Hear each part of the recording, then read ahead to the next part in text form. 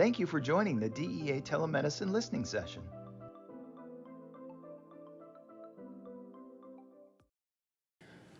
Good morning.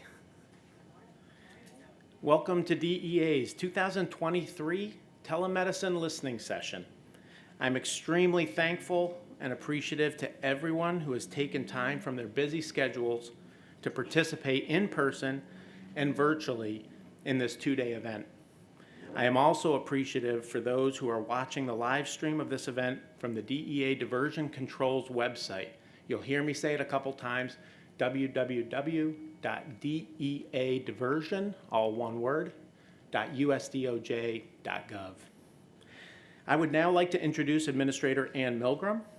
Administrator Milgram was sworn in as DEA Administrator on June 28, 2021, after being confirmed by the U.S. Senate by unanimous consent on June 24th. As the DEA Administrator, she leads an agency of nearly 10,000 public servants who work in DEA's 334 offices across the globe. It is with honor and respect that I now welcome Administrator Milgram to provide opening remarks.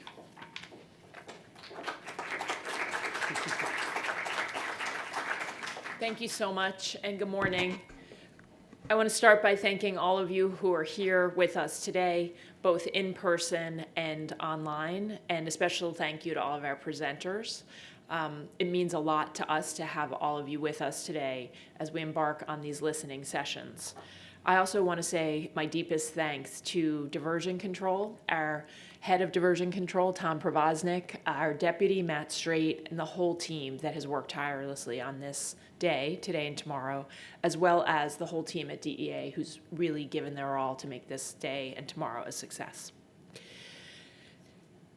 We're very eager today to hear your perspectives as we propose a path forward on telemedicine. Before I turn things over to our moderators, who will tell you about the ground rules for the next 2 days, I want to speak generally about telemedicine and telehealth. We recognize the importance of telemedicine in providing Americans with access to needed medications. DEA has been and remains committed to expanding access to telemedicine in a way that puts patients and their safety first. That means a final set of rules that is simple to understand and apply, that reflects technological advancements, and that is consistent with the lessons that we have all learned during the COVID public health emergency, and that also recognizes and understands the ongoing opioid epidemic. Those in person with us today walked past our Faces of Fentanyl exhibition and saw the nearly 5,000 faces of American lives lost to the opioid epidemic, and in particular to fentanyl. It has wrought a devastating impact on our country. Let me tell you a little of what these rules do not cover to make that clear from the outset. And maybe let me start with a little bit of background on telemedicine and what we mean when we say it. The telemedicine regulations that we are going to discuss today will be issued under the Ryan-Haight Act. That act was named for a California high school student who died from a prescription drug poisoning. Ryan had obtained those drugs after receiving a prescription for a controlled substance from a rogue online pharmacy. Before obtaining that prescription, Ryan had never seen that prescriber in person. Those are the concerns that the Ryan-Haight Act confronts: prescribing of controlled substances via telemedicine when a practitioner has never seen a patient in person. That background should help to explain why a final set of regulations will not affect practitioner-patient relationships if an in-person medical evaluation has occurred at any point during that relationship. Once there has been an in-person evaluation of a patient, that practitioner-patient relationship is not considered to be telemedicine anymore under the Ryan-Haight Act. So as a patient, if you have seen your doctor in person before, whether it was a month ago or a year ago, the regulations we are discussing today will not apply. In addition, DEA regulations issued under the Ryan-Haight Act only apply when there are prescriptions for controlled substances. This means the final regulations will not apply to telehealth visits that result in no prescriptions at all, or that result in prescriptions for non-controlled medications like antibiotics, insulin, birth control. In sum, the final telemedicine regulations will impact only a subset of practitioner-patient relationships, those in which a practitioner is prescribing controlled substances via telemedicine and has never seen that patient in person. Finally, let's turn back to where we are in the process and where we're headed. This past March, in concert with the Department of Health and Human Services, DEA issued 2 sets of proposed telemedicine regulations. Those regulations would have allowed for telemedicine prescribing of certain controlled substances subject to safeguards and would have imposed an initial limit on telemedicine prescriptions to a 30-day supply. To prescribe more, an additional supply to a patient, the prescribing practitioner generally would have been required to evaluate the patient in person. We received over 38,000 public comments in response to those proposed regulations, and we read every single one. We believe that is among the highest number of comments we have gotten in DEA's history. A significant majority of those comments expressed concerns that the proposed regulations place limitations on the supply of controlled substances that could be prescribed prior to an in-person evaluation. After evaluating these comments, DEA wanted to reopen this conversation about telemedicine prescribing and to allow for a public listening session. We are now holding these listening sessions to gather information from stakeholders in this space, including patients, practitioners, pharmacies, and others. We're going to hear from as many as 61 individuals over the next 2 days, representing a wide range of interests about a pathway forward. We will also have another comment period this fall for written comments before any telemedicine regulations are finalized. So to those who applied to present today but were not selected, thank you for your interest in this issue, and we're looking forward to receiving, reviewing, and responding to your thoughts as well. Finally, to conclude, I want to thank the presenters again and to all the folks who are with us today in person and online for taking this opportunity to provide us with additional valuable input. We are looking forward to hearing from you as we consider regulations in this important space. As I say all the time here, eventually we are all patients. And so this matters very much, and doing this well matters very much to all of us at DEA. Thank you.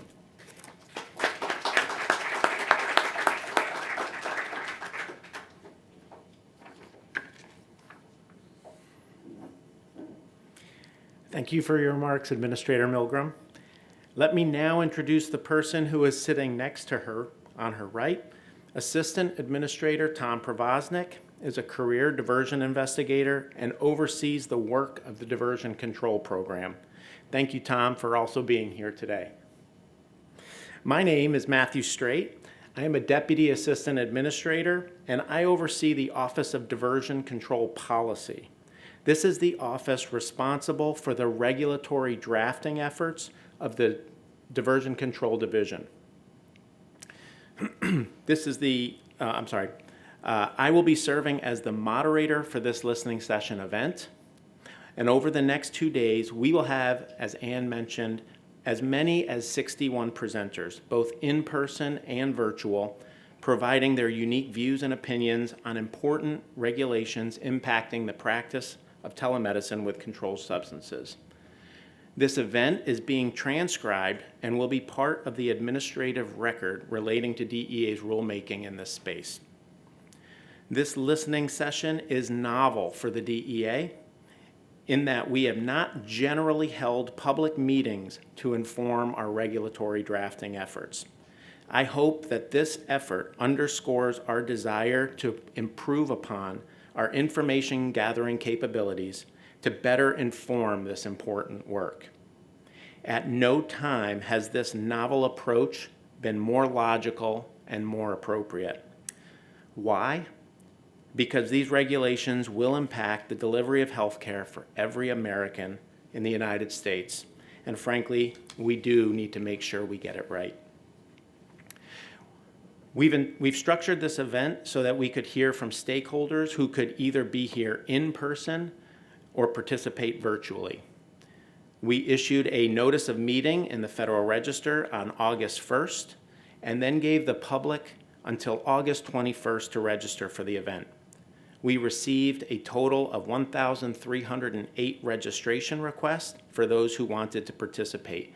Overwhelming majority are people who wanted to be here and listen virtually. We received a total of that list, 186 people requested authority to present their comments either in person or virtually. And due to the structure of the event and our decision to let each commenter provide up to 10 minutes of remarks, we curated a list of commenters with diverse views on a number of issues that are of interest to the DEA. 29 were offered the opportunity to participate in person, and 32 were offered the opportunity to present as virtual presenters. Because we are transcribing the event, and that transcription will be part of DEA's administrative record, our presenters were advised that they should not use visual aids. While we know that for some of our presenters, and indeed those who we could not accommodate, who wish to provide written materials during this event, we will continue to encourage those folks to provide those written materials when all interested parties are invited to respond to our forthcoming proposed rule. For the folks who registered to attend this event in person as an observer, I'm happy to report that all were given the opportunity to be here today. Okay, so let's go over the run of show, and then after that we'll lay out some basic ground rules. This morning, our block will consist of as many as 15 in-person presenters, all seated here in the first two rows. Presenters will speak in the order in which they arrived this morning. I will call commenter number 1 to the podium. I will ask that individual to state their name and their affiliation. Our transcribers have asked me to make sure that presenters spell their first and last name. That way we have a better transcription of the event. Each presenter will then have up to 10 minutes to provide remarks. At the 9-minute mark, commenters will hear a gentle chime letting them know that the 1 minute remains to their comments. When our countdown clock gets to 10 minutes, you may hear a gentle buzzer. Upon completion, we will pause in the event that Administrator Milgram or Assistant Administrator Provoznik have any clarifying questions. We will continue to call each of our in-person presenters one after the other. This should take us sometime to just about before the noon hour. We will take a recess and begin our afternoon session at 12:40, where we will hear from as many as 17 virtual presenters. I will call virtual commenter number 1, and the individual's image will be cast onto the screen up here on the stage. I will ask our virtual commenters to again state their name and affiliation, and again ask them to spell their first and last name. Once we've heard from all virtual presenters, we will wrap up day 1. Okay, so now on to a couple little ground rules and housekeeping matters. For our in-person and virtual presenters, I ask that you make comments that are related to the nature of DEA's rulemaking and refrain from providing remarks which are not germane. As moderator, if there are comments that stray substantially from the scope of our rulemaking, I will politely interrupt the presentation and ask you to keep your comments related to the practice of telemedicine relating to controlled substances. For our folks in the audience, you are welcome to get up and use the facilities at any time, but we do require that visitors be escorted. So if you need to use the facilities, please exit the door in the rear of the auditorium. There will be DEA staff at the door to escort you around the corner to the facilities.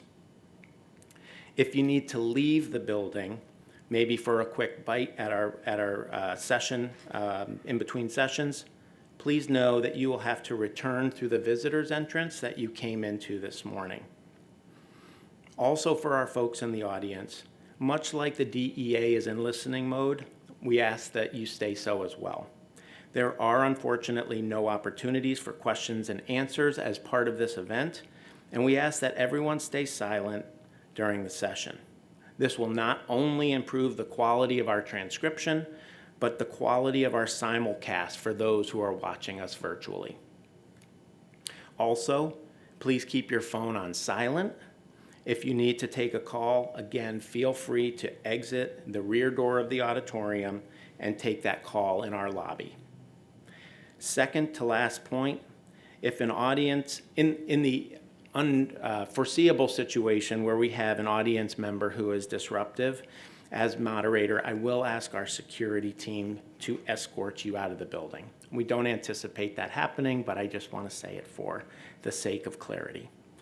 Last point, please recognize that Administrator Milgram and Assistant Administrator Provoznik may need to step away from this event for potentially significant periods of time in order to attend to their normal duties. Should that be the case, you may see senior personnel from either the Diversion Control Division and/or the Office of the Administrator sitting here in their stead. Okay, that's the end of my remarks, and I think it's time for us to get started. So I will now invite commenter 1 to step up to the podium. And again, as a friendly reminder, please spell your first and last name and state your affiliation. Hey everyone, my name is Robert Crane, Robertkrrayn. I'm the co-founder and CEO of Talkiatry. Administrator Milgram, I'd love the opportunity to shake your hand quickly before I get started.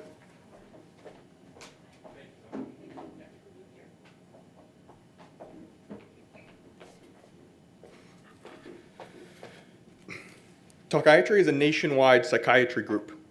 We directly employ over 300 board-certified psychiatrists across the country. We employ 5 nurse practitioners, all of whom are board-certified in psychiatric mental health. We treat hundreds of thousands of patients annually. The average cost per visit for a Talkiatry patient is on average less than $30. We operate at the pinnacle of quality. Each psychiatrist is directly overseen by a chief psychiatrist who spends 90% of their time on administrative duties. They oversee a cohort of no more than 50 doctors at a time. We have been accredited to issue continuing medical education, much like a large academic institution or health system. We partner with every major insurer in the country, including Medicare, to expand access to care on an in-network basis. I would also like to introduce my co-founder and Talkiatry's Chief Medical Officer, Dr. Georgia Guveris. Let me be clear. We have no subscription fees. We have no pharmacy affiliations. And we see our patients on average once per month for 30 minutes. Hi, I'm Georgia Guveris, Georgia Gaveras. So I wanted to talk a little bit more about what I do, just so you can understand why I'm up here with Robert. I'm a triple board certified psychiatrist. I'm board certified in child and adolescent in addition to general psychiatry, and I'm also an addiction medicine specialist, so and board certified in addiction medicine. So my clinical career before starting Talkiatry with Robert was treating teenagers with substance use disorders in addition to psychiatric disorders. I was the director of training and education in child and adolescent psychiatry, and I ran the 2 emergency rooms, most notably the one in Kings County Hospital in Brooklyn. And if you know Kings County Hospital in Brooklyn, it's a very, very busy emergency room with a lot of substance use disorders and children.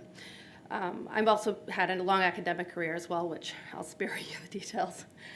Robert. Listen, I think that you're going to be hearing from a lot of people today, and they're going to be asking for a lot of things. They're going to be asking for access. They're going to be asking for no limitations, and they're going to be asking for less restrictions, all of which I think are valid requests. But what I think you won't hear is you won't hear a lot of specifics. You won't hear the hard stuff, the guardrails, the specific framework for how this can actually be put into operation. You won't hear who can prescribe what medications and for what. What number of medications are they allowed to prescribe? These are the things that I think the DEA asked us here to present and provide data behind why we're presenting these specific guardrails. And that's exactly what Georgia and I are going to do here today. We stand before you representing some of the highest quality telepsychiatry practices in the United States. Talkiatry, Quartet Health, Innovatel Telepsychiatry, Array Behavioral Care, and Iris Telehealth, some of which are also speaking today.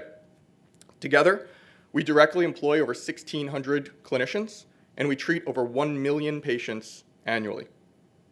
We have worked with practitioners of all types in all care settings to balance safety, diversion controls, and expansion to access of care.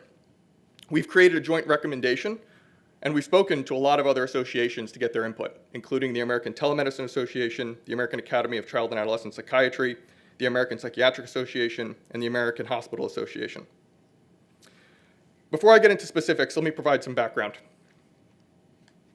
In 2016, I was the subject of a brutal home invasion.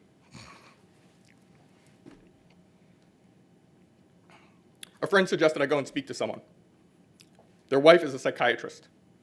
In the largest city in our country, with the most number of psychiatrists, I couldn't find anybody.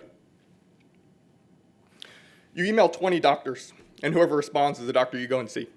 It's a very high likelihood that that's not the right doctor for you, and even higher likelihood that you're not the right patient for that doctor. For me, it was a basement office with 8 doorbells on the side of the wall with tape underneath each one. I assume it's linked to a bell in the doctor's office to let them know I'm here. In-person visits do not equal quality care. The flexibilities that Administrator Milgram has afforded America over the last 3 years have fundamentally changed access for millions of Americans. You should be incredibly honored and proud of the work that your team has done. Make no doubt, we're on the precipice of history. I say we, including myself in that. And I think that we have the opportunity to resolve a special registration process under this administration that's been evading multiple administrations for decades. So I want to talk a little bit about quality, because I think that's where, when we talk about in-person, we look at what's the quality of the medical care. At Talkiatry, we're honored actually to have been selected by the Department of Health and Human Services to provide psychiatric care to migrant children in desperate need while they're here in the United States. We also work with large organizations such as HCA, one of the largest hospital associations, and NYU Langone, who have selected us to be their partner providing psychiatric care to patients they need to refer. We've done studies of our patients. We're running a little short, so I won't go into details, but we've shown significant reductions in symptoms purely by means of telepsychiatry. Our studies are not yet published, but they will be, where we have thousands of patients we've reviewed. We've reviewed their symptoms. We've done evidence-based research on the treatment via telemedicine, and we've shown incredible reductions in their anxiety and depression.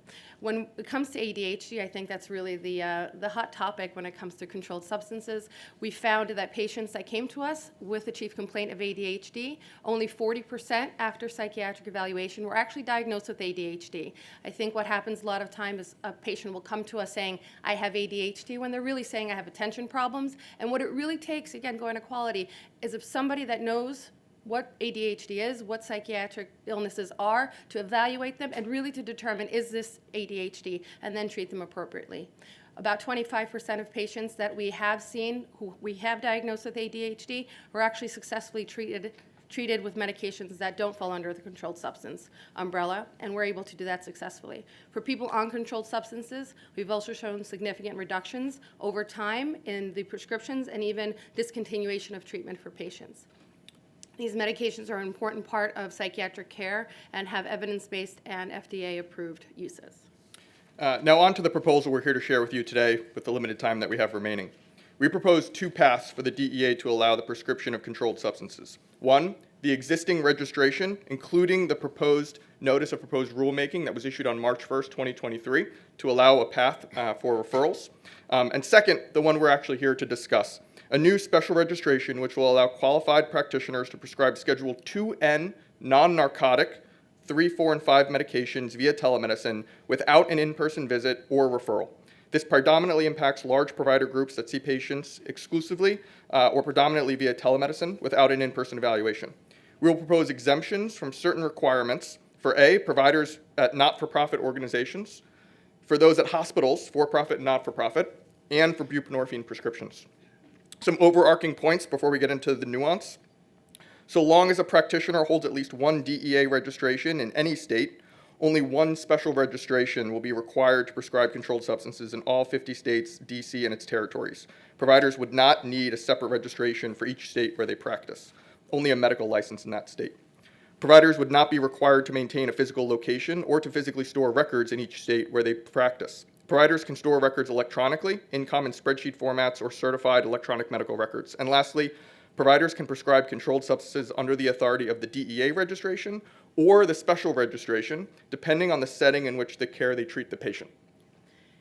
And some other specific guardrails that come out of clinical experience and discussion with our very extensive clinical team. We believe that requiring providers to evaluate the patient at least once every 90 days to continue to provide controlled substances is adequate. For controlled prescriptions, prohibit telemedicine practitioners from requiring, recommending, referring, or suggesting a patient utilize a specific pharmacy unless the patient requests a recommendation for a pharmacy. Another guardrail we propose is excluding ketamine from the list of medications that can be prescribed under this special registration. Already, the intranasal formulation of esketamine requires observation by a healthcare professional during its administration, and we also believe that the at-home prescribing of a medication of substance that does have huge promise for depression also has very significant diversion risks, and we believe that it should be regulated further. We also recommend to limit Schedule 2 and 2N non-narcotic medications, and as far as we're concerned, to the limit to the treatment of psychiatric diagnoses, and requires prescribers to satisfy one of the following: either be a physician, and when it comes to, we're talking about psychiatric medications, a physician, a certified nurse practitioner with board certification in psychiatric or mental health from the American Nurses Credentialing Center, a PA with a certification qualification in psychiatry from the National Commission on Certification of Physician Assistants, or complete state licensing medical board medical education on specifically the diagnosis and treatment of ADHD. There were some additional ones there. Okay. Yeah, and there was just a couple more. We also proposed an exemption for hospitals and things like that, but I feel like there's some additional folks in this room who can speak to that. We also believe that for entities that aren't not-for-profits or hospitals or prescribing buprenorphine, we believe that a limit on the number of prescriptions that can be prescribed in terms of controlled substances may be appropriate. Our proposed limit is 275 patients at a time, or 500 prescriptions in 1 month. With our background, we believe that our doctors, the largest number of controlled substance prescriptions that any one of them has ever written in a month is about 320. And the most patients that any of our doctors have ever actively had on a controlled substance is 220. And so we believe these limits are appropriate, and these are predominantly psychiatrists who treat children or treating military veterans, for example. And it can be done in a high-quality way. We also believe that there are some data reporting requirements that are really needed to ensure that the DEA has the information needed to go after and stop diversion before it starts. We propose supplying to the DEA on a quarterly basis the prescriber DEA registration number, healthcare entity the prescription was affiliated with, for example, Talkiatry, the name of the drugs prescribed, the number of prescriptions for each drug, and the date of prescriptions. It's important to note that the data reporting requirements and patient limitations in our proposal would not apply for hospitals, for-profit or not-for-profit, or for doctors who are seeing patients in a not-for-profit setting or prescribing buprenorphine. So any of those restrictions I just mentioned on those two things would be excluded in that framework. That concludes our remarks today, but if there's any questions, we would be happy to take them from a clarification standpoint. So, thank you on that. Sure. For your presentation. Thank you. Sorry. Thank you for your presentation. Really appreciate it. And as Matt said, we're only able to ask clarifying questions, so just a couple of quick clarifying questions. Who is conducting the studies? You mentioned some studies of your work. We analyzed our data from our patients. So we have a national director of clinical quality who's a physician, she's a psychiatrist. She's the one that ran the study through, and it's an IRB approved study. If you'd be comfortable sharing any of that with us, and Sure. obviously, I know it's not done, but we always like to see Sure. that kind Of of course, information. yeah. It's very helpful. It's the government, I'll tell you. Oh, thank you. Hold on. Can you tell us a little bit about your payment model? Yeah, so we're entirely in-network. So we do not have any subscription-based models, fees. It's just like any other doctor. You come to Talkiatry, and we have a contract with your insurance company or with Medicare, or in this case, actually with HHS for migrant children, and we will go ahead and bill them a contractually obligated rate. And so, it's in accordance with your insurance plan. So deductibles, co-insurance, just like a primary care physician. And could you just expand a little bit on why you don't think that hospitals or nonprofits should have to have data requirements? Yeah, I mean, I think that, they have limited resources, specifically on the not-for-profit side, and I think that when you look at the potential for diversion, it really stems from people who are gaining a profit from making the prescriptions, and a lot of not-for-profits is just simply not the case. It's also understandable that, creating a regulation that applies to everyone makes sense, but I think that I'd be remiss if I stood here and said that, a not-for-profit has the same resources as Talkiatry. The data reporting requirements are cumbersome. They are not as easy as they might sound. Certain doctors who work at multiple not-for-profit organizations treating many patients, those records are scattered everywhere. They do not have the money, the resources, or the technology know-how to a certain extent to make this an easily reportable component. I think buprenorphine, for example, should be treated separately just because of the opioid crisis, if you will. And we just got rid of the X waiver, right? So adding those pieces of information back might not be appropriate, but I think we learned something good, that it could be valuable. And so people like Talkiatry, who operate in the for-profit space, is happy to take on that burden and report that information up front to the DEA, so that you guys have everything that you need to spot diversion or spot trends and go in and take a look at it. We've got absolutely nothing to hide, but we also have more resources than other folks. Thank you so much. Sure. Do you, Yep. if I have the information now, if you want the data Yeah, points. the information that you asked for, actually. Sure. Thank you. So the study that we did, our N was 1,800 patients over a median treatment length of 96 days, and the median number of visits was 5 visits. Over this period, 26% of patients in the study who came with either moderate or severe anxiety no longer showed symptoms, and 51% had a greater than 50% reduction in symptoms. 28% of the patients in the study who came with moderate or severe depression no longer showed symptoms, and 53% had a 50% or greater improvement in their symptoms. And all this was 100% telemedicine. Thank you guys very much.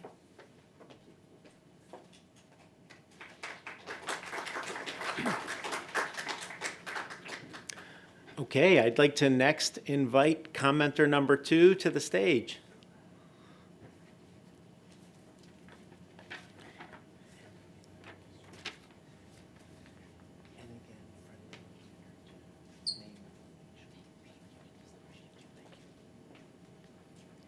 Good morning. I'm Shabana Khan, Shabana, last name Khan, Khan. I'm a physician that specializes in child, adolescent, and adult psychiatry, and I'm speaking on behalf of the American Psychiatric Association and the American Academy of Child and Adolescent Psychiatry. I'm an assistant professor and director of telehealth for the Department of Child and Adolescent Psychiatry at NYU Langone Health of the NYU Grossman School of Medicine. I chair the Telepsychiatry Committee of the American Psychiatric Association, and I co-chair the Telepsychiatry Committee of the American Academy of Child and Adolescent Psychiatry. The American Psychiatric Association, APA, and American Academy of Child and Adolescent Psychiatry, ACAP, really appreciate DEA's time in conducting this listening session, and we welcome the opportunity to collaborate with the DEA on our mutual goals of ensuring access to care, preventing diversion, and promoting public health. APA is a national medical specialty society that represents over 38,000 psychiatric physicians and their patients, and ACAP represents 10,000 child and adolescent psychiatric physicians, many of whom treat adults and transitional age youth, age 18 and above. We understand that the DEA has renewed interest in exploring the public safety of the legitimate prescribing of controlled substances through telemedicine as well as a potential special registration as an avenue to expand access to clinically appropriate remote prescribing of controlled substances. Our recommendations focus on balancing common sense safeguards for DEA enforcement of legitimate controlled substance prescribing without decreasing access to life-saving treatments. First, to provide some perspective on psychiatric practice as it relates to telemedicine prescribing. In a survey of psychiatrists that was conducted by the APA in April and May 2023, 97% of the over 1,600 respondents noted that they conduct telemedicine visits. Most clinicians maintain a physical practice location where they're capable of seeing patients as needed, but many do not have any physical locations in every state in which they carry a medical license and currently can see patients. Respondents report medical necessity is the primary factor determining their clinical decisions, and they see the lack of clarity around telemedicine regulations as the primary barrier to the ability to serve their patients. Many particularly noted restrictions around controlled substance prescribing both at the federal and state level. Respondents appreciate the opportunity to use telemedicine to serve their patients with health-related social needs, including mobility, transportation, child care, and other caregiving barriers that prevent them from traveling to psychiatric appointments, especially in the 55% of U.S. counties that have no psychiatrist and 70% of U.S. counties that have no practicing child psychiatrist. As DEA has heard in APA and ACAP's comments to their 2023 proposed rules, telemedicine has not been shown to increase diversion, decreases no-show rates, and increases access to care. Prescribing practitioners are able to accommodate social determinants of health and other barriers to in-person care, such as employment hours, family care situations, stigma, violence. Reducing flexibility in modalities of care increases inequity, forcing practitioners to cherry-pick patients that have the ability to travel to in-person care. Rather than a mandatory blanket requirement, the need for an in-person examination of a patient really should be left to the clinical discretion of a practitioner who has the knowledge, skills, and experience to make that decision. I've been practicing telemedicine for over a decade, and I'd like to describe what a typical initial telemedicine visit that may result in appropriate prescribing of a controlled medication would look like. For example, a child, adolescent, or adult diagnosed with ADHD who may be prescribed a stimulant. Similar to in-person care, the identity of a patient seen by telemedicine is verified. Appropriate consents for treatment may be obtained as required by state payer or organization rules. The patient's location is confirmed, as the general rule is that a practitioner is licensed where the patient is at the time of the visit. The practitioner has obtained a DEA registration. The practitioner is registered with the patient state's prescription drug monitoring program, the PDMP. Practitioner ensures malpractice coverage for the care that's being provided. A thorough clinical assessment is completed through telemedicine, just as it would be in person. All the clinical data needed to properly assess and diagnose a patient is obtained before a treatment plan is developed. If the clinical assessment indicates that the patient may benefit from the prescription of a controlled medicine, it's prescribed for a legitimate medical purpose and within the usual course of practice and scope of practice of the telemedicine practitioner. Prescribing is not based solely on an online questionnaire, so it's a thorough clinical assessment just like we would do in person. Relevant assessments are completed and data such as vital sign measurements as needed can be obtained for a telemedicine visit just as they are in person. We can conduct a complete mental status examination via video. We can assess for potential side effects of the medications we prescribe. Home monitoring devices can be used to obtain vital signs like blood pressure, heart rate, weight. If needed, we can also collaborate with primary care doctors, school nurses, and other clinicians locally to ensure that we have all the information that we need and the necessary data is obtained for an assessment. Safety protocols are outlined prior to initiating services. So for example, what steps will be taken if a crisis or safety issue arises or if there's a technology failure during the telemedicine visit. Whether care is provided in person or through telemedicine, there are already the existing processes and requirements I described that provide a high level of oversight and accountability of prescribing practices.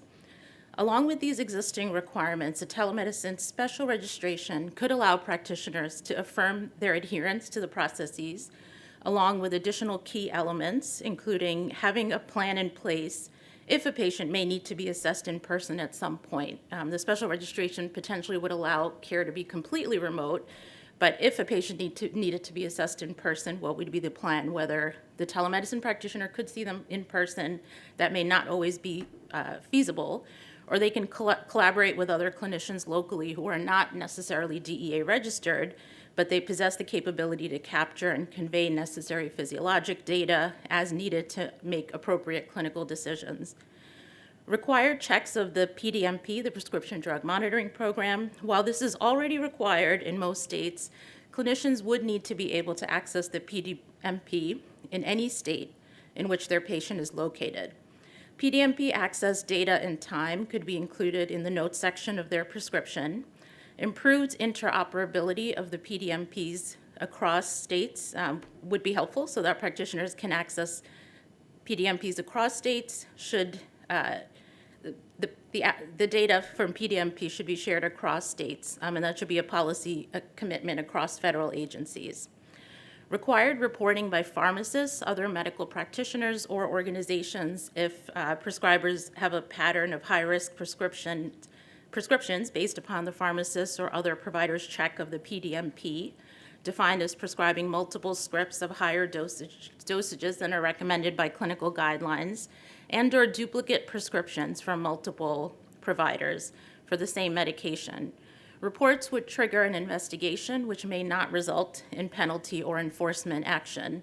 One caveat there is that, let's say you have a specialist that specializes in a condition, diagnosis, where controlled medicines are commonly prescribed. They may have elevated rates that are appropriate, but elevated rates of prescribing, so that's just something to keep in mind there. The special registration should not be limited to a particular diagnosis or condition. In the longer term, we believe that DEA should enhance collaboration with healthcare agencies to integrate data sources and develop better algorithms and access to identify bad actors. DEA should convene clinical subject matter experts to the subspecialty level to develop appropriate enforcement frameworks by subspecialty, patient population, and other clinical considerations. Any DEA audits should also incorporate appropriate clinical expertise to assess appropriate prescribing practices. DEA should also work with federal health agencies and state PDMPs to create a national database for PDMPs and electronic prescribing of controlled substances, EPCS data, for population level monitoring and enforcement. A national special registration, we believe, should not require a physical location in each state, as this would more closely mirror the current process for state medical licenses. Medical licensure should continue to be required for DEA licensure in that state.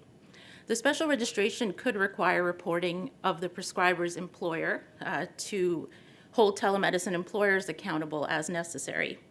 Registration should also document the states in which the clinician is licensed, registered, and plans to practice telemedicine. Registration can also collect key considerations for the practitioner's telemedicine practice, including the patient population or conditions that they typically serve. In applying for a national special registration, the prescriber would be agreeing to additional accountability and oversight by the DEA. To respond directly to DEA's existing proposals in March 2023, the 30-day initiation period would not be adequate given the current wait times, given the shortages, as I mentioned, 70% of counties with no child psychiatrist, 55% with no psychiatrist, would not be adequate for evidence-based medicine. Notating prescriptions as telemedicine increases pharmacists' hesitancy to fill the medications without good reason. We are already finding this in our practice, so adding that telemedicine indication on there could potentially make it even more difficult for our patients to access care. Schedule 2N should be carved into all new allowances, as high-quality assessment and care can be done virtually in the same way as they are done for other controlled medicines using clinical discretion. I do worry that if the proposed rules are finalized and they are very restrictive, just as an example, child psychiatrists may choose not to provide telemedicine into these communities that don't have care. So now we're not only limiting access to ADHD treatment, but we're limiting access to all psychiatric care in the context of our current mental health crisis. On a practical note, practices and clinicians are already scheduling several months out for appointments. If the DEA waits to issue updated rules much longer, there is a risk of disruption of abrupt severing of patient care. Our recommendations reflect a shared commitment across mental health services to providing evidence-based, high-quality, equitable care that uses every tool in our toolbox to address the opioid and the mental health crises in our country. Thank you for your consideration of these comments.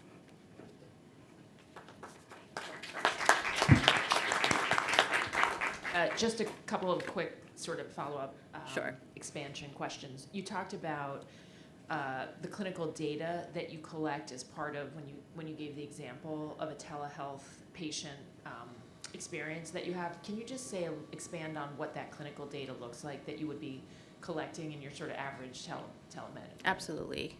So if I'm seeing a child or adult who may have the diagnosis of ADHD and a stimulant medicine is clinically indicated, we measure vitals such as blood pressure, heart rate, height, weight, periodically, particularly for children and adolescents. If the patient during the telemedicine visit is home, then we can use home monitoring devices and provide guidance to the patient on how to accurately check. There's the option of also working with school nurses to collect that data, or primary care doctor, pediatricians. So we just have to get a little creative, but if there were any reason why we thought that we didn't have the information that we needed before prescribing a medicine, we would have a plan in advance of whether we don't prescribe or have the patient go in to see someone locally to get more information. And then since most situations we have electronic prescribing of controlled substances, there's data that's automated, that's already tracked in terms of number of prescriptions, dosages, pharmacies, where they were filled. That interoperability among PDMPs across states would be very, very helpful. I know in New York, there are only a certain number of states that I can check, but there are many that I don't have access to. And then with electronic medical records as well, there's a lot of data from a payer perspective, certain clinical items that we track and that we document. Great. Just one more follow-up. You talked about following clinical guidelines on prescribing. What do you use for ADHD now? The American Academy of Child and Adolescent Psychiatry has practice guidelines for assessment and treatment of ADHD, so that would be one of the guidelines that we would use. Adults? Do you have American Psychiatric Association as well. Thank you. Tom? Could you please explain how you verify the identity? I know you mentioned like you confirm the address and things, but could you actually walk me through step by step how you identify that is the patient, and then how do you assess that is the patient the next time you see it? I know Sure. We're talking children, but I'm just trying to get a better understanding of that. So it would vary by practice. Some practices may get a copy of the patient's state ID or federal ID. Some practices may use biometric screening as well to verify patient identity. So it would vary. In my practice, we are collecting data, getting an ID verification. Okay, and what do you do about the address? How do you verify that?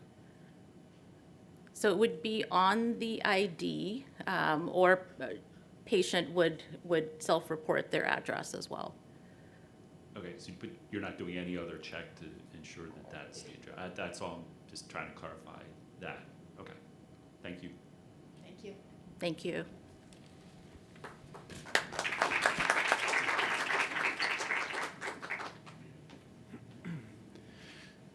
Okay, we will now proceed to commenter number 3.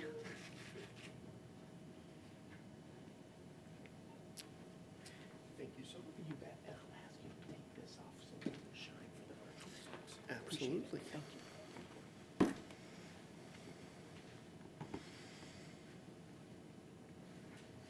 Good morning. Let's step back from ADHD for a moment and talk about pain. When Congress passed the Food, Drug, and Cosmetics Act in 1932, they could not have been contemplating restriction on access to pain medication for terminally ill patients, and neither should the DEA. I appear before you today to urge the DEA. I ask you to state your name and affiliation. Sorry. Thank you. David Hoffman, D-A-V-I-D, Hoffman, Columbia University, and the Completed Life Initiative. I appear before you today to urge the Drug Enforcement Administration to acknowledge the dramatically different circumstances society confronts when regulating access to narcotic pain medication for terminally ill hospice patients versus the same medications for people with treatable chronic or acute pain conditions. I'm here wearing several hats. I am an assistant professor of bioethics at Columbia University, where I teach courses on law and bioethics and organizational ethics and compliance, among others. I also serve as a clinical ethics consultant for a large urban hospice organization, and importantly, for the purpose of today's discussion, as hospital counsel and compliance officer for a group of community hospitals in the rural northernmost part of New York State, where you can literally see Canada. But most importantly, I am proud to be the Vice President and Secretary of the Board of the Completed Life Initiative, an advocacy organization dedicated to expanding access to the greatest range of services for patients at the end of their lives. That said, the opinions I express today are exclusively mine. It is with these positions in mind that I urge the DEA to adopt a policy of bifurcation of its regulatory initiatives, treating access to pain medication through telemedicine consultation for the terminally ill as a wholly different and unrelated circumstance than treating those who are non-terminal. The causes of the opioid crisis we face are many. We all know that. The Sackler family and Purdue Pharma have significant responsibility, but so do the very well-meaning American Pain Society and U.S. Veterans Administration, which in 1996 and 1999, respectively, declared pain to be the fifth vital sign. Very well-intentioned. But that suggested to many that no one should experience untreated pain. The problems of overprescribing and diversion can be traced back to these and other triggers. In end-of-life care, we often frame our discussions about care management in terms of missing the window of opportunity for a variety of interventions, including medical aid in dying and palliative care. Lack of access to a provider can cause that window to be missed. In the case of terminally ill patients who lose the ability to travel, access to care can be impacted by their physical limitations and geographic location. The problem is particularly acute for patients transitioning, as so many patients do, from oncology care to palliative care. Sadly, many oncologists I know do not consider themselves even qualified to manage pain at the end of life. For those patients in that circumstance, it is important that prescribing clinicians be afforded the respect and latitude to decide whether it is safe and appropriate to prescribe narcotic medication solely through the modality of telemedicine consultation. This is especially urgent in rural areas because of the profound shortage of physicians generally and of pain management specialists in particular.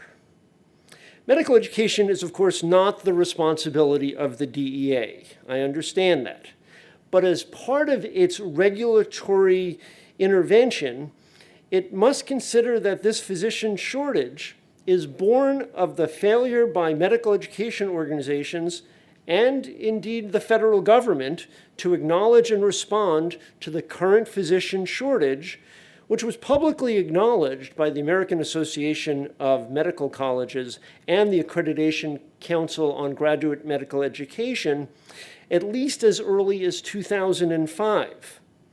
Rural hospitals need expansion of the number of residency slots, at least enough to keep up with the growth of the number of Americans in need of high-quality end-of-life care, including palliative care. Now, we know it's relatively easy to solve a single variable equation. And if all the DEA had to be concerned about is elimination of opportunities for drug diversion, then the proposed ban on telemedicine for first prescribing of narcotics might make some sense. But the interests of patients in need of relief from pain and suffering, particularly those patients with terminal illnesses, and therefore limited ability to travel to doctor's appointments, must be considered a strong balancing consideration by the DEA.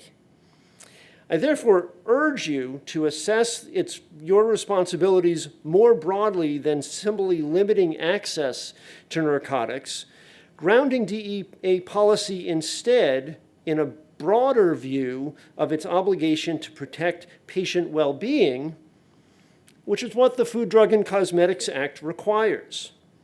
While more difficult than just focusing on diversion, it is nonetheless more responsible and humane.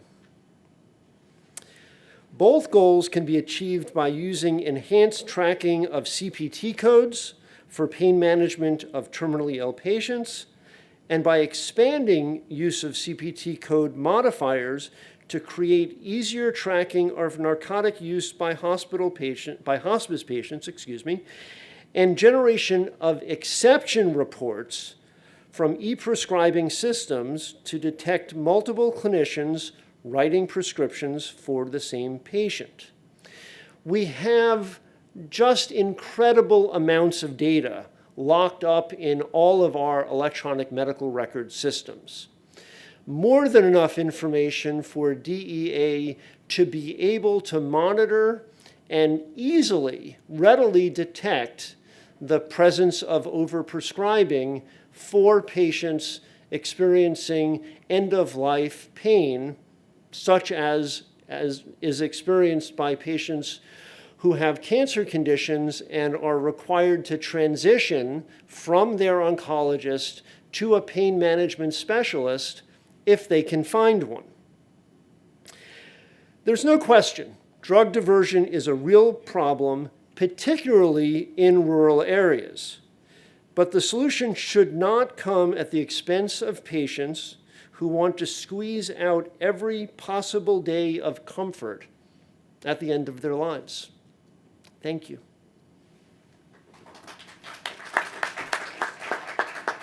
Can I ask you just a follow-up? Absolutely. In your recommendation, you talked about enhanced tracking of CPT codes and expand some of the CPT code modifications. Could you expand on all those recommendations? Absolutely. The billing methodology for healthcare services is elaborate, would be a polite way of describing it, but it provides many useful tools. And the CPT codes tied to hospice care and pain management more generally are useful for keeping track of which patients are at the end of life.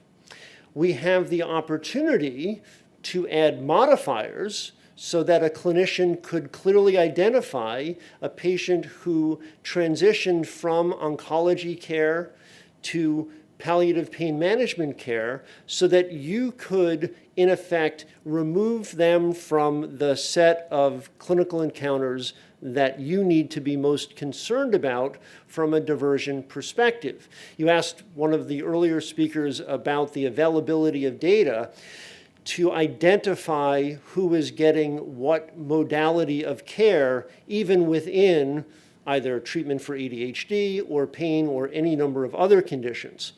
We can create CPT code modifiers that will specifically identify, for example, patients who were under the care of an oncologist and then transitioned to the care provided by a palliative care or pain management specialist, so that again, you would be able to identify those circumstances where a first encounter with a clinician prescribing narcotics wasn't, as you described earlier, Administrator Milgram, the circumstance where someone out of nowhere seeks a prescription from an online resource where they have no contact, no prior involvement, no introduction by a clinician. We will be able to identify for your easy access the circumstance where a patient was being treated by an oncologist, often for months or years, in person.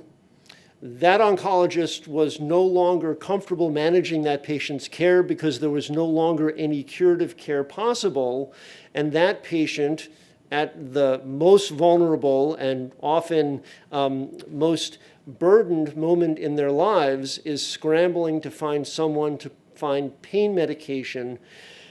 And those people are incredibly hard to find, especially in rural areas. So that we have pain management specialists who, of necessity, are managing hundreds and hundreds of patients because we are in this odd moment in the baby boom. I can talk about the baby boom because I'm part of it at the very tail end.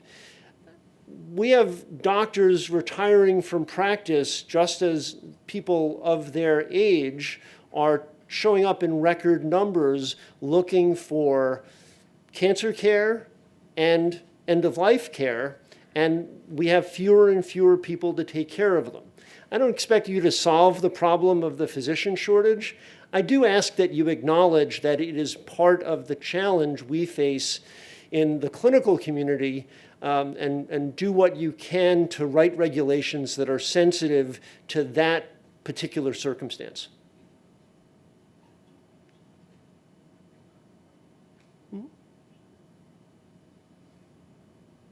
Yeah, could you just expand a little bit on the consultation?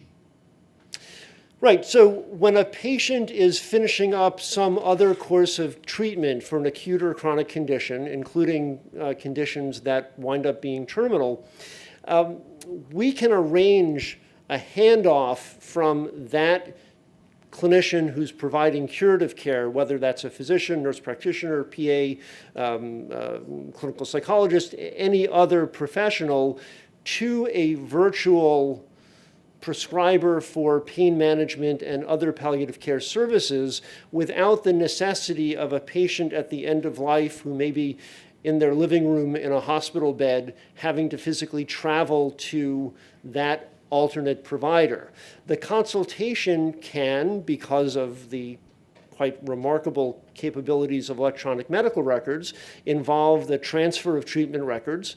The key is that we need people who are willing and able to prescribe pain medication that, in a patient who has an acute, treatable, or chronic condition, might be problematic from a diversion perspective. I think when we have these controls in place and when we are utilizing the CPT code and modifier data sets to track these consultations, we can provide substantial assurance on the provider-clinician side, doctors and hospitals and nurse practitioners, that there is a warm handoff, albeit a virtual warm handoff. Thank you.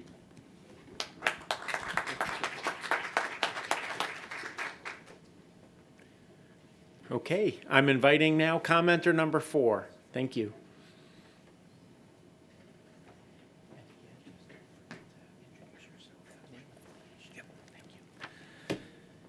Administrator, Assistant Administrator. My name is Kyle Zebley, K-Y-L-E-Z-E-B-L-E-Y.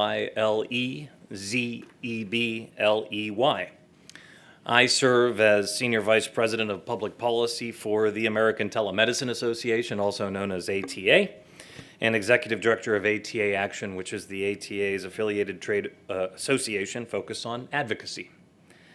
We advance policy to ensure all individuals have permanent access to telehealth services across the care continuum. We represent a broad coalition of healthcare providers and over 400 organizations.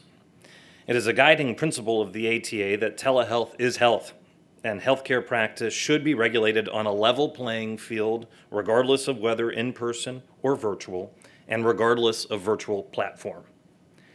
We have submitted a very comprehensive letter to the DEA in advance of this meeting just last week, which is available to the public on the ATA's website, summarizing our recommendations in detail regarding a special registration process for the remote prescribing of controlled substances, and my testimony today will summarize those recommendations we shared last week.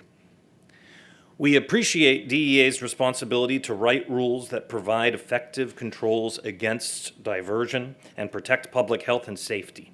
But we believe that a requirement that a patient see a clinician in person is not an effective control against diversion and instead simply limits access to legitimate health care. During the COVID-19 public health emergency, DEA has used its emergency authority to waive the prior in-person requirement. This has enabled providers to safely prescribe controlled substances remotely using telemedicine, increasing access to clinically appropriate medications. After the initial experience of the pandemic, a report found that over 70% of providers surveyed reported that telehealth made patient continuity of care better or much better, and that overall level of care provided via telehealth was better or equal to that of in-person care. We cite additional research regarding the effectiveness of telehealth services for different conditions in our letter, and of course are happy to work with DEA to provide further available clinical research. Mandating an in-person evaluation prior to prescribing a controlled substance via telemedicine only results in reduced access to care and does not enhance DEA's ability to do its job of limiting drug diversion or pursuing illegal actors. Every state allows a clinician and a patient to establish a valid patient-provider relationship via telehealth, and that relationship is just as legitimate as one established in person. While in-person requirements may be intended to reduce diversion and illegal activity, they will likely, in fact, do the opposite. As access to legitimate health care is restricted, illegal online drug sellers will fill the void. We urge DEA to reject the notion that an in-person visit is necessary prior to a telemedicine visit and instead pursue other mechanisms to prevent inappropriate access to medication via the internet. And now I'll just do some recommendations that will lay out how the DEA can do that. And we will turn to our recommendations regarding a special registration process for telemedicine. And we really do so appreciate, as everybody in this room and everybody watching online does, DEA's consideration of public input on the best approach.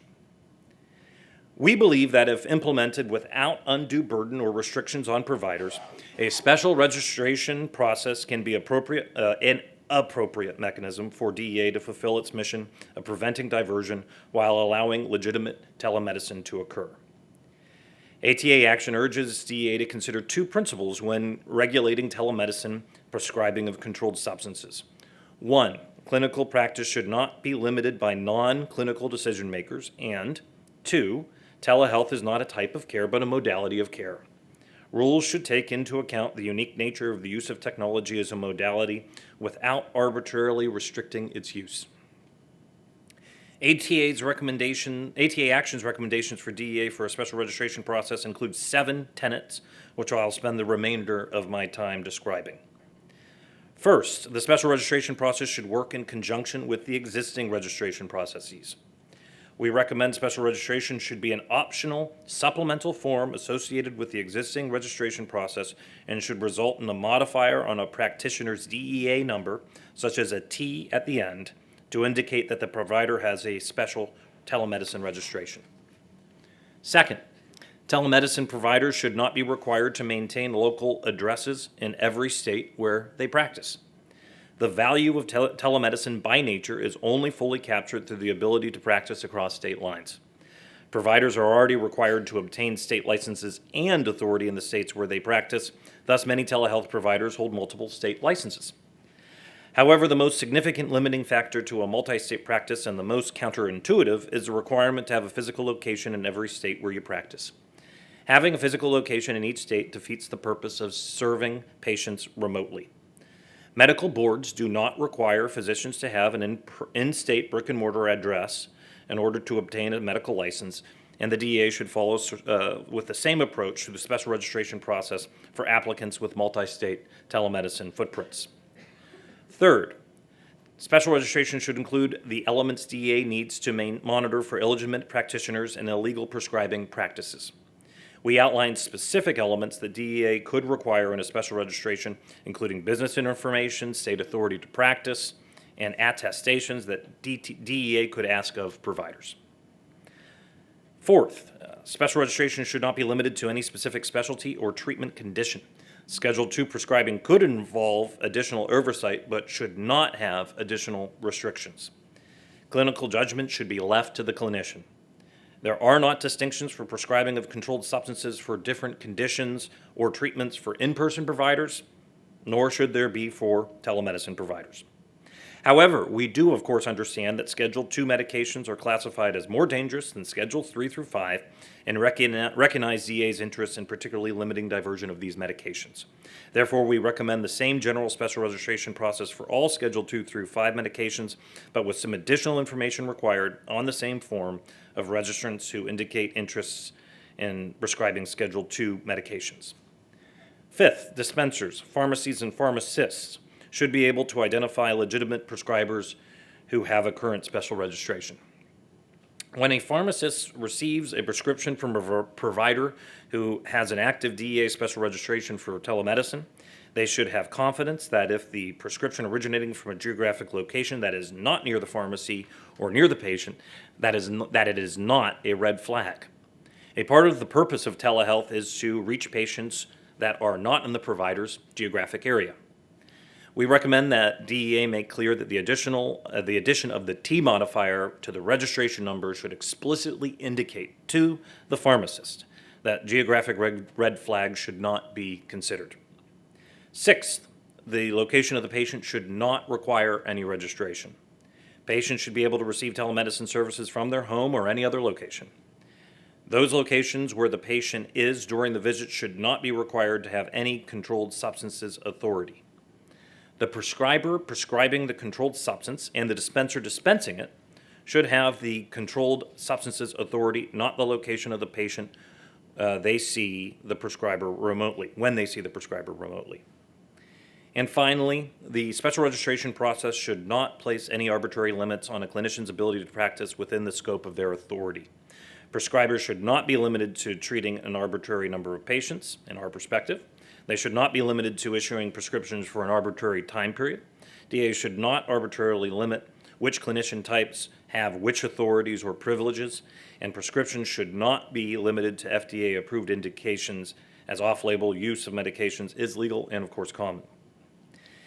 Thank you for the opportunity to provide comments today.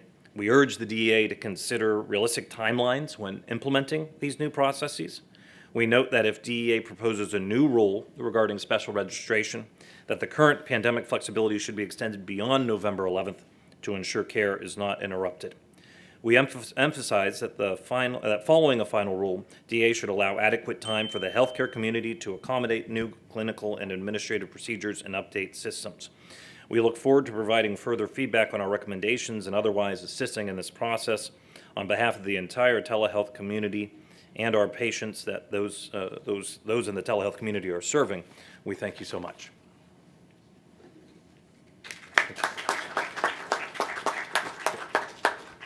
Yeah, just to follow up on, you mentioned that the registration, keeping the same registration process that we have, but we could add additional questions to those that are interested in Schedule II.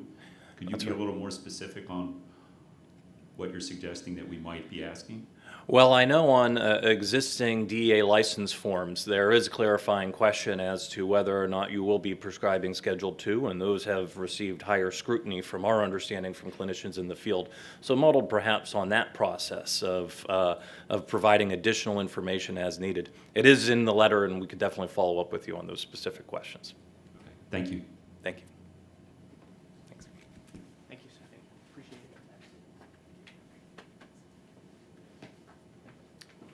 Okay, thank you very much. I will now invite commenter number 5.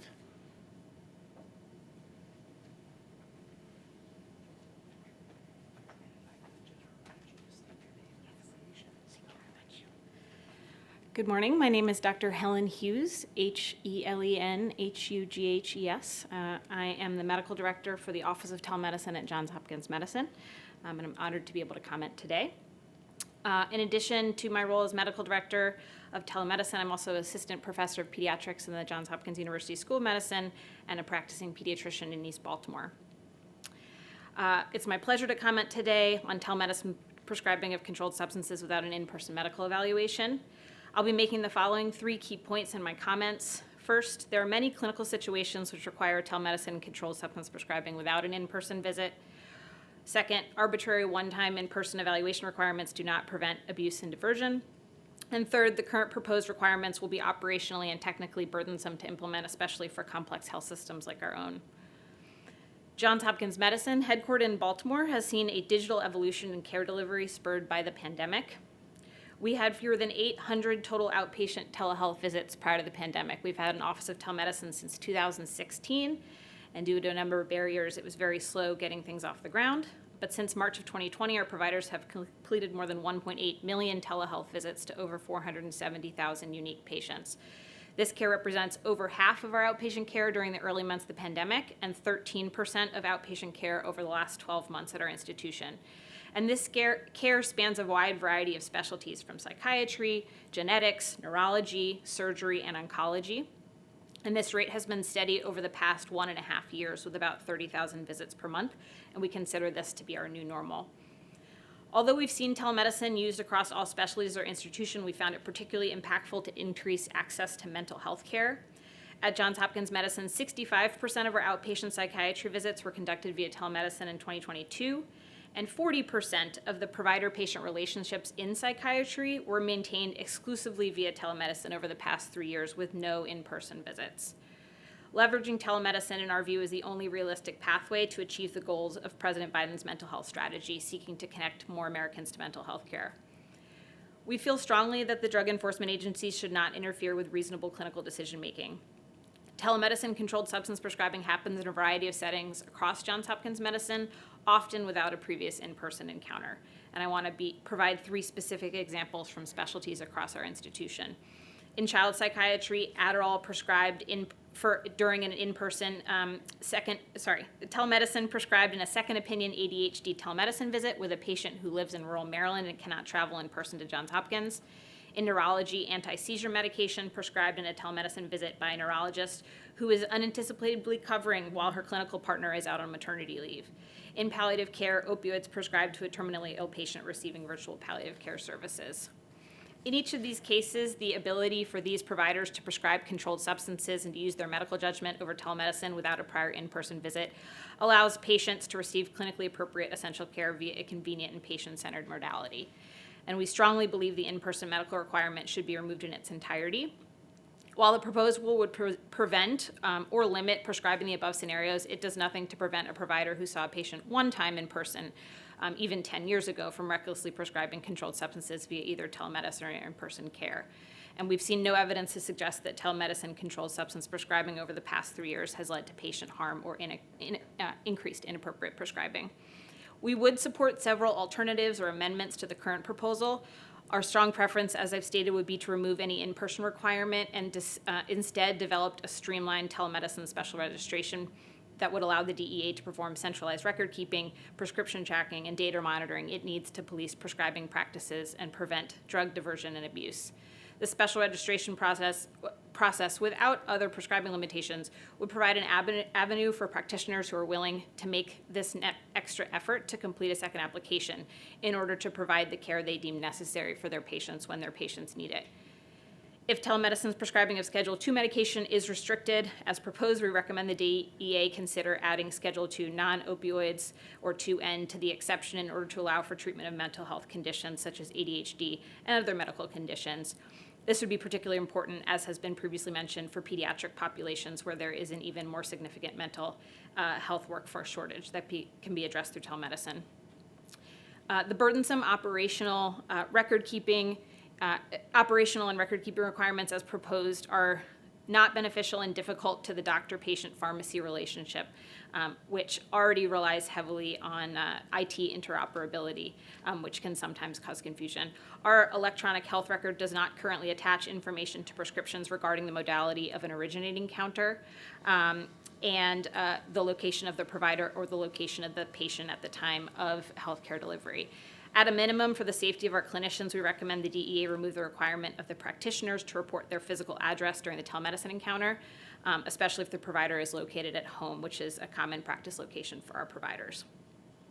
If any new prescription or record-keeping requirements are implemented, healthcares and pharmacies should be given at least 6 months to a year after finalization to implement these operational and technically difficult requirements, as many of them involve changes to our electronic health record and interoperability with pharmacies. It's also unclear whether the proposed rule applies to a number of common prescribing scenarios. For instance, does the proposed rule apply and or address refills obtained from telephone calls or electronic portal messaging? Does it apply to or address providers who may provide refills while on call or covering for someone else in their practice group? More time would allow us all to navigate these important questions together. In summary, we truly appreciate the DEA's careful attention to this important matter. Telemedicine is now a routine care delivery tool for providers across the country and at our institution. We support the use of tools to track, analyze, and intervene in cases of inappropriate controlled substance prescribing, both for telemedicine and for in-person care. However, we find that the proposed rule arbitrarily limits clinically appropriate care during telemedicine visits without addressing abuse and diversion. Thank you so much for the opportunity to provide comment today, and we welcome any future collaboration and discussion. Thank you so much. If I could just follow up and ask you to expand on, you talked about a streamlined special registration with centralized registration, tracking of prescribers, and additional data tracking. Could you just go through each of those three and give a little more detail? Sure. We certainly support what Mr. Zebley and the ATA put forward earlier. We do not want to make this much more burdensome for our providers. We found, at least with a cross-state licensure process, that processes that are expensive and or result in a lot of additional paperwork are difficult for our providers to keep up. So we would want whatever special registration process is available to really sync up with the processes that providers are already doing for the DEA. In terms of analyzing and data tracking, through the prescription monitoring program, in Maryland we have CRISP, which is a state health record. I think anything we can do to have nationally available records of prescribing practices and to analyze those will be more impactful to catch those who are inappropriately prescribing than limits on needing to have an in-person visit first. I think that is, was there one more? Okay, you just talked a little bit about not expanding what doctors do beyond the DEA process. Can you talk a little bit about information that doctors already provide to payers that might be available here or used here? Well, claims data, so certainly at a Medicare level, I imagine Medicare would have a lot of information about prescriber practices. For claims data for commercial insurers, I think it would be more complicated, but I think for most states there is sharing. I'm not sure on the technical if that information comes from pharmacies or from payers, but I think the data do exist, and the more there's interoperability through ONC and other groups, I truly believe it is possible for us to understand at a national level some of these prescribing practices. Thanks very much. Thank you. Thank you so much. Okay, I will now invite commenter number 6 to the podium.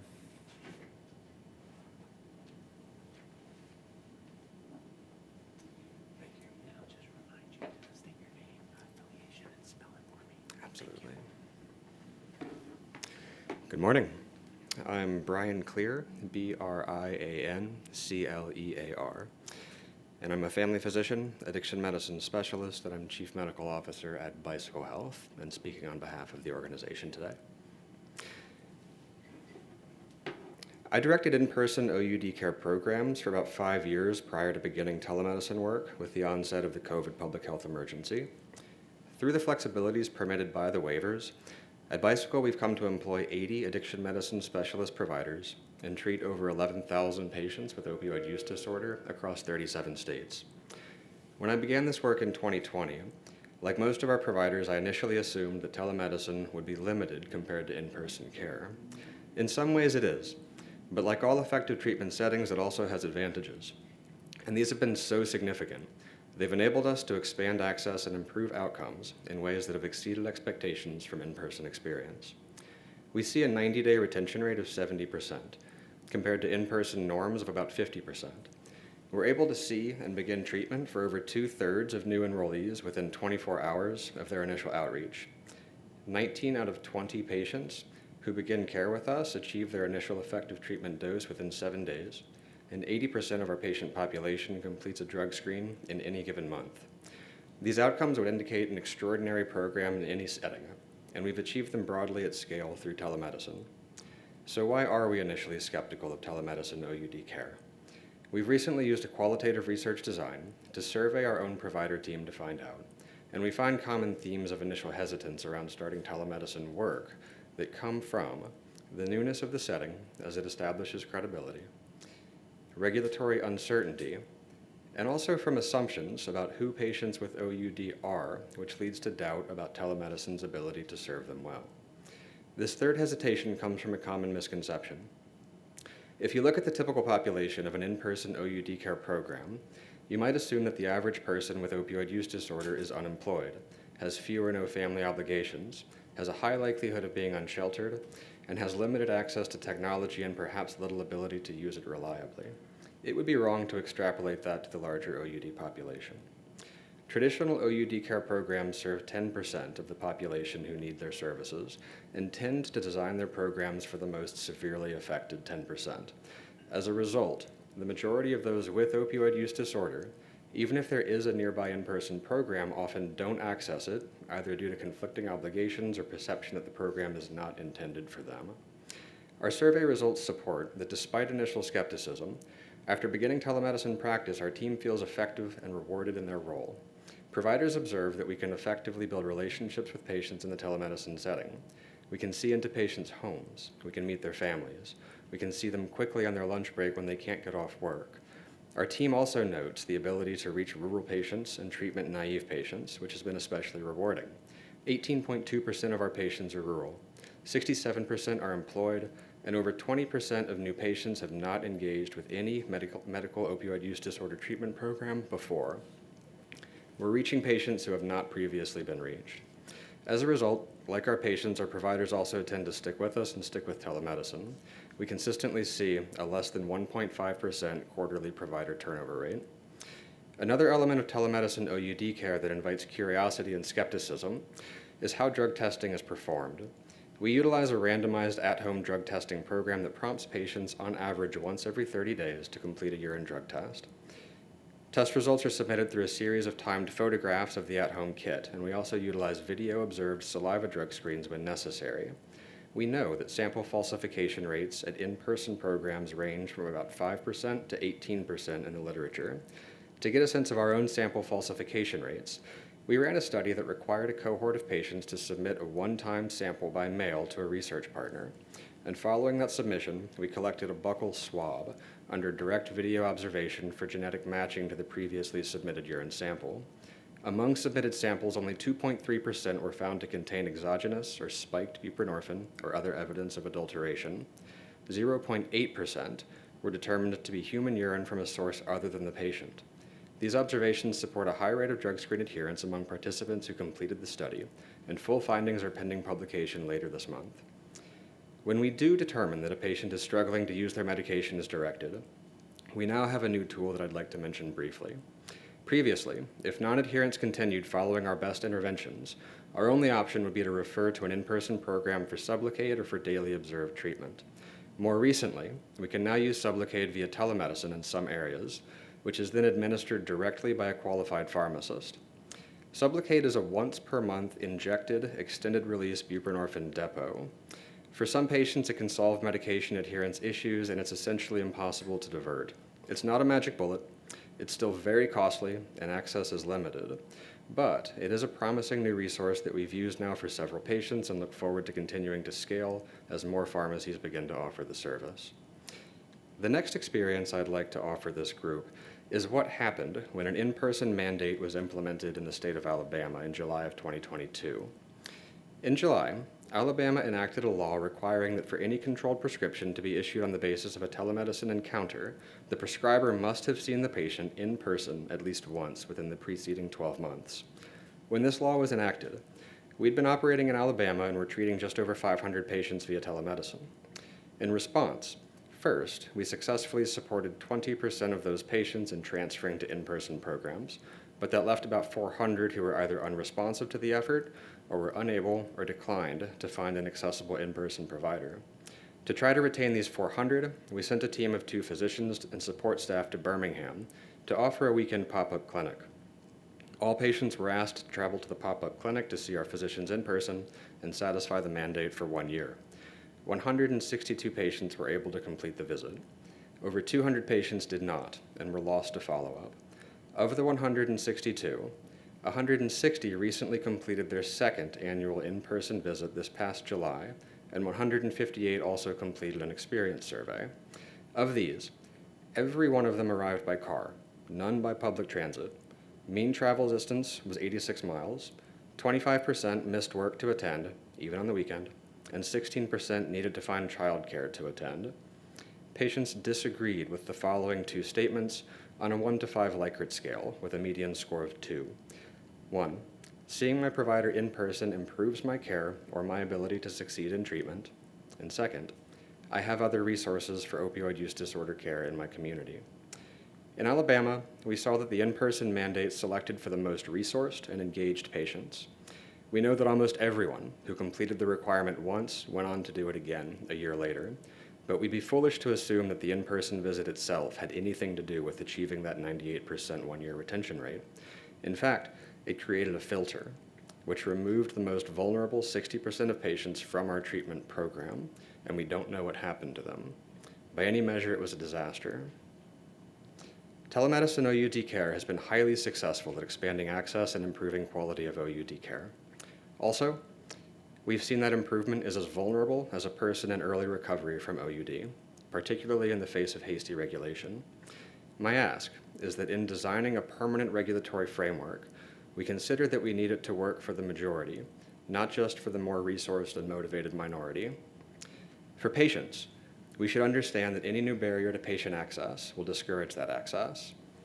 In regulating a requirement for a patient, no matter how seemingly small, it should already be a universal component of good OUD care, or it becomes a barrier to good OUD care.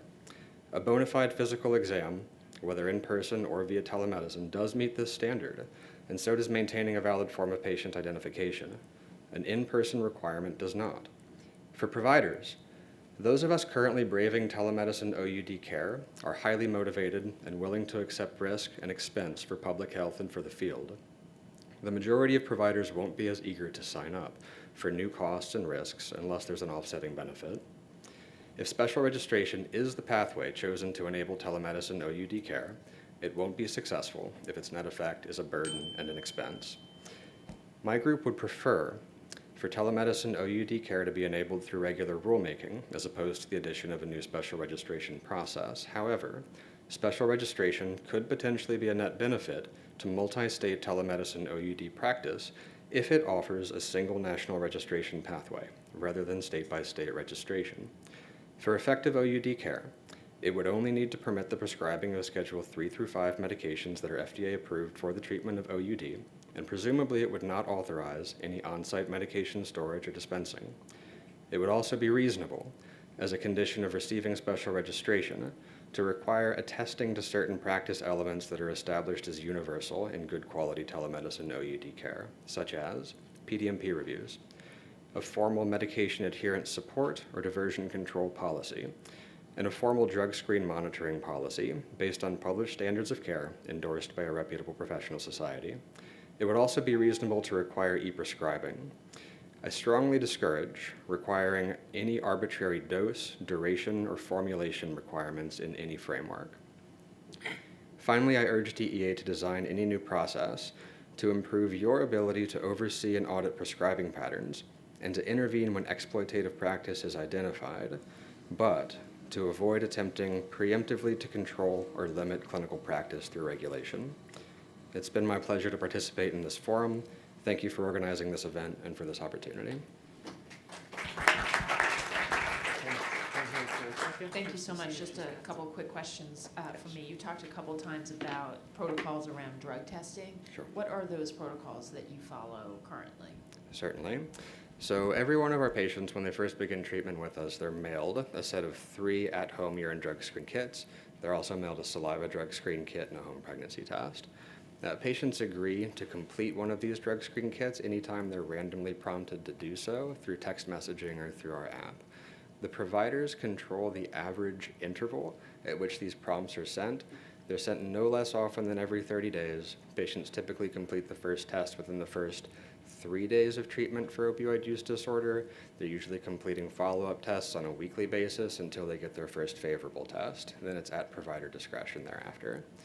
We can do a video-monitored saliva screen where the test is completely within the frame of the video throughout the duration of taking the sample and also developing it, so that controls for potential sample substitution or adulteration. It's not a good baseline test because it's much less sensitive for buprenorphine or other drugs of abuse, but it is a good deterrent for sample substitution, and it helps preserve the integrity of our urine drug screening system. Thank you. You talked a little bit about research that's ongoing. We'd love to see that when it's available. You can connect with our folks. Anything you can share, we appreciate.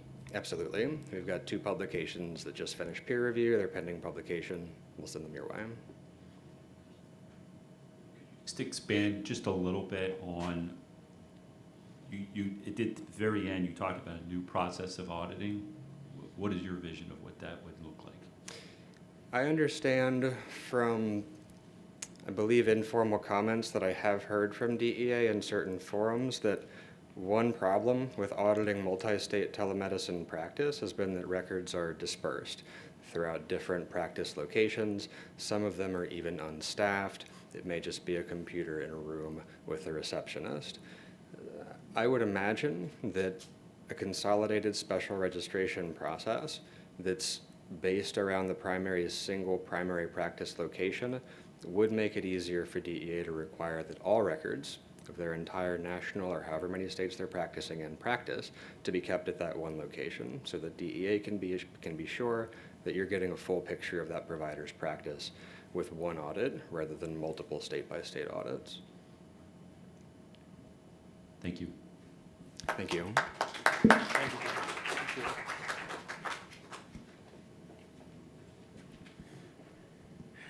Thank you. I will now call up commenter number 7.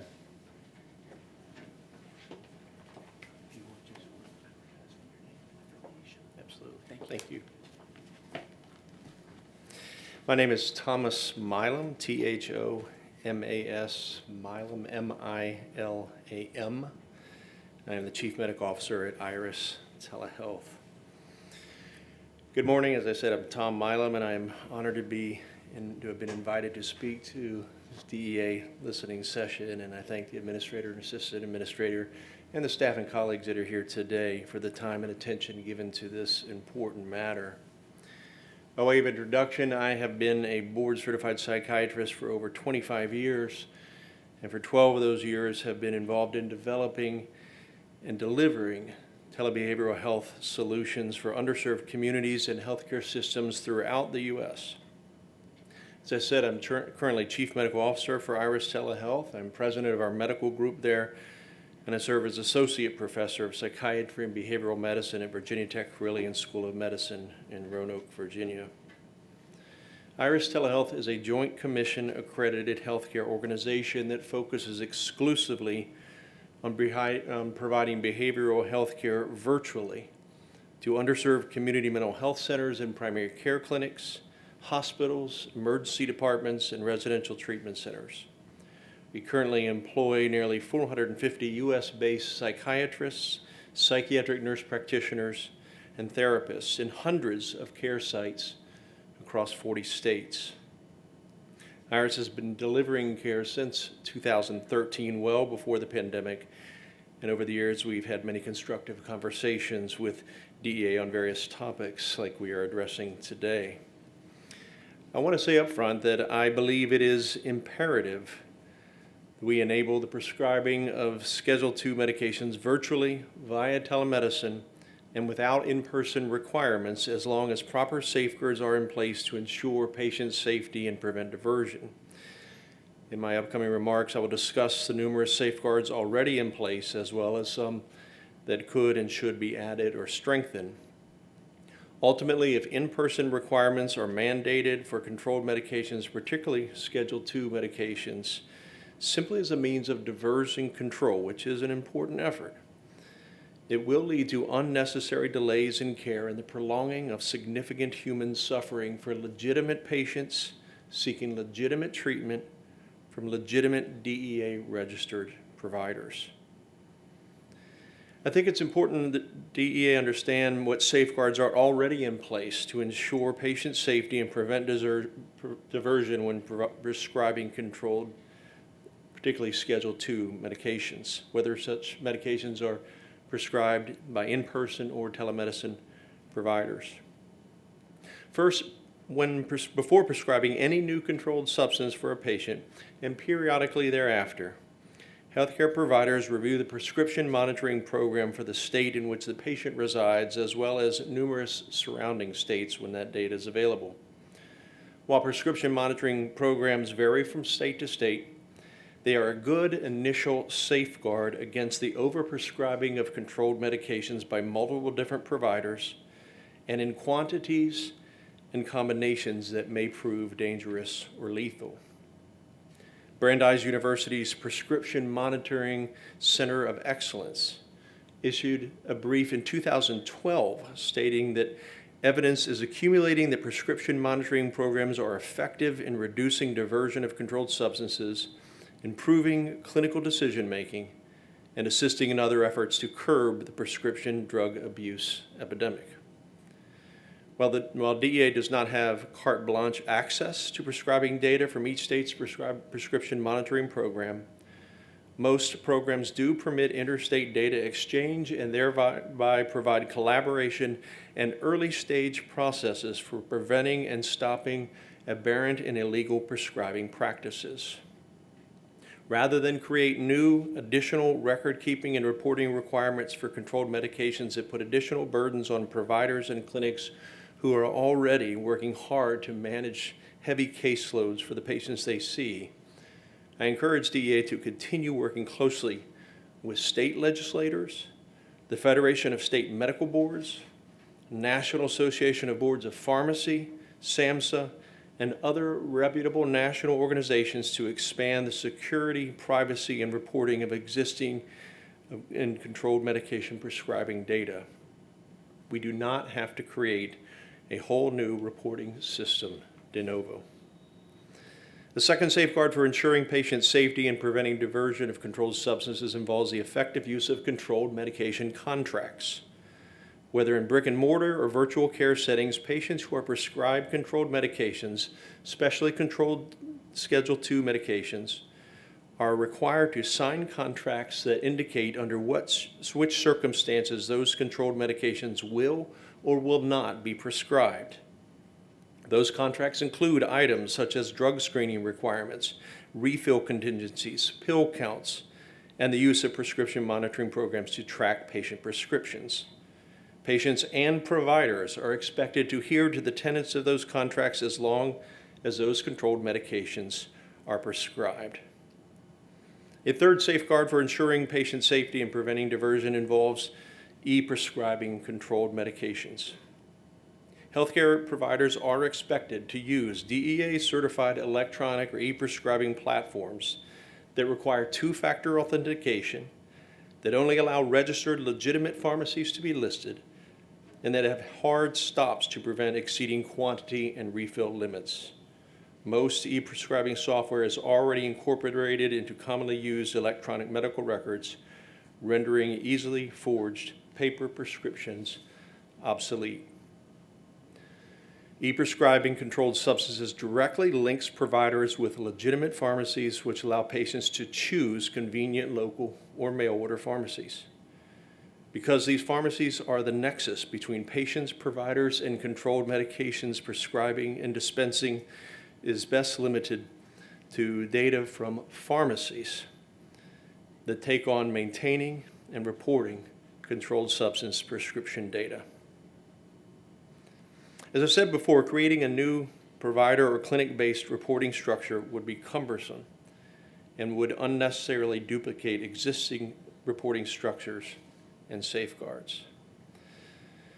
In regard to the circumstances in which telemedicine prescribing of Schedule II medications should be permitted in the absence of an in-person medical evaluation, the COVID-19 pandemic exposed what many of us in the mental health field already knew to be true.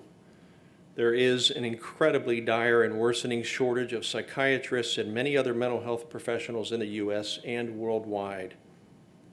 DEA and CMS took bold steps during the pandemic to help patients get access to the providers and medications they needed to treat their physical health, mental health, and substance use disorders. And I applaud DEA and CMS for the steps that they took. They were the most amazing that I had seen in 25 years of practicing medicine. But the mental health and opiate crisis have continued to expand with little to no end in sight despite incredible effort.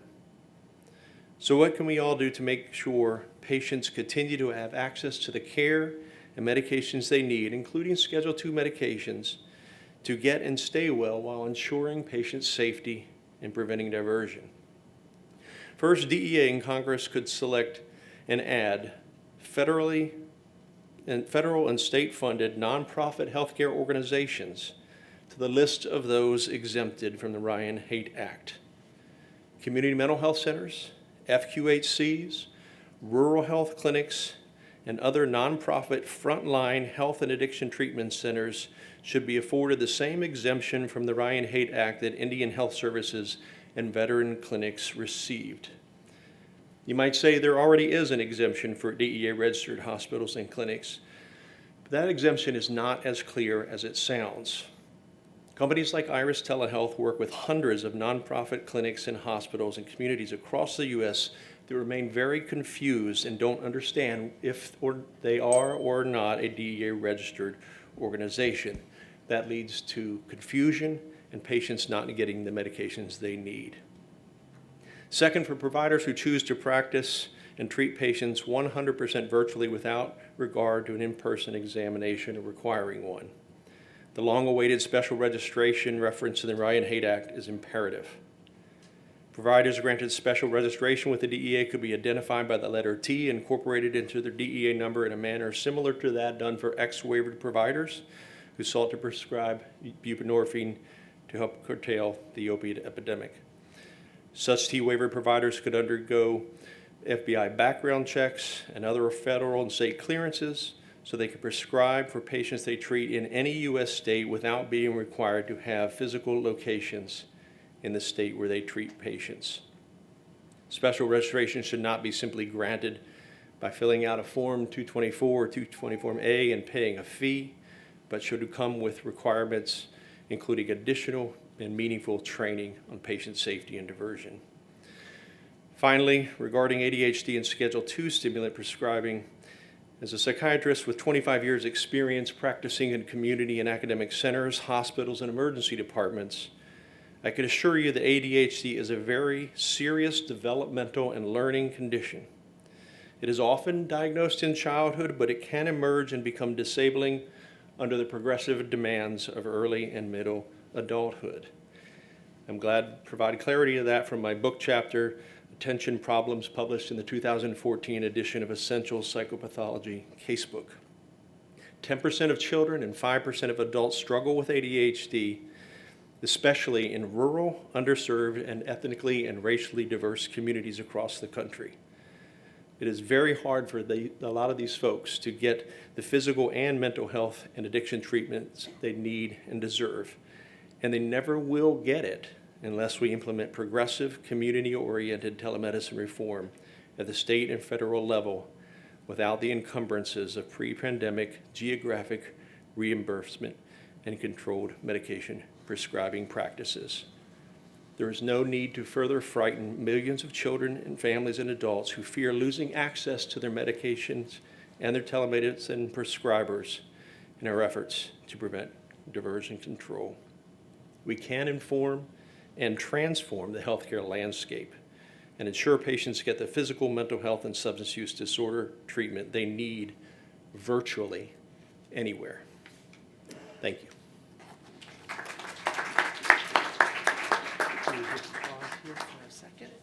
Clarify, thank you. Just to clarify quickly, I may not have accurately heard this. You recognize that DEA does not have access to a lot of the PDMP data. Did I hear you saying that you did not think DEA should get access to the PDMP data? I wasn't sure. That's a great question. It's my understanding that they have access to the data, but can only use the data in a limited scope for seeking criminal behavior or investigating complaints, but not carte blanche access to all the data in prescription monitoring programs.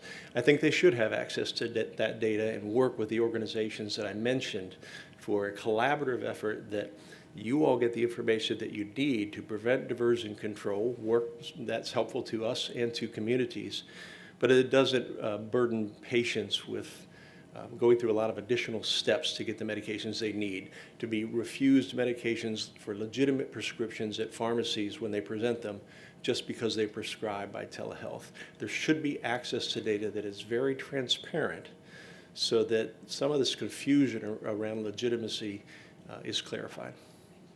All right, thank you. Hold on 1 second. Oh, yes. I'm not off the hook yet. You mentioned about the R224 and 224A form, but then you went on to say that there could be perhaps another, not really sure what we were striving for, but other requirements that we could ask. Could you expand on that? Sure. Like what you're thinking? FBI background checks, which are a routine part of our own credentialing process for all of our providers. And that could include state and federal checks. So to make sure people are who they say they are and that they are not, have been accused of or found guilty of criminal activity. Educational processes, and I think that's something we can all work together on. Having meaningful, substantive, required education courses, 1 hour, 3 hours, 8 hours, kind of like what was done for buprenorphine prescribing in the early days. Something like that, that's not onerous, but meaningful, that people could have when they knew or renew their DEA registration or special registration. And that could be updated regularly so that providers, clinics, and others are getting regularly updated data about diversion control efforts, because we don't hear a lot about that, and about meaningful prescribing patterns, best practices, things like that, so that you all know that the people that are providing legitimate prescriptions are educated at a level that's meaningful to you as well. Thank you very much. All right, thank you.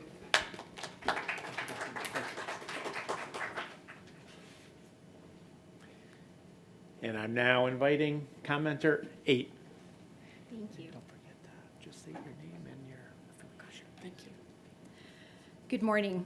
I'm Melanie Melville, M-E-L-A-N-I-E, M-E-L-V-I-L-L-E. I'm a psychiatrist by training, and I'm the medical director of the Department of Behavioral Health at Legacy Community Health. I oversee a department that has over 140 clinicians, including 40 psychiatrists. We're very thankful for the opportunity to be in front of the DEA and represent the hundreds of thousands of underserved patients that we care for every year. Legacy is the largest federally qualified health center, or FQHC, in Texas. We're the 10th largest FQHC in the country, and we serve nearly 200,000 community members across Southeast Texas. We have 54 widely dispersed clinics across the state. 34 of those are school-based health clinics, and we provide services for all patients, independent of their ability to pay. Most of Legacy's patients are at a significant economic disadvantage. 93% of our patients are at or below the income level of 200,000 of the federal poverty guidelines, and 69% of our patients are living in poverty. 33% of our patients are uninsured, and 49 of them are on Medicaid. We quickly worked around the clock in 2020 to develop procedures that were safe and appropriate to implement telemedicine into our practice, even though Legacy has been provided behavioral health services in Texas since the mid-90s. So we're definitely not rookies in the practice of psychiatry and therapy. This was definitely new ground for us.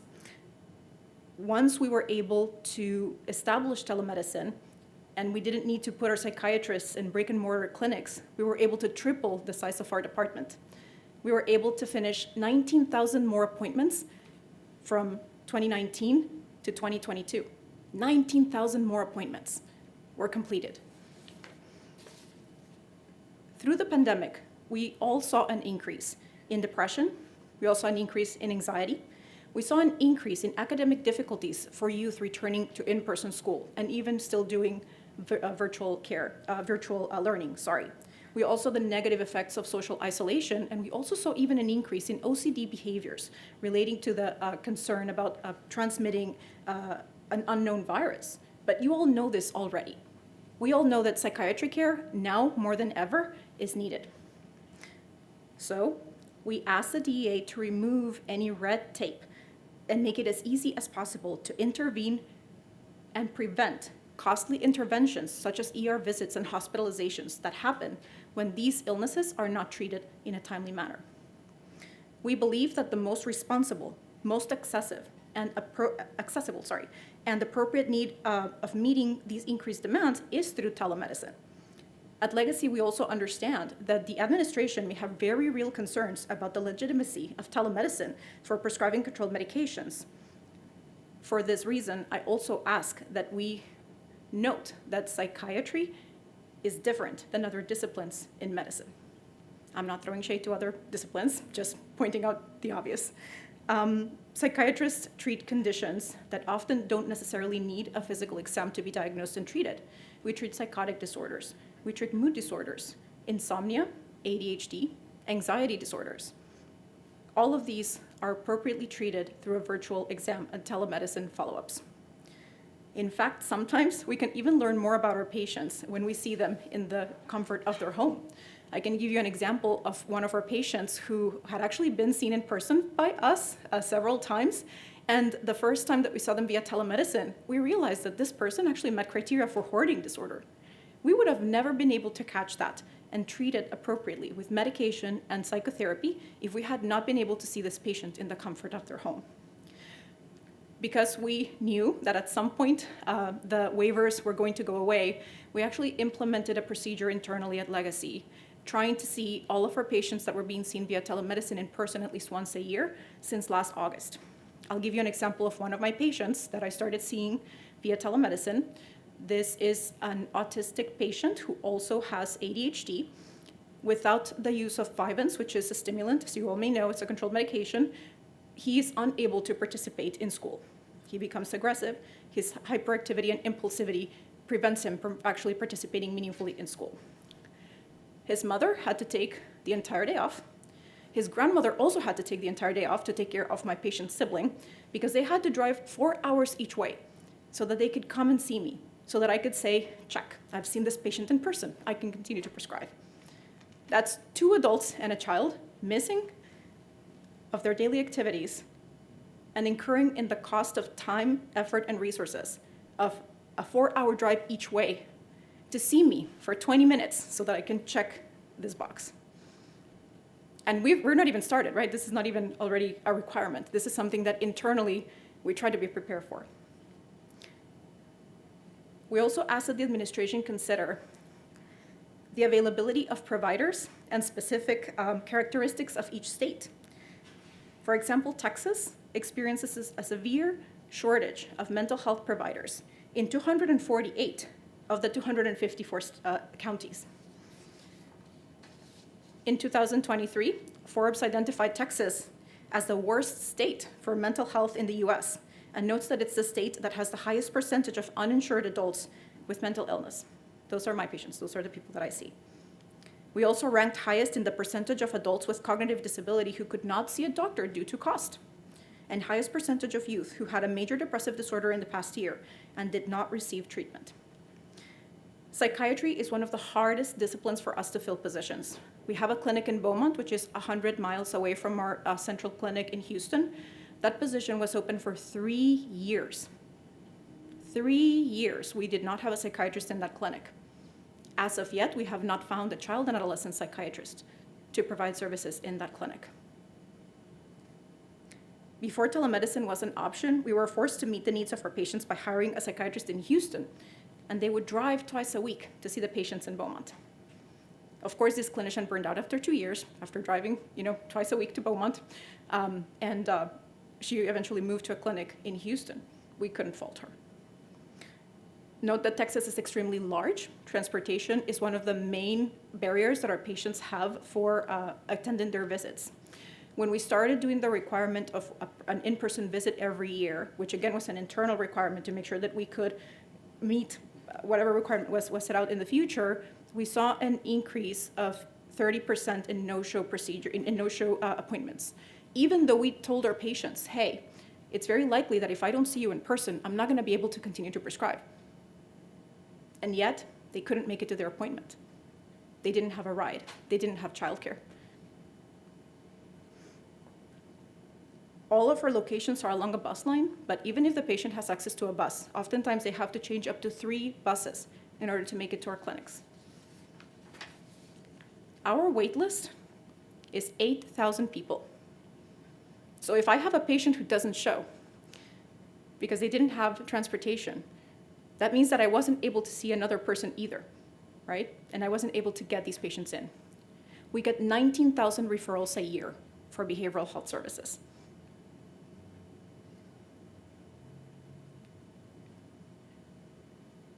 In short, please, we ask the DEA to allow clinicians to use their best judgment in determining when a patient needs to be seen in person and when they can continue to be seen via telemedicine. As my colleagues have stated before, and thank you for the shout out for us FQHC peeps, an in-person visit doesn't preclude someone from practicing inappropriately. It also doesn't mean that we can see the patient for the whole person that they are, which sometimes telemedicine actually allows us the opportunity to do that. That's all I have.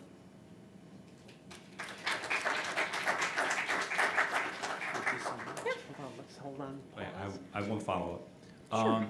In the beginning, you said that in 2020, you started your safe procedures on what your guidelines would be, what your protocols were?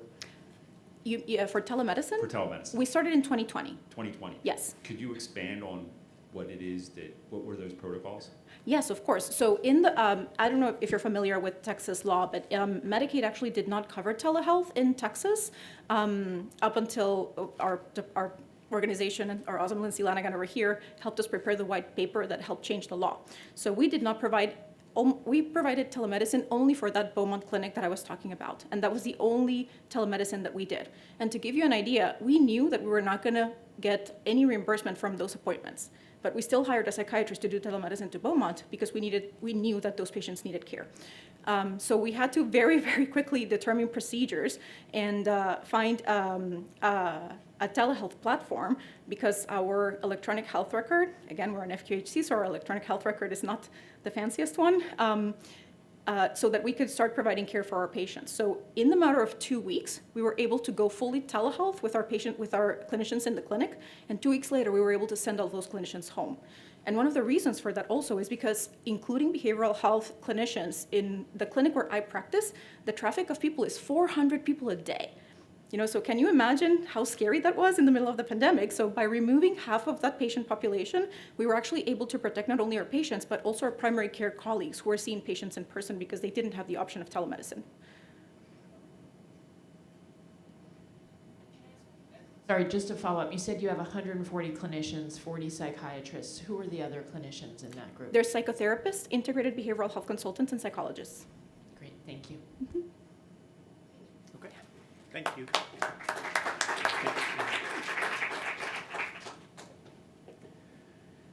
And in perfect succession, we've got commenter number 9 coming to the stage right now.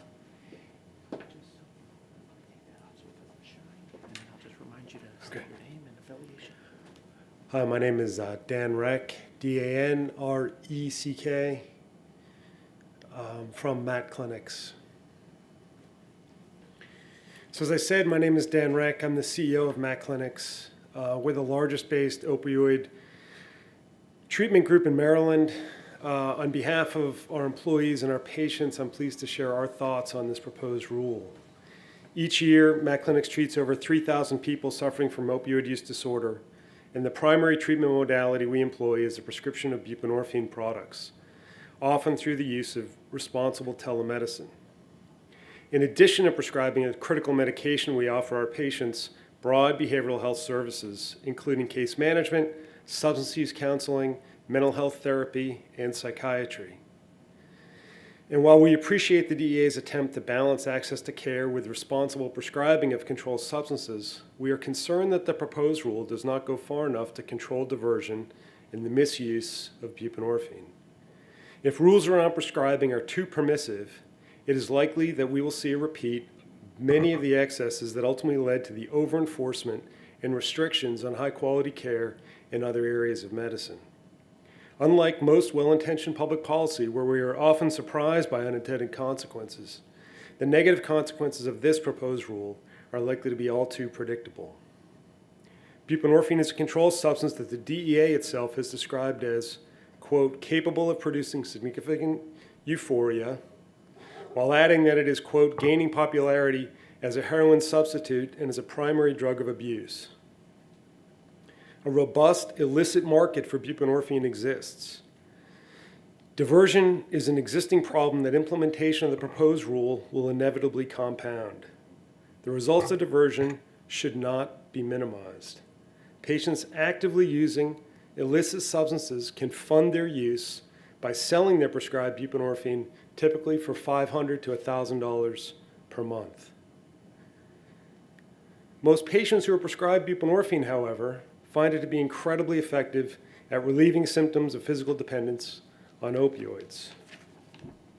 These patients take their medication as prescribed and progress through treatment in a constructive and healthy way. We know this because by deploying an objective scoring methodology that we developed in conjunction with scientists at NIDA, we can categorize patient adherence to treatment into one of 5 trajectories. I brought some visuals that I'd be happy to share afterwards, but you're gonna, I guess, have to just put up with me trying to describe the graphs with words. Almost 80% of patients are stable from the start of treatment or quickly achieve stability. There are, however, a meaningful minority of patients who struggle in treatment. If the purpose of treatment is to reduce illicit drug use and adherence to buprenorphine, these patients need closer attention from providers, not less. Without persistent, reliable, definitive drug testing, how would a tele-only provider ever be able to distinguish amongst their patients? We have firsthand experience when adequate controls are missing in the prescribing of buprenorphine. In 2 situations over the last 5 years, we inadvertently ran 2 natural experiments. Experiment number 1. In February 2018, Matt Clinics began to accept Maryland Medicaid and watched our patient census increase dramatically as people learned that they could access buprenorphine without paying anything out of pocket. Simultaneously, we added definitive urine toxicology testing to each of our Matt patient visits. While we were gratified to see our patient census increase over the first few months, we were just shocked to see how many patients were adulterating their urine. As you would have seen in another graph I brought, during those first few months, growth in patient urine samples with unnatural levels of buprenorphine and or missing norbuprenorphine, the metabolite that is generated by normal liver processing, grew to more than 5%. We quickly set out to minimize the potential for adulteration, and now, we see fewer than 4 in 1,000 samples with signs of adulteration, a more than 12 times drop. Had we not intervened to control adulteration, it seems likely that we too would have gained a reputation as a place to access uncontrolled buprenorphine prescriptions. Experiment number 2. In May of 2020, we heeded the advice of state and federal health agencies and started conducting all patient visits via telemedicine only. For those 4 weeks, we could not collect urine samples and reverted to asking our patients what we would find if they provided us with a sample. The vast majority of patients who had recently presented with opioids in their system reported that if they had given us a urine sample, we would find only buprenorphine in their urine. However, after moving to a COVID-safe and in-person system for collecting urine samples, most of those same patients tested positive for opioids, and many were missing buprenorphine in their urine. It seems highly unlikely that these same patients were adherent to treatment protocols only during the time when they were not required to provide a urine sample. We urge the DEA to reconsider its proposed rule and strike a better, safer balance between increasing access to medication to treat addiction and ensuring that treatment is both safe and of high quality. Buprenorphine, when prescribed judiciously, is an effective medication to treat OUD and an essential part of an effective response to the opioid crisis. However, without proper oversight of patients, prescribed controlled substances, including regular in-person visits, combined with definitive toxicology testing, there is no reason to believe that some telemedicine-only providers won't become buprenorphine mills, just as pain pill mills once flourished. We are concerned that the consequences of unregulated buprenorphine will contribute further to the already deadly opioid epidemic. Thanks for your time today. Happy to answer questions. You talked about protocols you'd put in place to control the adulteration, and you're now down to 4 in 1,000. Can you just talk about what those controls were? So most patients, so not all patients who adulterate are there to divert. A lot of patients adulterate because they're afraid of the consequences, because they're afraid that they might be maybe thrown out of treatment or not be allowed to go on because they've somehow relapsed. And so what we've worked really hard with our staff on doing is to make sure that if we see evidence of adulteration, that patient is told that, like, we can only treat them if they give us an actual sample. It's the only way we really know what's going on with them. We're not going to take a punitive stance against them. That has helped a lot in terms of making patients more comfortable with giving legitimate samples. But we also, of course, if patients are being prescribed a medication for which there's no evidence that they're taking it, over time we just can't. That's not a patient who should be prescribed buprenorphine anymore. And those patients are usually, if they're using other illicits, they are, we're just not sufficient, right? We're the lowest level of treatment. We're outpatient level. Those patients probably need a higher level of care, and we work to get them to those higher levels of care. In the recommendation of what you would sort of suggest, you said regular in-person meetings, regular toxicology. Could you just elaborate as if there's anything else you would put on that list? I mean, I think that the toxicology bit is nuanced. So a lot of what people call urine drug testing are just, like what are called presumptive or screening tests, and those don't have the sophistication to sort of see whether or not the people are actually taking their medication or not. People can put buprenorphine directly in their urine. You can't see whether or not they're actually processing it through their system. So I do think that there just needs to be, and I can't speak to all controlled substances, but just on the buprenorphine side, we have a lot of experience with this. It just needs to be some amount of in-person collection so that we can see what the temperature is of the urine and make sure that it's actual, like, their sample coming from them, and then go through a definitive tox. We think it's the easiest way that we know of to distinguish amongst patients. And while there's a lot of history of abuse of toxicology, but what we find is it actually reduces total cost because, as we talked about, most patients actually don't need to come in very often. right? Most patients are very stable, react very well to the medication. And so by doing intermittent, these definitive tox tests, we then can allow them to space out their appointments over a much greater length of time. It allows us to focus our attention on those who actually need more attention. And we'd love to get the visuals if that's Sure. okay. Yeah. Thank you. Okay. Thank you. Thank you.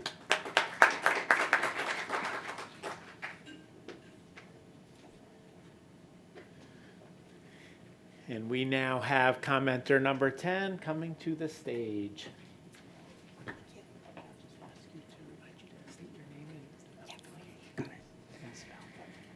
Hello, everyone. My name is Dori Martini. That's D-O-R-I, and Martini, like the drink, M-A-R-T-I-N-I. And my affiliation today is with Circle Medical. Like I said, my name is Dori Martini. I am an operations expert with 20 years of experience, and I most recently had the honor of being the Vice President of Operations and Regulatory Affairs for Circle Medical. Circle Medical is a comprehensive, tech-enabled, adult-only primary care practice. Established its first brick-and-mortar clinic in 2015 in San Francisco. And through a lot of hard work, a lot of perseverance, and more importantly, the commitment to the practice of ethical and evidence-based medicine, we have gone from serving what used to be hundreds of San Franciscans, mostly coming through our brick and mortar location, to now serving upwards of 50,000 patients per month in 23 different states. A big part that facilitated this growth was the effect that we were tech-enabled, and we were able to scale very quickly as a result of the secure mechanisms that we had in place with our own in-home grown electronic health record system that really allowed us to expand as soon as the Ryan Haight waiver lifted. Now, I do want to mention that we did kick off with COVID, obviously the pandemic, and I would say for the first 9 months of the pandemic, we were essentially a COVID clinic offering services nationwide. Early in my career, I had the privilege of leading compliance and expanding access to care initiatives while working for some of the top performing federally qualified health centers and medical managed care health plans in the state of California. Once I transitioned to the private health sector 7 years ago, I left my public health work with a heart-wrenching notion that I would no longer have the opportunity to serve the underserved. But much to my surprise, my most recent firsthand experiences have led me to hypothesize that, in fact, the majority of Americans, even those technically above the federal poverty levels, are also incredibly underserved. One segment of the population that is chronically in need of being served is the more than 9 million adults in America that are diagnosed with ADHD, and the millions more that fail to obtain diagnosis due to the systemic access issues and the stigma associated with this condition. All because evidence-based medicine dictates that the most effective first-line treatment for most patients that meet this diagnostic criteria is a stimulant medication, which, as we know, is a controlled substance. Because of the stigma and difficulty in accessing treatment, many of these people obviously go without, and the results are devastating. The distractibility, the impulsivity that come with ADHD lead to the extensive burden on our health system, as undiagnosed or inconsistently treated ADHD individuals result in comorbidities such as obesity, diabetes, heart disease, risky sexual behavior, suicide, and substance abuse. They get into more car accidents, and when they do, they're more likely to be fatal. When you add it all up, ADHD leads to a reduction of life expectancy between 9 and 13 years. Ladies and gentlemen, ADHD is real, and it is a problem. And potentially, the lack of consistent treatment can lead up to another really big public health emergency, which of course we're all here together today to try to avoid. I understand and I care so much about these 9 million Americans because I am one of them. When I think back to how I ended up in healthcare, I find it to be fairly ironic. As a first-generation Mexican-American growing up in Santa Barbara County in California, even as a middle-class family, Western medicine concepts were not regularly sought in our household, but rather we relied on a variety of culturally influenced home remedies and other alternative treatments. To be frank, it actually was not until the pandemic, due to the increased isolation that I personally experienced, along with the rest of the world, that I, for the first time ever, came to a realization of like, maybe I need help, maybe there's something wrong with me, because my entire life and process had been disrupted in terms of how I did my work, and that routine had basically shifted very aggressively and was broken. It is true that the dramatic shift in social norms really accelerated public dialogue around the widespread need for behavioral health. As studies have shown, at the height of the pandemic, 40% of adults reported symptoms of anxiety or depression compared to only 11% in a pre-COVID world. Fortunately, I did not hesitate at that point in seeking care. I was able to connect for the first time with a medical provider over a two-way video audio visit. The security I felt in being able to access this type of intimate and really scary treatment and care for someone that historically didn't think anything was ever wrong with them, being able to do that within the safety of my own home really made seeking out this help a no-brainer for me. And I can't help but remember that maybe I put it off for so long, not only because of this unknown diagnosis, but also because of the regular daily barriers of daily life. You kind of tend to deprioritize if it's not something that's basically preventing you from doing what you believe are your daily activities of daily living. Being diagnosed with ADHD in my mid-30s made me realize how underserved I had personally been through my childhood and young adult life, and it couldn't help but wonder, what if I would have been diagnosed earlier? Would my academic experience been different and maybe a little easier and not so hard? Building social relationships, familial relationships, could they have been easier? However, finally being treated for ADHD has had a vast impact on my life.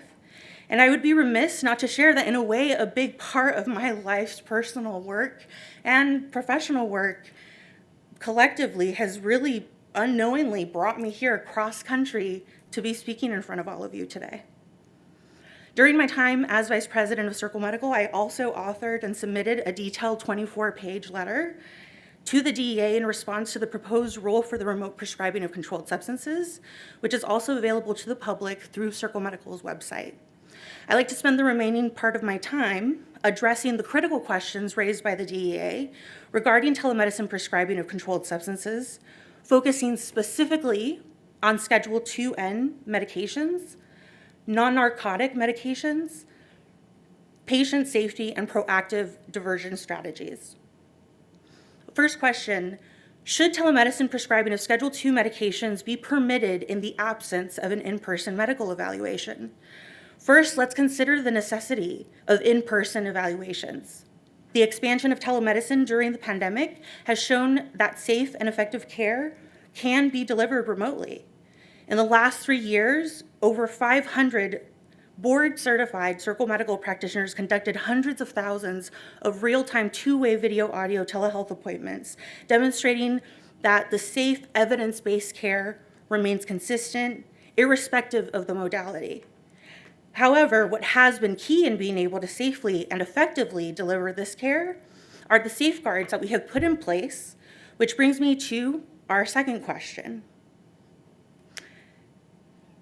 What safeguards would you recommend for telemedicine prescribing of Schedule 2 medications? Safeguards for prescribers, such as checking the PDMP, are imperative. This should be a requirement for all prescribers of all controlled substances at the federal level, and at a minimum, a best practice to validate this prior to issuing any controlled substance over telemedicine.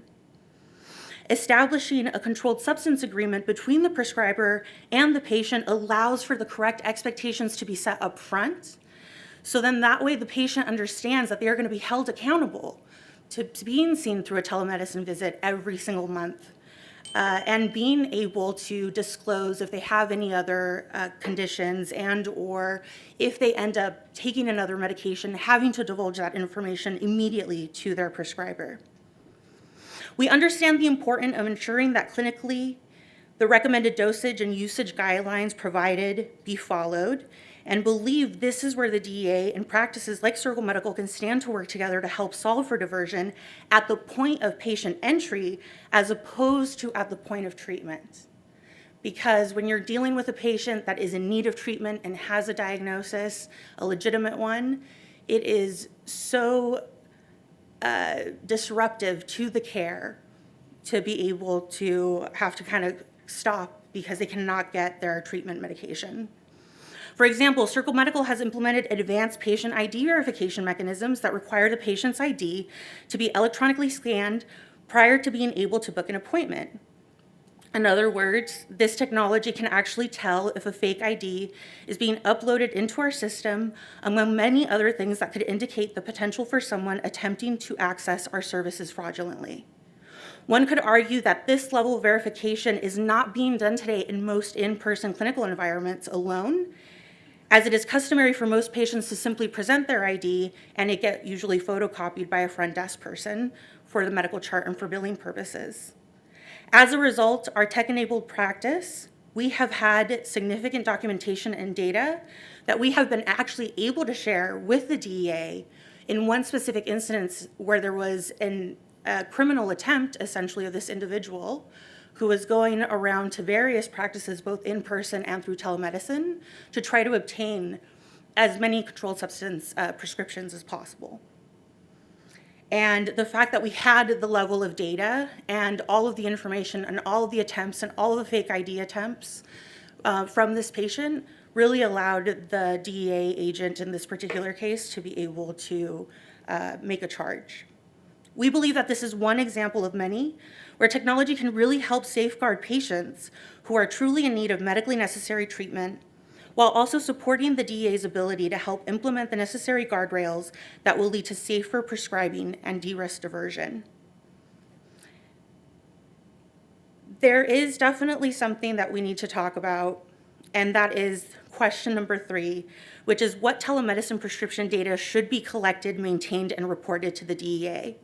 Today, the electronic prescribing of controlled substances, known as the EPCS, is an existing mechanism that is already in place that can enhance prescription legitimacy, and I strongly urge the DEA to consider revisiting this program as a way to streamline additional information that can be collected about the prescriber at the point of prescription in real time, as this is a device that they have to interact with in order to be able to electronically prescribe.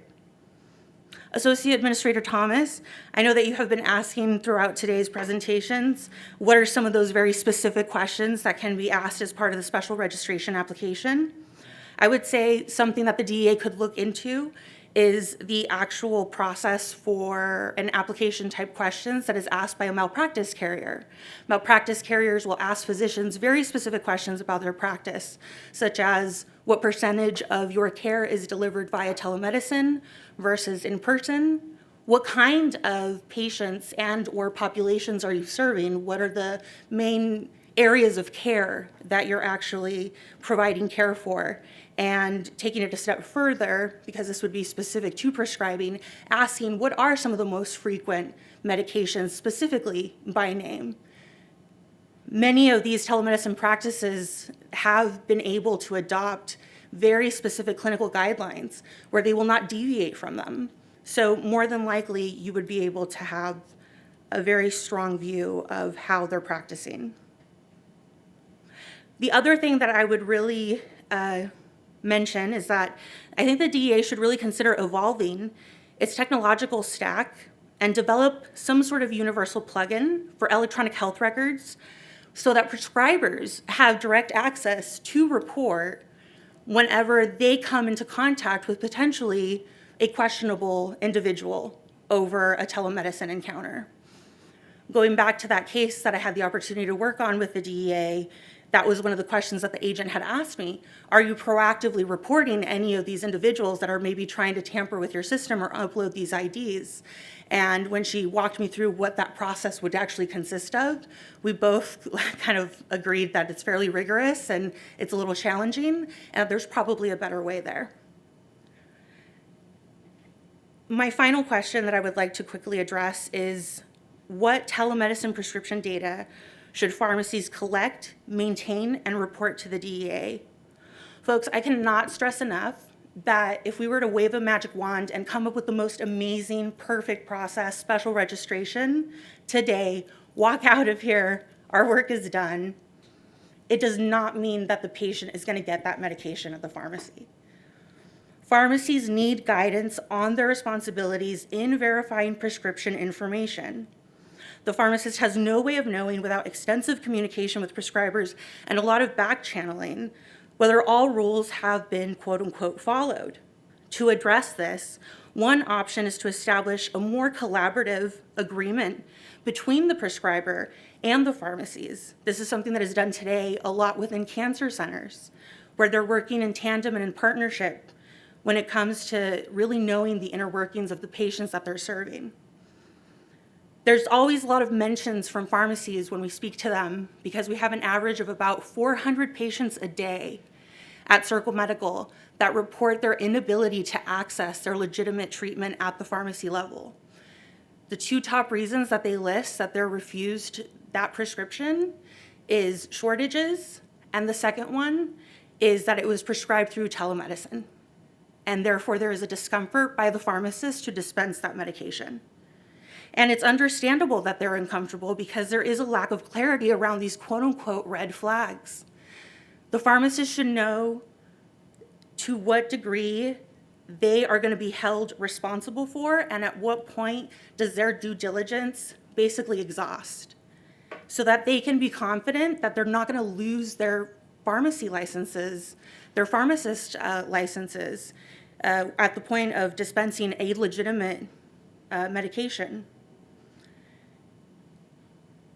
Moreover, it's crucial to factor in the administrative and financial burden imposed on clinical practices and practitioners. Given the current physician burnout crisis, we must also provide sufficient time to streamline these types of operations and prevent dangerous disruptions in care. So no matter what it is that we try to do here, it's really, really important that we have the time to implement these things as well, so that we don't end up in a crisis-like state. I really thank you for your time, and I'm incredibly optimistic of bringing us all together here. I think this is a great move in the right direction, and I'm excited to see where it goes. Thank you. Thank you. Can I just ask one clarification question? Mm-hmm. You just talked a little bit about a lack of clarity for pharmacies around red flags. Could you just specify what information you think pharmacies would need to be able to fill prescriptions? Yeah, so part of the inconsistency stems from the fact that the pharmacy says, all of this data, it looks the same. We don't know if the prescriber's legitimate. We don't know if the patient is legitimate. I've had the opportunity to speak to some of the bigger pharmacies, and some of the feedback that I got was, you know, it would be really great if we could even just get more access to some of that patient data and patient information. For example, when was the last date of service? When were they seen? How were they seen? What is some of the ongoing treatment? There are some states that have adopted the need to actually enter ICD-10 codes in the notes section, but it's a systemic problem. It's very inconsistent. The systems that power these electronic prescription services should really be required to, universally list some pre-approved fields so that those changes can be made. Circle Medical has gone even as far to pilot what we call a kind of a briefed medical chart version. It's a one-pager, just kind of giving the pharmacy a snapshot of everything that they, would hopefully need to see. Also with a direct telephone number to a dedicated phone team that is only taking the phone calls from the pharmacists. Because, if they have any follow-up questions, they should absolutely be able to ask them. And so being able to also provide them with that type of support is also incredibly important. But I will say that the feedback has been having a faxed single medical chart is very, very cumbersome for them to handle operationally on the receiving end.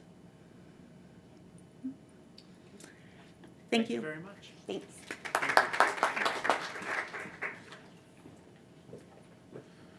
Okay, all, I do want to say we have 3 more presenters for our morning session. I'm calling up commenter 11 now, but just in the way of expectation management, we have 3 left to go, and then we will make our switch to our afternoon virtual session. So without further ado, please don't forget to state your name and affiliation. Good morning, everyone, and thanks for bearing with us.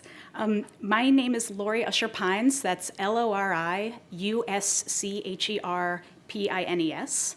And I'm a health services researcher at RAND, which is a nonprofit research organization.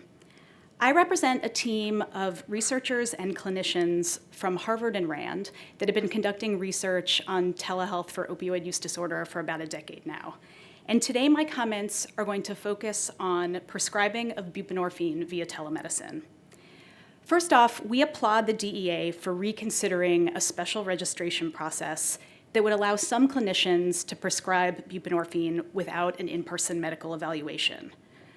In our research, we have shown that telemedicine was used for about 15% of all buprenorphine inductions in the early pandemic, and greater use of telemedicine for opioid use disorder has not resulted in inferior outcomes.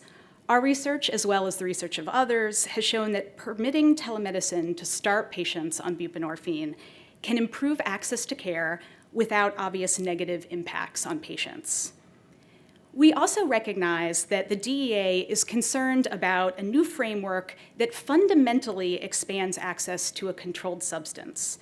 And DEA wants to ensure that permanent flexibilities to prescribe buprenorphine via telemedicine does not result in greater diversion.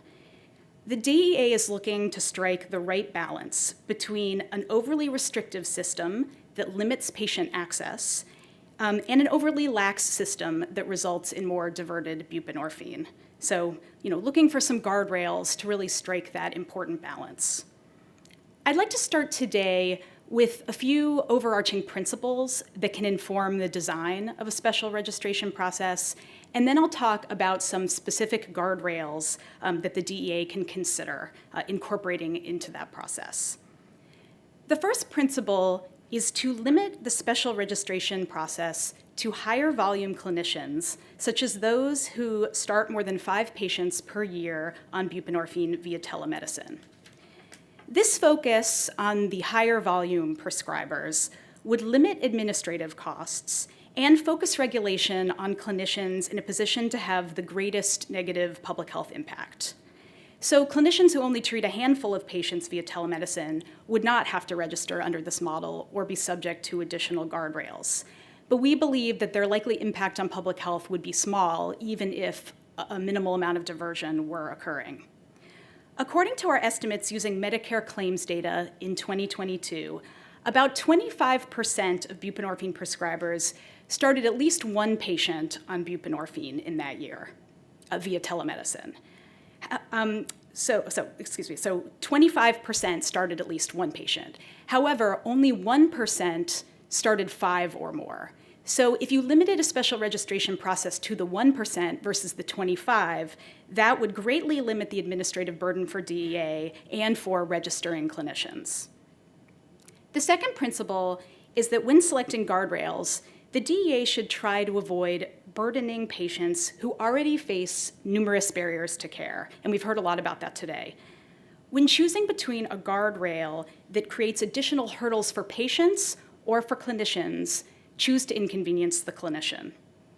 Third, the DEA should avoid guardrails that interfere with clinical decisions and require that clinicians play the role of police. This can have negative impacts on care quality and on therapeutic alliance. Fourth, the DEA should not interpret small increases in diversion that may be associated with new prescribing flexibilities as problematic. And this point is a little bit new and key, I think. It's important to emphasize that diversion is very common with in-person care, and telemedicine did not create this problem. For example, a JAMA article, a recent one, showed that buprenorphine users misused buprenorphine about 30% of the time, or 30% of users misused it, before the telemedicine flexibilities were put into place in 2019. And another study found that buprenorphine diversion has been increasing over time with increased buprenorphine use. So it's probably impossible to increase access and use of buprenorphine through telemedicine or through any other means without increasing diversion. The DEA should not be asking, are new prescribing flexibilities increasing diversion, if it's doing that through the mechanism of improved access. Rather, the question that you should ask is whether the rate of diversion is higher with telemedicine prescribing versus in-person prescribing.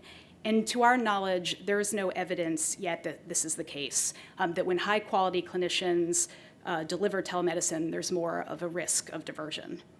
So this final principle, not to interpret small increases in diversion as a result of greater access as a failure, is important as the DEA evaluates the impact of a special registration process and works to improve it over time. So now I'd like to pivot and present a set of specific guardrails that can be incorporated into a special registration process that align with some of the principles that I just mentioned. We recommend that the DEA consider implementing a few of these in combination rather than all of them. And that is the case because at some level, too many barriers are just going to prevent clinicians from offering telemedicine as a treatment option. And too many guardrails will yield diminishing returns with respect to diversion risk. Further, the DEA should gather feedback on the acceptability of some of these different guardrails from a range of stakeholders before making any final decisions. The guardrails that we recommend, as well as some more concerning guardrails, are detailed in a Health Affairs article that our team published on September 1st in preparation for this discussion today. We recommend that you take a look at the full list that's published there for additional context. So, for the guardrails. First, DEA could consider requiring electronic prescribing, that is, prohibit the use of paper scripts. DEA could require registered clinicians to accept insurance. This could prevent the growth of cash-only pill mills. Third, DEA could require that all registered clinicians submit a diversion mitigation plan that really outlines organizational policies to prevent diversion. For example, registrants could discuss their policies around urine drug screening and how results that may indicate diversion or misuse will be used to inform treatment decisions. Fourth, the DEA could require that clinicians take steps to verify the identity of the patients they're treating, especially in the case that these clinicians are delivering audio-only visits without that face-to-face component. Fifth, DEA could require clinicians to use prescription drug monitoring programs before prescribing and at regular intervals. Six, DEA could require that organizations or clinics doing telemedicine inductions are certified by an external entity, such as the Joint Commission or NCQA. Seventh, DEA could require that organizations doing telemedicine inductions involve an addiction-trained clinician in some sort of supervisory role, or perhaps on the leadership team. Eighth, DEA could require additional training for clinicians on why diversion is a problem, detection, and how to respond. A 2018 survey showed that while approximately 80% of prescribers report that they assess patients for diversion, specific practices differ. So the goal of a training, additional training, would be to ensure that all prescribers, not just 80%, do this, and do this routinely, and that they accept the responsibility of partnering with the DEA to prevent diversion. Ninth, and finally, the DEA could require that clinicians only prescribe buprenorphine naloxone as opposed to buprenorphine monoproduct, unless the patient is pregnant or has a documented naloxone allergy, because of decreased risk of diversion associated with combination treatment. So it's important to emphasize that there are guardrails that others have discussed in the literature or have been applied to in-person care in the past that we don't recommend, because they're likely to reduce access to care by burdening patients or could even undermine promising care models that have emerged in the past few years. For example, one guardrail we recommend against is limiting the length of the prescription, for example, only allowing up to 2-week prescriptions for the first 2 months of treatment. Another we recommend against is requiring observed dosing via telemedicine. Both of these are burdensome for patients and may reduce the likelihood that they remain in treatment. So one final thought before closing. DEA and public health stakeholders sometimes seem to be speaking different languages. In the public comments, thousands spoke about the critical role of telemedicine in increasing access to controlled substances like buprenorphine, given that many communities lack prescribers and there's stigma associated with opioid use disorder. In announcing the listening sessions, DEA expressed concern about the very thing that public health stakeholders are so excited about, and that is a new policy environment that fundamentally expands access to controlled substances. Greater access either represents something to strive for or cause for alarm, depending on where you sit, and this doesn't need to be the case. In summary, we believe that there is a potential compromise. DEA can implement a special registration pathway with a few select guardrails that apply to a certain population of prescribers. This can incorporate important checks against diversion and increase access to this life-saving medication. Thank you for your time. Right there, just in case you've got some questions. Yep. Any questions? Okay, thank you so much. Okay, we are getting close to the end of our morning segment. I'll call up commenter number 12. Ah, there you are. How are you? Just state your name and affiliation and spell your. Good morning. Thank you very much for joining us. I especially appreciate the administrator and deputy administrator being here in person. It shows your true commitment to getting this solution right for all of us. And I really appreciate your consistent commitment to that in your role as administrator, and then also within our actions with our interactions with the DEA. My name's James Lewis. I'm here on behalf of the American Society of Consultant Pharmacists. We represent thousands of pharmacists who specialize in senior care and medically complex care, practicing in a number of settings around the country, including long-term care facilities, skilled nursing facilities, assisted living, group homes, home and community-based care, as well as individuals who are incarcerated. So we got the whole setting. And so my comments today are focused on 2 main points. 1, ensuring appropriate, safe, and accessible access to care, and 2, a series of questions that were enumerated in our formal comments to the agency on the role of pharmacists in implementing whatever DEA regulation is put forward. So I'll start with the first piece. Having read the rules, they are great and they put forward great ideas, but they are very, very focused on the ambulatory setting. They are, from sort of top to bottom, it is envisioned that this individual may or may not be able to even go to a physical office. In our setting, while we do have patients in front of practitioners the entire time, we do leverage telemedicine to connect them with specialists, especially addiction medicine specialists and geriatric psychiatrists, both of which we have very, very few of in this country. And so the use of telemedicine for us in our setting is especially important to get our patients access to those individuals who have the specialized care and training for their needs. So I just sort of encourage the agency, as it's looking at those issues, to think about those patients who may be in front of a practitioner but may not be in front of the right practitioner, and that telemedicine can solve those problems. In the rulemaking, there is the proposal for a non sort of prescriber to make the referral that would allow for this to occur. We do have sort of questions and concerns about that as well. In particular, the definition of practice of telemedicine proposed in the rules could be artificially restrictive to pharmacists, given especially the fact that in many states, California, Idaho, Montana, Washington, Massachusetts, North Carolina, Ohio, Tennessee, and Utah, pharmacists are authorized to prescribe certain substances, and in many states are prescribed to initiate buprenorphine treatment. Additionally, we are concerned as well, getting back to the need, that this telemedicine prescribing would be limited to specifically what's on the FDA label. as discussed, our pharmacists specialize in the care of the medically complex. Oftentimes, we are forced to use medicines off-label because it is the right choice for that patient, that patient's needs, and that patient's setting. So again, as we look at this for sort of patients in the non-ambulatory setting, will there be sort of greater flexibility to allow a physician or prescriber to make the appropriate choice for that patient based on their training and expertise, regardless of the FDA label? And then finally, just on the concept of some sort of new waiver, I worked on the Hill before joining ASCP. I remember all of the consternation around the X waiver and the thought for years of trying to get rid of it. Congress finally took action and did it.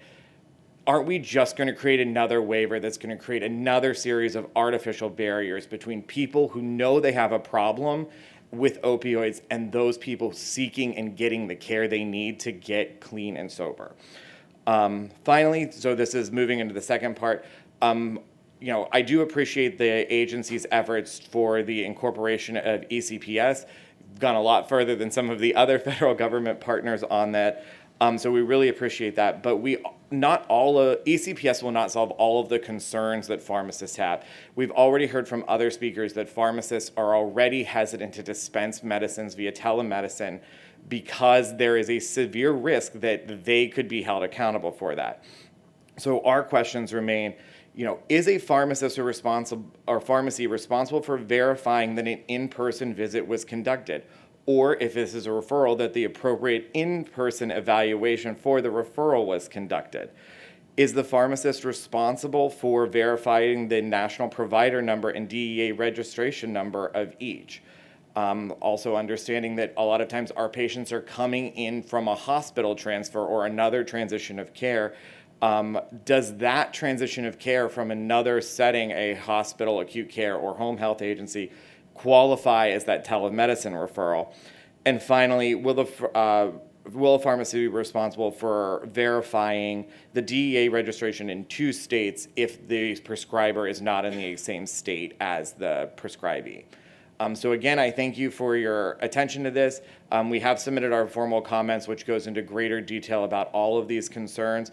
But in particular, I just want to stress the need of 2 things. One, we've got to make sure that we are taking care of all of our patients, not just the 90% of our patients in the ambulatory setting. There are a lot of patients who have a lot of need, and we are seeing increased demand for buprenorphine treatment in our long-term care facilities. And second, I encourage the agency to continue to think about what is going to happen at the state levels with either state scope of practice, collaborative care, or expansion of care teams, that the rules should not artificially prohibit a provider with the training, expertise, and blessing of their state to carry out something within their state scope of practice. Thank you. Pause right there if you would, because you may have some questions for you. Any questions? Thank you. Okay. Thank you so much. All right, and we have commenter number 13 here. Welcome. Thank you. And if I could just have you state your name and affiliation and spell that out. Thanks so much. Chris Adamick with the Alliance for Connected Care. The Alliance appreciates the opportunity to testify to this listening session on DEA's regulations on the prescribing of controlled substances via telemedicine. As a way of introduction, the Alliance is an organization dedicated to improving access to care through telehealth and remote patient monitoring. Our members are leading healthcare and technology organizations from across the spectrum, representing health systems, health payers, technology innovators, and others. The Alliance works with an advisory board of approximately 50 patient and provider organizations who wish to better utilize the opportunities created by telehealth. We appreciate the DEA's quick response during the COVID-19 pandemic to allow prescribing via telehealth. This was also a hugely meaningful expansion for many Americans who had other barriers to accessing care. These include individuals who are frail, homebound, or lack transportation, who live in areas with provider shortages, and caregivers of all kinds whose responsibilities serve as a barrier to care. We strongly support the development and implementation of a permanent policy for the prescribing of controlled substances through telehealth to ensure that these individuals do not lose access, as these are not challenges which will go away. As others have noted, Mental health and substance use disorder visits continue to represent a growing share of all telehealth visits due to several factors, including growing needs for mental health services and well-documented workforce shortages across the nation. Americans rely on access to telehealth, with it representing 62% of all, or with mental health representing 62% of all mental health treatments last year. I also want to note that while mental health is the predominant condition, there are many others that are relevant, including access to end-of-life care for homebound patients. We believe future DEA actions to preserve access to this care will be a crucial pillar in supporting President Biden's mental health strategy, which seeks to connect more Americans to mental health care through the widespread use of telehealth. In our testimony today, the Alliance will discuss the importance of a special registration as the primary guardrail to identify and mitigate risks of diversion in the prescribing of controlled substances through telehealth, and will discuss implementation concerns with any proposed regulation. We'd like to begin today by recognizing the importance of DEA's work in preventing the diversion of controlled substances and zeroing in on exactly what needs to be accomplished in this rulemaking. As you guys know, the DEA's mission includes both protections against the diversion of controlled substances and ensuring an adequate and uninterrupted supply for legitimate medical, commercial, and scientific needs. We do recognize that there have been highly public instances of inappropriate prescribing demonstrated during the emergency, and these demonstrate the need for a regulation. These examples emphasize the need for a regulation that allows good actors to differentiate themselves from those engaging in questionable medical practices. They should also give the DEA very clear insights into what types of practices may require additional oversight, as explained here. These are our preferred solution rather than a blanket restriction on telemedicine. As noted in its mission, it's crucial that DEA balance their concerns around diversion with the huge number of Americans who are relying on the leaders at DEA for an uninterrupted supply to medication for legitimate medical needs. We believe that the regulation proposed this spring failed to kind of strike that balance because it did not create a pathway for practitioners to treat patients through telemedicine without having had an in-person interaction, effectively ending access to care for many who have the highest needs. We do think that the special registration outlined by Congress laid a strong foundation for the right balance between empowering the DEA to identify and address diversion while not inappropriately interfering with the practice of medicine and medical decision-making best left to practitioners and patients. For healthcare providers, the special registration process should be an opportunity to subject themselves to a higher level of scrutiny, share additional data with DEA, and in exchange have greater flexibility to prescribe without an in-person requirement, without prescribing time limits, and with the ability to prescribe a wider range of substances. Having met these criteria, they should not be subject to other burdensome guardrails. We strongly believe that the registration itself is the protection and does not need to be accompanied by restrictions on the practice of medicine. For DEA, the special registration should be a tool that allows for the tracking and understanding of who is prescribing controlled substances in what manner, so that the DEA can effectively act in its capacity as a law enforcement agency, using this data to identify and investigate potential bad actors, as we all agree is needed.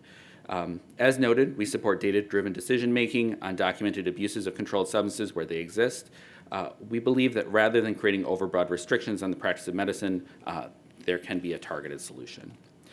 Turning to more specific recommendations, when considering a rigorous special registration process that allows the prescribing of telehealth without an in-person visit, DEA should consider the ability to streamline implementation of that registration process alongside the existing DEA registration in order to eliminate regulatory burden for both DEA and practitioners. One example of this would be the use of a single special registration number in conjunction with the appropriate regular DEA registration number to prevent pharmacies and others from having to store multiple special registration numbers for prescribers. Building on this thought, the ability to have the special registration clearly cited on prescriptions issued from a telehealth visit, along with the appropriate regular DEA number associated with the state where the patient is being treated, would help address pharmacy-related barriers to medication access. As has been noted today, there have been widespread documentation of pharmacies hesitating to fill controlled substance telemedicine prescriptions as the public health emergency has come to an end. And we believe that consistent documentation, clearly endorsed by DEA, will resolve many of the concerns that have led to additional barriers to patients receiving access to their medications. While documentation is important, we do want to note that DEA should take care to maintain the confidentiality of a telehealth prescriber's home address, noting that many practitioners work from home today, and release of this information would create a safety risk for the healthcare provider and their family if released publicly in any way. Prescribers should be allowed to use a prescribing address that may be a physical practice location or a corporate address if appropriate. As also discussed today, DEA should work to partner with the CDC, states, and others to obtain telemedicine-related data that may be reported to a PDMP. We think that would strengthen the work. With a strong registration in place, we believe it would be appropriate for DEA to continue its flexibility when it comes to individual registrations for each state where a provider prescribes to patients. We think this special registration framework in particular would be ideal for addressing multi-state telemedicine provider registrations, and we request that the DEA offer additional clarity and streamline how providers with a multi-state practice can meet registration requirements efficiently. Finally, I do want to flag that DEA must allow an appropriate amount of time for the healthcare industry to make system updates and accommodate for the final rule and promote ongoing compliance.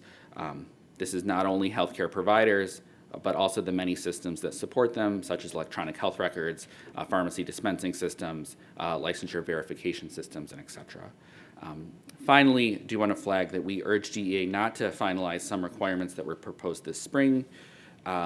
Specifically request that you do not finalize any provision that requires an in-person visit prior to the delivery of a telehealth visit. The primary challenge with an in-person referral mandate is the limitation it creates for millions of Americans seeking treatment for a condition for which there are significant barriers to access. These can include stigma, provider shortages, long distances to see providers, and many other barriers. There is no reliable guarantee that patients who found access to care through telehealth over the last few years will be able to obtain a meeting with an in-person practitioner who was able to make an examination and referral. Please do not omit Schedule 2N non-narcotic substances from the rulemaking.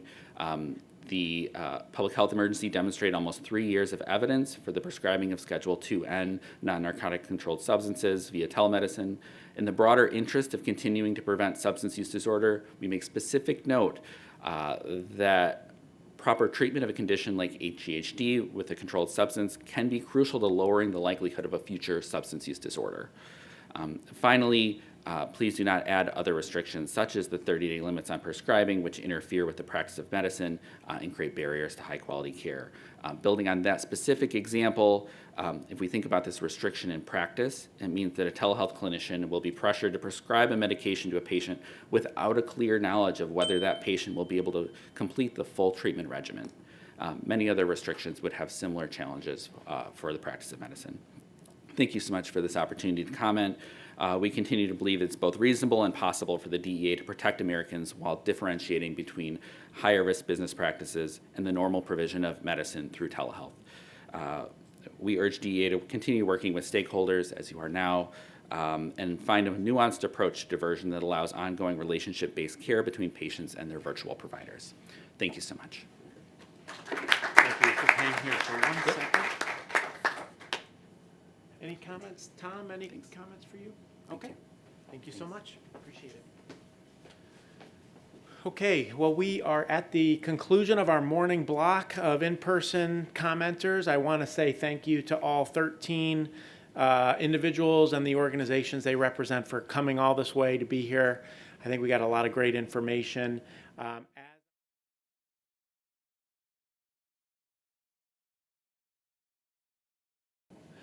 We have our panel back here with Assistant Administrator Provoznik and Administrator Milgram. Thank you all for joining us. And as I mentioned at the outset, we are now going to begin a virtual block of comments. So as I started saying earlier today, I believe we have up to 17 virtual presenters. I'm told we will have a total of 14, or at least at this point we have 14 confirmed. And I am going to basically be sitting here as moderator, but most of the comments and the conversation will be coming and being displayed on the screen here. And we'll do just like we did earlier. At the end of our virtual commenters' remarks, We will pause and give Administrator Milgram and Assistant Administrator Provoznik the opportunity to ask any clarifying questions. So without further ado, let me now call up virtual presenter number 1. Thank you. Hi, my name is Elizabeth Linderbaum, spelled Elizabeth Elizaveth, last name Linderbaum, Lin, D as in dog, ER, B as in boy, and AUM as in Mary. I am with the National Association of Community Health Centers, otherwise known as NAC. So I just want to say thank you so much for selecting us to discuss the importance of teleprescribing and how it decreases barriers to accessing crucial medications for the vulnerable patients that health centers serve. Just a bit about NAC. NAC is the National Membership Organization for Federally Qualified Health Centers, also known as FQHCs or health centers. Health centers are federally funded or federally supported nonprofit community-directed provider clinics that serve as the health home for 31.5 million people, including 1 in 6 Medicaid beneficiaries and over 3 million elderly patients. It's the collective mission and mandate of over 1,400 health centers across the nation to provide access to high quality, cost-effective primary and preventative medical care, as well as dental, behavioral health, and pharmacy services, and other enabling or support services that facilitate access to care to individuals and families located in medically underserved areas, regardless of their insurance status or ability to pay. We see teleprescribing as a health equity issue. It really helps reach patients who otherwise may have difficulty obtaining a prescription inpatient due to social drivers of health. Health centers serve some of the most vulnerable people. 66% of health center patients are at or below the federal poverty level, the FPL, and 90% live under 200% FPL. Additionally, 80% of health center patients are uninsured or publicly insured. Furthermore, health center patients have always had complex care needs, and these needs have grown increasingly complex in the past few years.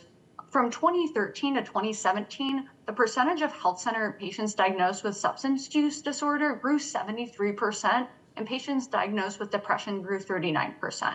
We see access to medications to help treat conditions like these via telehealth as a lifeline for these health center patients. Teleprescribing is also a harm reduction strategy. For example, when discussing substance use and readiness to change, we see the best time to intervene is when the patient is ready, not when they can get a ride to the clinic. If the goal is to minimize risk associated with use such as HIV, hepatitis C, syphilis, or overdose, then allowing individuals to have access to the prescription without additional barriers to engagement is very important. So both adults and children were able to continue accessing medically necessary controlled substances via telemedicine by waiving the requirement that the patient have a prior in-person visit, regardless of their location during the PHE. And we were very supportive of that. And I just want to echo some of the comments that we put in our previous comment letters, that NAC is concerned about the potential negative impact that an in-person medical evaluation requirement may have on a patient's ability to receive subsequent prescriptions and their ability to maintain continued access to necessary controlled medications. We see the in-person requirement potentially affecting and impacting myriad types of patients that health centers serve. For example, patients who face transportation barriers, parents with young children at home, older adults, patients who started on a controlled substance during the pandemic and then subsequently became bedridden or homebound, unable to come to the clinic for care, people with disabilities, and people experiencing homelessness. All of these patients can face significant obstacles to meeting that in-person requirement, and NAC is concerned about the negative health implications of that proposal. We also think that an in-person requirement could affect some special populations that health centers serve. For example, health centers that serve the LGBTQ population, they often report that these individuals come from outside of their service area to seek services from the health center via telehealth because in their community, there's a lack of access to affordable services that truly take into account the unique clinical needs of the LGBTQ population. This in-person requirement could create disruptions in care for patients who choose a certain health center based on the services available, which may not be located in close proximity to them. Having an in-person requirement could also negatively impact the healthcare workforce, which is already struggling to recruit and retain staff. NAC released a recent survey that found that 68% of health centers lost between 5 and 25% of their workforce in early 2022, with a majority citing financial opportunities at a large healthcare organization as the main reason for departure. Health centers have reported extreme difficulty in retaining behavioral health staff like psychiatrists and licensed clinical psychologists, and many health centers have tried to fill the gap by utilizing telepsychiatry providers for psychiatric needs. Even so, some health centers have reported a limited supply of psychiatric prescribers, resulting in longer wait times for patients to see prescribers. We also think that this having an in-person requirement could disproportionately impact the workforce for health centers and their patients, specifically in rural areas. Nearly 400 health centers operate 5,600 service delivery sites in rural communities, and health centers serve 1 in 5 Americans living in these rural communities. Many providers live in major cities and they're unable to physically travel to these remote cities, and therefore they see their patients via telemedicine. Rural providers also use telehealth to form partnerships with providers in urban or larger cities to expand their networks to reach more patients. By enforcing in-person requirements, many patients might not be able to continue seeing their providers, especially in regions with less access to care. For instance, one state primary care association told us that 40% of their health centers have their main site located in rural areas, and we see that it's very critical that health centers are able to maintain their ability to provide care to the most vulnerable patients and use telehealth to meet the patient's needs in the least burdensome way. The in-person requirement could also increase wait times for appointments. The average wait time for a physician appointment across the country is 26 days, with specialty medical appointments with an even longer wait list for in-person appointments. And these wait times could result in more patients going without proper assessment and treatment because of an in-person requirement, and that could likely add to the burden on the hospital systems. Patients may seek treatment in different forms, such as emergency rooms and urgent care centers, where their needs will most likely not be met. We really appreciate the DEA's time and consideration of our comments. For health center patients, the ability to access vital controlled substances via teleprescribing really enhances health equity by breaking down barriers to care and better meeting patients where they are. Teleprescribing flexibilities given during the pandemic really ensured continued medication regimen and care plan, and ensured that care plans were not abruptly disrupted, and we hope that this can continue. Thank you so much for the opportunity to speak, and I'm very happy to answer any questions. Okay.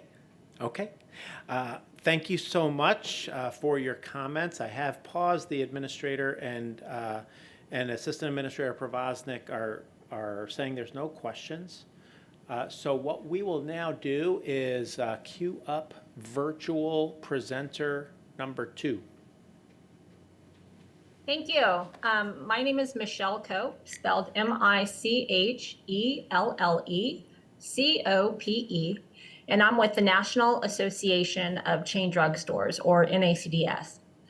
NACDS represents chain pharmacies that operate as traditional drugstores, supermarkets, and mass merchants with pharmacies. Chain pharmacies operate over 40,000 pharmacies throughout the nation and fill over 3 billion prescriptions yearly. Thank you for the opportunity to share NACDS member perspectives related to telemedicine prescriptions.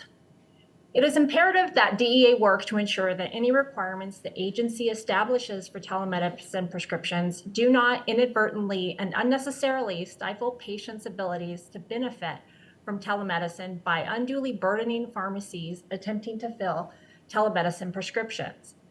Any new or special requirements for controlled substance prescriptions issued via a telemedicine encounter must be workable for pharmacies to implement. NACDS previously submitted comments to DEA on the NPRMs addressing telemedicine prescribing.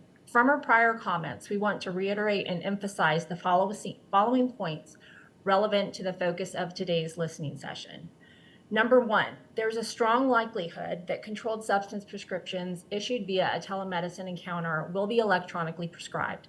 Thus, DEA must provide adequate time for system vendors, practitioners, and pharmacies to update their EPCS systems to accommodate any new information that DEA might require on a telemedicine prescription, such as a special prescriber notation or, as we've heard referenced today, a special new DEA telemedicine prescriber registration number. Such an endeavor will require coordination across the entire healthcare system and will likely take years to complete. Number two, DEA must make it clear that any requirements for practitioners related to prescribing via a telemedicine encounter do not increase obligations under pharmacists' corresponding responsibility. Pharmacies don't have access to prescribers' electronic medical records or progress notes to verify prescriber compliance with all of DEA's standards for telemedicine prescription. Anecdotal reports indicate it can sometimes be difficult for pharmacies to contact telemedicine prescribers at the number listed on the prescriptions, which sometimes leads to an automated message advising pharmacies to fax in any questions. Number three, DEA should allow telemedicine prescriptions for all Schedule 3, 4, and 5 and should not impose any limitation based on a status as a narcotic versus a non-narcotic drug. This might lead to confusion among healthcare providers, which is unnecessary because controlled substance schedules are already stratified by risk. For today's listening session, DEA asked for feedback on number one, what pieces of data to include or exclude if pharmacies are required to collect, maintain, and or report telemedicine prescription data to DEA, and number two, what data pharmacies already report to federal and state authorities, insurance companies, and other third parties. With respect to any potential requirement for pharmacies to report telemedicine prescription data to DEA, we have significant concerns with DEA imposing such a requirement on pharmacies. Any requirement for pharmacies to report telemedicine prescriptions to DEA would be administratively burdensome, requiring pharmacies to shoulder the burden of weeding through and supplying DEA with prescription data that DEA will presumably use for practitioner investigation and enforcement purposes. Furthermore, requiring pharmacies to report telemedicine prescription data to DEA would be akin to DEA establishing and maintaining a national data repository for telemedicine prescriptions, much like a nationwide PDMP. If this is DEA's intent, we ask DEA to clarify the agency's statutory authority for such a requirement. To support DEA's investigation and enforcement activities, we think the agency should follow the same processes it uses to investigate and enforce with prescribers who issue controlled substance prescriptions to patients on the basis of an in-person encounter. However, if DEA remains intent on relying upon pharmacy data for its enforcement efforts and requires additional information to identify prescribers issuing telemedicine prescriptions for its investigation and enforcement purposes, then NACDS recommends that DEA develop a separate special registration for practitioners that is used only when prescribing a controlled substance via a telemedicine encounter. Additionally, DEA should require that the transmitted prescription information clearly identify any affiliated telehealth entity.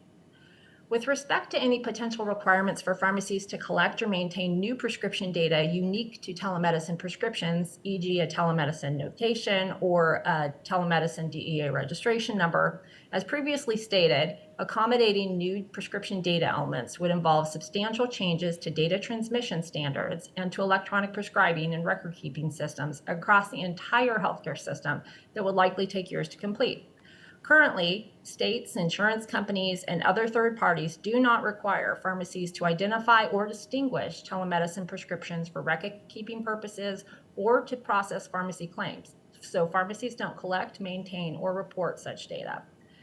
Electronic prescribing and record-keeping systems changes would be needed to support this. With respect to telemedicine prescriptions issued electronically, we've now mentioned several times that systems updates are needed to facilitate the distinction or notation of a prescription issued via a telemedicine encounter. This topic gets very weedy and technical, so for the sake of time and clarity, I'm going to refer DEA to NACDS's past comments on the 2023 NPRMs for telemedicine prescriptions that really kind of dig into this. And I'd also encourage DEA to consult with the National Council for Prescription Drugs Programs.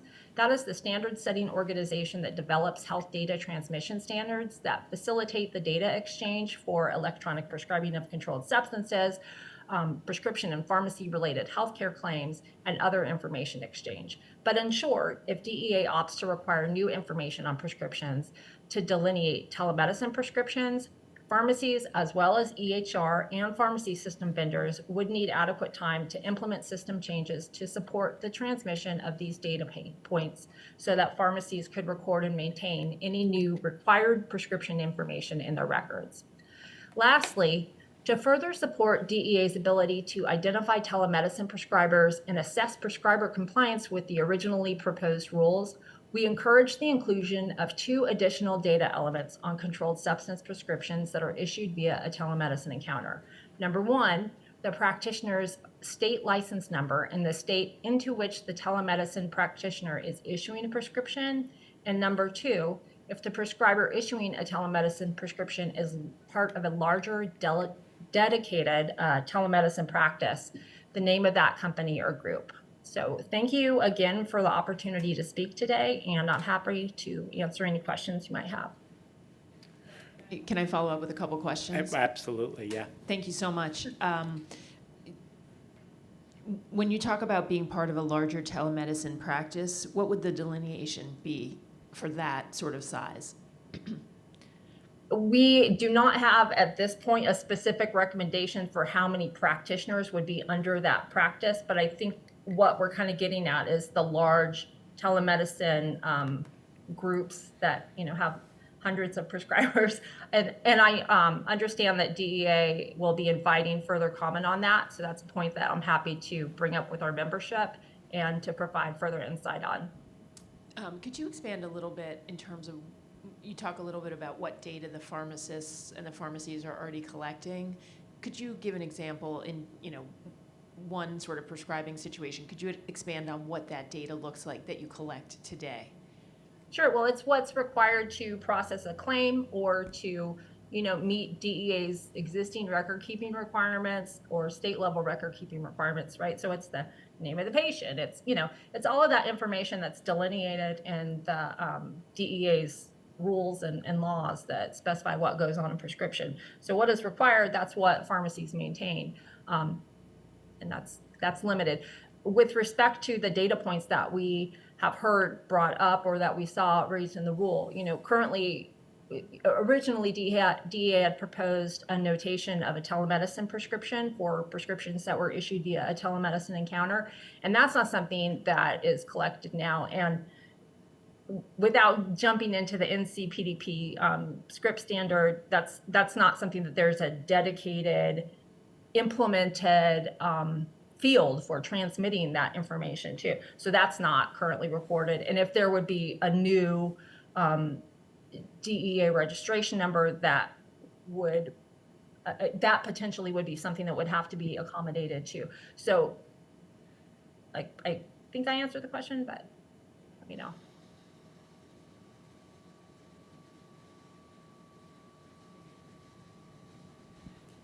Yeah, could you just, what data is there? I know the administrator just asked this, but a little bit aside, what data is there that could currently be used to leverage to identify this? Sure. So I did cut that out, but I'm happy to jump into that. So what exists now is, and we're thinking like in terms of the e-prescribing, right? Because most of this is going to very likely be an electronic prescription since it's not an in-person encounter. But what could be used now and immediately is the prescriber place of service and the usage of last office visit. But that being said, that's not something that's commonly sent to pharmacies. The standard exists and that can support the transmission of that information. But EHR systems, prescribers' EHR systems are going to have to be updated to transmit that. It's a whole sort of trickle down effect. So the standard has something to support it, but it's not commonly sent. And I don't believe that many prescriber systems are set up to send it just now. So. Okay, Michelle, thank you so much for your comments, and I will now go to virtual presenter number 3. Good afternoon, Administrator Milgram and Deputy Assistant Administrator Provoznik, DEA representatives and leaders. My name is Dr. Sterling Ranson, spelled S-T-E-R-L-I-N-G-R-A-N-S-O-N-E. I'm a practicing family physician in a small clinic located in rural Deltaville, Virginia, on the coast of the Chesapeake Bay. I'm the immediate past president and am serving currently as the board chair of the American Academy of Family Physicians, or AAFP. I'm honored to be here today representing the 129,600 physician and student members of the AAFP. Family physicians provide comprehensive, person-centered primary care to patients across the lifespan, forming long-standing relationships with our patients and serve them across all practice settings. We are often our patients' first call for chronic care management, acute illness, emergency care, and increasingly mental health concerns. Our training and uniquely broad scope of practice enables us to be responsive to the needs of our patients, their families, and our communities, including offering telehealth visits and providing treatment for opioid use disorder, or OUD. During the COVID-19 pandemic, family physicians like me found that telehealth services helped us improve access to care for our patients by removing transportation and other barriers that prevented them from getting in to see us in the office. The long-standing relationships I have with my patients have enabled me to determine whether a telehealth or an in-person office visit was most appropriate for their conditions, such as when a patient needs hands-on care, or a new or renewed prescription for a controlled medication. Unfortunately, we also have observed how appointments conducted by telehealth companies without these pre-existing relationships led to fragmentation of care and at times lower quality care. That's why the AAFP recommends permanent telehealth prescribing regulations that prioritize established patient-physician relationships while also facilitating equitable access to care for our patients, millions of whom live in health professional shortage areas and are facing months-long waits for chronic disease management via an in-person appointment. To achieve this, we strongly recommend that DEA not impose additional telehealth prescribing restrictions for controlled substances on physicians who have already established a patient relationship through an in-person visit. As family physicians, we want to support our patients by providing them time and flexibility to overcome issues caused by transportation, cost, childcare, stigma, distance, and other barriers to treatment. Many of my patients are quite elderly and find it difficult or physically painful to visit the office. Telehealth has allowed them to receive the care that they need with the physician they trust in the privacy of their own home. A majority of my current telehealth visits are in the behavioral health sphere. It allows me to visit the patient at home, at work, or in their school dormitory. It allows me a peek at their social situation as well, so I can give better care and maintain the important bond between the patient and their physician as they heal. I call telehealth the house call of the 21st century. It's vital for the DEA to partner with us in supporting our patients' access to care, and telehealth prescribing is key to maintaining that access. Second, DEA should allow prescribers to manage a known patient's condition via telehealth for 6 months before requiring an in-person exam. Family physicians believe 6 months of telehealth-only prescribing of Schedule 3 through 5 medications achieves the appropriate balance of facilitating access to care and protecting patient safety. With long appointment waits in many communities like mine, a shorter time limit will create operational challenges for physician practices and for patients alike, and ultimately exacerbate health disparities. Third, we recommend DEA permanently allow telehealth-only prescribing of buprenorphine for the treatment of opioid use disorder. Studies conducted during the public health emergency found that telehealth prescribing of buprenorphine improved treatment access and retention, as well as improved patient satisfaction while reducing illicit opioid use.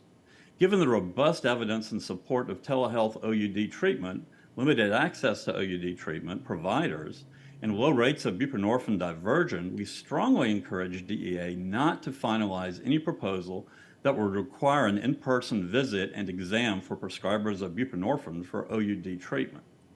As family physicians, we stand with the Biden administration in strongly supporting expanded access to OUD treatment through telehealth. Finally, we urge DEA to focus on addressing diversion and improving oversight of telehealth companies instead of imposing complex, burdensome regulations on physicians. While we have advocated to permanently expand coverage and payment for telehealth services and strongly support our patients' ability to access telehealth services from their usual source of care, the AAFP has also repeatedly shared concerns that services provided by direct-to-consumer telehealth companies may drive care fragmentation and pose significant patient safety risks. Most helpful for family physicians would be increased agency oversight on telehealth provided by companies that are not a part of a patient's usual source of care. Better, more targeted oversight will be more effective than burdensome reporting mandates and duplicative licensing requirements for telehealth prescribing of controlled medications within an established patient-physician relationship. Physicians are already overburdened, particularly in small and rural practices like mine, and we encourage DEA to work with other agencies to harmonize licensing requirements for prescribers. We urge DEA to focus its efforts on addressing diversion and stopping bad actors through law enforcement activities, not healthcare regulations. In closing, family physicians are uniquely positioned to safely offer comprehensive care that integrates telehealth as a tool to help us provide better care without additional burdensome requirements that prevent us from serving our patients as they need or risk negatively impacting their outcomes. We look forward to partnering with DEA to uphold safe prescribing practices and to ensure patients' continuous, equitable access to care after the PHE era flexibilities end. Thank you for the opportunity to provide this testimony. I look forward to answering any of your questions. Tom or Ann, all set? Yep. Yeah, Doctor, thank you for your testimony. I have a question in regards to what your experience has been with audio only or two-way. So the biggest thing that I've noticed is a lot of my older patients, especially those over 75, when we do a video teleconference or a video visit, almost all of them have either an assistant, a caretaker, or a family member to help them work the technology. Audio-only telehealth services for my practice have been, and the ability to be paid for those services has been a boon because most of my old folks know how to use a telephone. Unfortunately, they don't feel as comfortable using a computer and video available services. So I have used quite a bit of audio-only telehealth services. The other problem is where I am, many of my patients don't have broadband access. And in order to access some of the more advanced telehealth services and my electronic health record, they can't get in because they don't have broadband access. So availability of a telephone really has allowed me to reach them. For my practice, most of my patients I've known for 20 to 30 years. And when I speak with them on the phone, I can get a lot just telling how they are over the phone.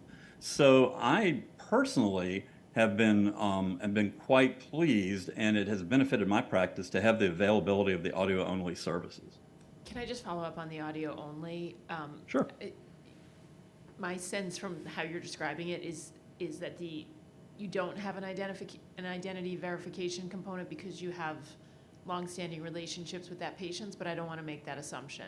Is there an ID? That's true for most of my patients. Most of these folks, when I do audio only, they're folks that I know, and usually I know their voice or I know their family members and things like that. As far as proving identity when we speak, most of mine is experience. I would have to defer to the AFP for any other physician's experience for those who don't have these longstanding relationships.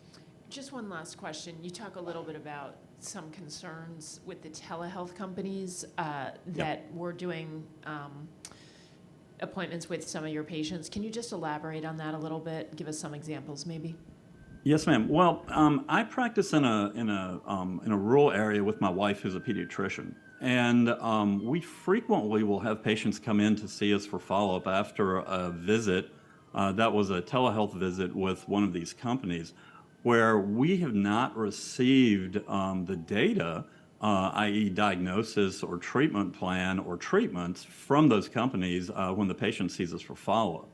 Very frequently, for something that might be a viral infectious disease, we'll see these folks coming in on antibiotics or other substances, which we personally wouldn't have used because we know these patients and we know how, we know the things that they get and where they've been. And plus, we know the bacteria that are in our area. We know the sensitivities and resistances of folks in our area. Or of the diseases in our area, which from folks who aren't in this area might not know it. So the biggest concern is probably the fragmentation of care. Unfortunately, when patients come in and I ask, well, what did they do? Well, they put me on a white pill. Do you have it with you? Usually they don't bring it, and then I'm scrambling trying to figure out what medication they were placed on, so that I don't do harm by prescribing a medication that might interact with the drug that they've been given, and I don't have the data to know what it is that the patient's been treated with. So that fragmentation of care has been quite concerning for us. Great. Thank you, Dr. Ransone. And I am just going to add, as just a point of clarification, I know Administrator Milgram mentioned it at the outset, and it just deserves an assurance that we provide in clarity. Dr. Ransone had specifically been talking about his experience as a family medicine practitioner in his rural community, where he knows and has treated many of those patients in person in the past. Our telemedicine regulations were seeking to create a situation where that in-person medical evaluation had not previously been coordinated. So I just want to throw that out there, that in the instance of an existing patient that a doctor is treating, once that in-person medical evaluation or that in-person treatment has been established, which could have been years back or relatively recently, the requirements of what we were proposing in our regulation would not exist because that in-person relationship's already been established. Okay. With that, let me pull up virtual presenter number 4. Good afternoon. My name is Anna Kesick, and that's ANNAKESIC, and I am the CEO of Empower, located in Florida. We are a nonprofit behavioral health organization in operation since 1994. We serve over 9,000 individuals a year in our various programs, and I have been blessed to be in this role of the organization over the last 15 years. Empower's primary care client base consists of Medicaid recipients and members of the uninsured or the underinsured population. Our goal is to provide access to quality treatment for those in need of behavioral health services. It is well documented that if patients have telehealth access to behavioral health care, they are more likely to initially engage in treatment and more likely to remain in treatment. Since the inception of telehealth treatment at Empower Psychiatric Clinic, patient appointments have more than quadrupled in number. Within the first year alone, its 60% pre-telehealth no-show rate for in-person dropped to 12% via virtual telehealth. Empower has built a very robust and safe telemedicine practice, which is predicated on clinically sound treatment and a fully compliant face-to-face secured virtual platform. With over 210,000 telehealth services conducted since the PHE in 2020, Empower considers itself experts in this health psychiatry in the state of Florida, and many of our state employees and telehealth associations agree with that. Telehealth treatment has exponentially increased each year. Please let me provide you with some of our statistics. We are currently serving 489 individuals that are underinsured or underinsured in our clinic. For all of our funders from April 1st through August 31st of this year, the agency provided 8,177 psychiatric services, of which 7,539 were medication management and 638 were psychiatric evaluations.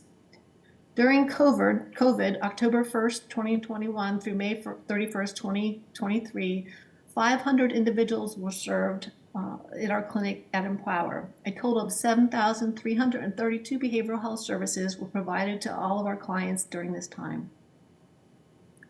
Nationally, prior to the COVID-19 pandemic, less than 1% of all behavioral health visits were performed via telehealth. However, in the second quarter of 2022, that number rose to 32.8%, and in the same quarter, 63.8% of all telehealth visits were for behavioral health.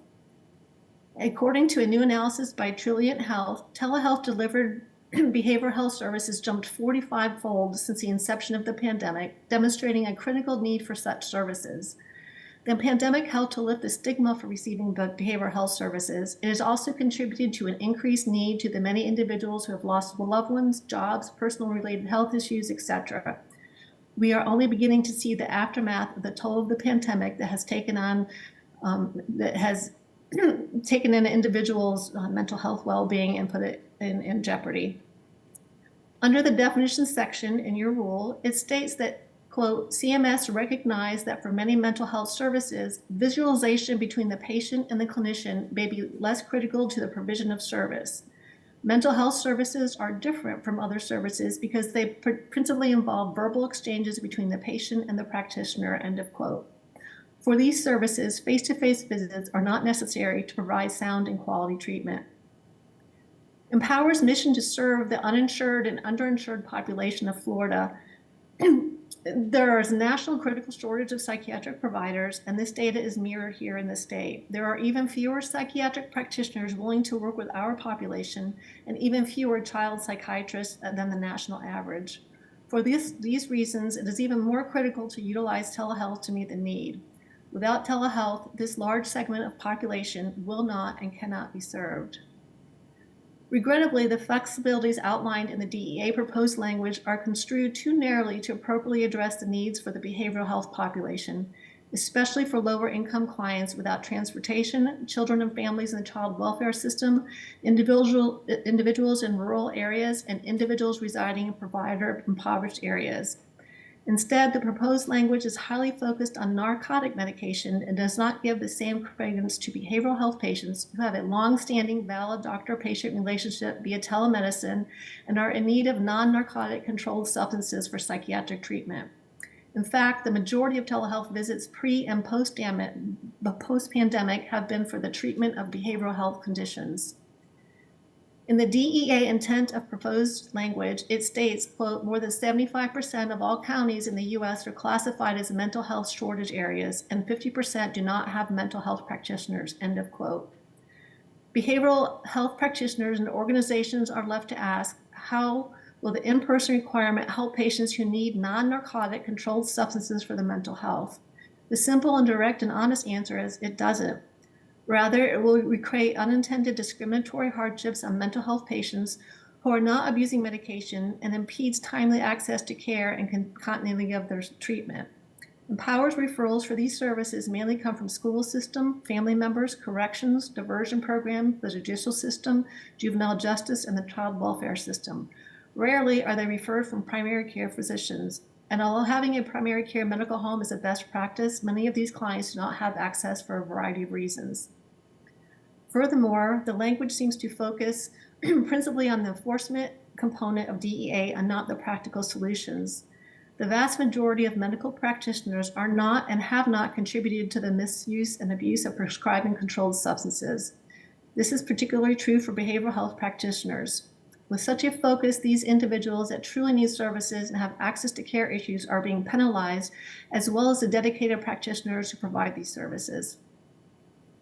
Behavioral health providers propose that an exception be made for the prescribing of Schedule II non-narcotic medicines for the treatment of ADHD and Schedule IV substances for the treatment of anxiety. In fact, because of our advocacy at Empower, the State of Florida Board of Medicine recognized the importance of this and in March of 2017 enacted the following language, and I quote, controlled substances shall not be prescribed for the use of telemedicine except for the treatment of psychiatric disorders, end of quote. The DEA intent of proposed language states that the Ryan-High Act, or RHA, intended to address the threat to public health safety caused by physicians who prescribe controlled medications via the internet without establishing a valid doctor-patient relationship through such as fundamental steps as performing an in-person medical evaluation of a patient. It is important to point out that when the RHA was implemented initially, telehealth did not exist as it is at all today. In fact, it's vastly different. This is especially true for behavioral health providers. The proposed language is overly focused on opioid use disorder and does not consider mainstream psychiatry and the essential need for non-narcotic Schedule II and Schedule IV medications.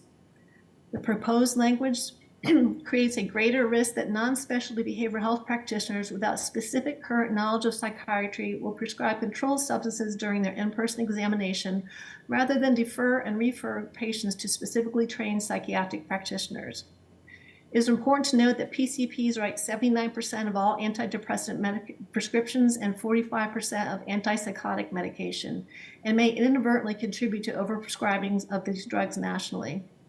In summary, longstanding nonprofit organizations such as Empower have been the backbone of behavioral health treatment for the uninsured and underinsured for years. We have figured out how to do it best and to meet the needs of those populations to keep them safe out of higher levels of care and ensure they have access to the services they need to live their best quality of life. Empower has always done that and will continue to prioritize quality while working to eliminate unnecessary barriers to care. For these reasons, Empower is here requesting that the DEA carve out an exception to the face-to-face requirement for behavioral health services in which non-narcotic controlled substances are prescribed. We ask that there be a provision in the rule that allows for telehealth behavioral health entities to be vetted, particularly longstanding practices and nonprofit organizations, and be exempt from the in-person requirement. I thank you very much for your time, and I'm happy to answer any questions. Okay. Thank you, Anna. We actually have just been told there are no follow-up questions. So we will now move on to virtual presenter number 5. Okay. Hello, my name is Dr. Robin Plumer, spelled R-O-B-I-N-P-L-U-M-E-R, and I'm an end-of-life physician in New Jersey. When I first heard about the proposed restrictions regarding the prescribing of controlled substances by telehealth, I was extremely alarmed, and my first thought was, wait, I think they forgot about the end-of-life community. Individuals who are at the end of their lives often rely on controlled substances to relieve what can otherwise be debilitating pain and unbearable shortness of breath. As a hospice physician, my patients rely on me to be able to prescribe these medications in a timely manner, and I rely on telehealth to help care for them. Deeply concerned for my patients' access to the medications necessary to relieve their suffering, I, along with representatives from Death with Dignity and the Completed Life Initiative, went to DC in April of this year to advocate for the judicious use of telehealth to prescribe controlled substances for end-of-life patients. We visited the DEA headquarters in DC to personally deliver boxes containing over 10,000 letters from concerned members of the end-of-life community regarding this issue. These letters represented 25% of the total letters sent to the DEA asking for reconsideration of the proposed rule. Clearly, there are many highly concerned end-of-life practitioners, patients, caretakers, and loved ones who realize just how devastating the DEA's proposed regulations and the loss of telemedicine would be to this vulnerable group of patients. I am uniquely positioned to appreciate the DEA's intention to implement safer prescribing practices for controlled substances amidst the opioid epidemic, as I was an emergency physician for 30 years before shifting my practice to end-of-life care. As an ED doctor, I saw firsthand the devastating impact of opioid misuse, abuse, and dependence, and I applaud the DEA for trying to develop strategies to address the opioid crisis and acknowledge the value of an in-person clinical assessment when prescribing controlled substances for the population at large. However, having spent the last 8 years caring for individuals at the end of life, I rely on opioids and other controlled medications to relieve my patients' suffering. These patients are often weak, homebound, bedbound, and they lack transportation to attend a clinic visit in order to obtain their needed medications. Hospice fills this role admirably by providing patient-centered care in the patient's home. Prior to the COVID pandemic, when I worked as a hospice medical director, the standard of care was that a hospice nurse would see a new patient in the community and then phone the hospice doctor to give a report about hospice eligibility and the patient's needs. Based on that, the doctor would order initial comfort care meds, which generally included liquid morphine and Ativan. Now, with the new proposed rules, the DEA is, perhaps incorrectly, sending the message to hospice patients and workers that they want to go backward and destroy the system that has served hospice patients for years. Not only are terminally ill patients a population not to worry about in terms of drug abuse or illegal activity, but they should never be forced to suffer extended pain and lack of access to necessary medications in their final days of life. Let me tell you a story about John. John was an elderly man suffering from severe pain in his abdomen and bones from end-stage cancer. He was bedbound, weak from being unable to eat, and short of breath from fluid in his chest and abdomen. He required oxygen to breathe. His wife, who was his primary carer, was herself frail and elderly and certainly would not be able to get him to a clinic visit. The ability to use telehealth so that I could assess his condition and prescribe the right medications to treat his symptoms has been an amazing advance to make both of their lives easier. Most people in such a situation would want this kind of patient-centered care in the comfort of their own homes for themselves or their loved ones. Mandating in-person visits prior to prescribing controlled medications in this unique population would create a devastating burden to these patients, and it would delay their ability to obtain these medications in a timely fashion. At worst, many individuals would go without the medications necessary to mitigate their pain and ease their breathlessness, and instead their last days would be devoid of comfort and dignity. Some hospices care for hundreds of patients, and this is and has been the model of care across the U.S. A change to the current procedure, requiring the hospice doctor to visit every new patient in person, would be completely out of the question due to the number of patients that would need to be visited. There are simply too many dying people and not enough doctors, especially in rural areas. Currently, in my own end-of-life practice, I am able to care for patients who live anywhere in New Jersey. Some are 3 hours away, and it would be impossible for me to spend 6 hours round trip to see a new patient in order to prescribe for them. Some of these patients live in rural areas where they would simply lose access to care if telemedicine were not an option. The terminally ill patients I care for don't just live in cities near major medical centers. We all know the challenges our healthcare system has in delivering quality care to rural areas. For the terminally ill, this problem is even worse, for they lack easy access to specialized physicians who can provide the care they need. Telemedicine has become so accepted in general medical practice since COVID that the thought of withdrawing this option seems like a giant step backwards. It certainly will not enhance compassionate care for terminally ill patients. Our goal as medical practitioners is to reduce suffering, and provision of needed medication is a huge part of this. This group of patients is at very low risk for abusing controlled substances and will undeniably suffer if we limit their access to pain-relieving medications. Their legitimate need for opiate medications at the end of life is not disputed by anyone in the medical community, and I hope that the DEA can protect this specialized population and exclude end-of-life providers from unnecessary and cumbersome restrictions.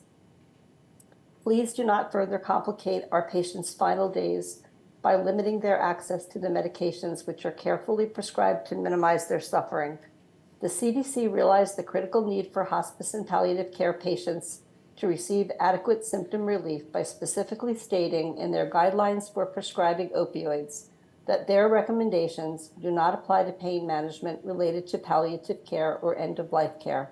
I hope the DEA will make a similar thoughtful exception to these well-intended proposals regulating controlled substances by excluding those individuals at the end of life. Thank you. Thank you, Dr. Plumer. Do we have any comments? Tom? Ann? Okay. Thank you very much. We will now move on to virtual presenter number 6.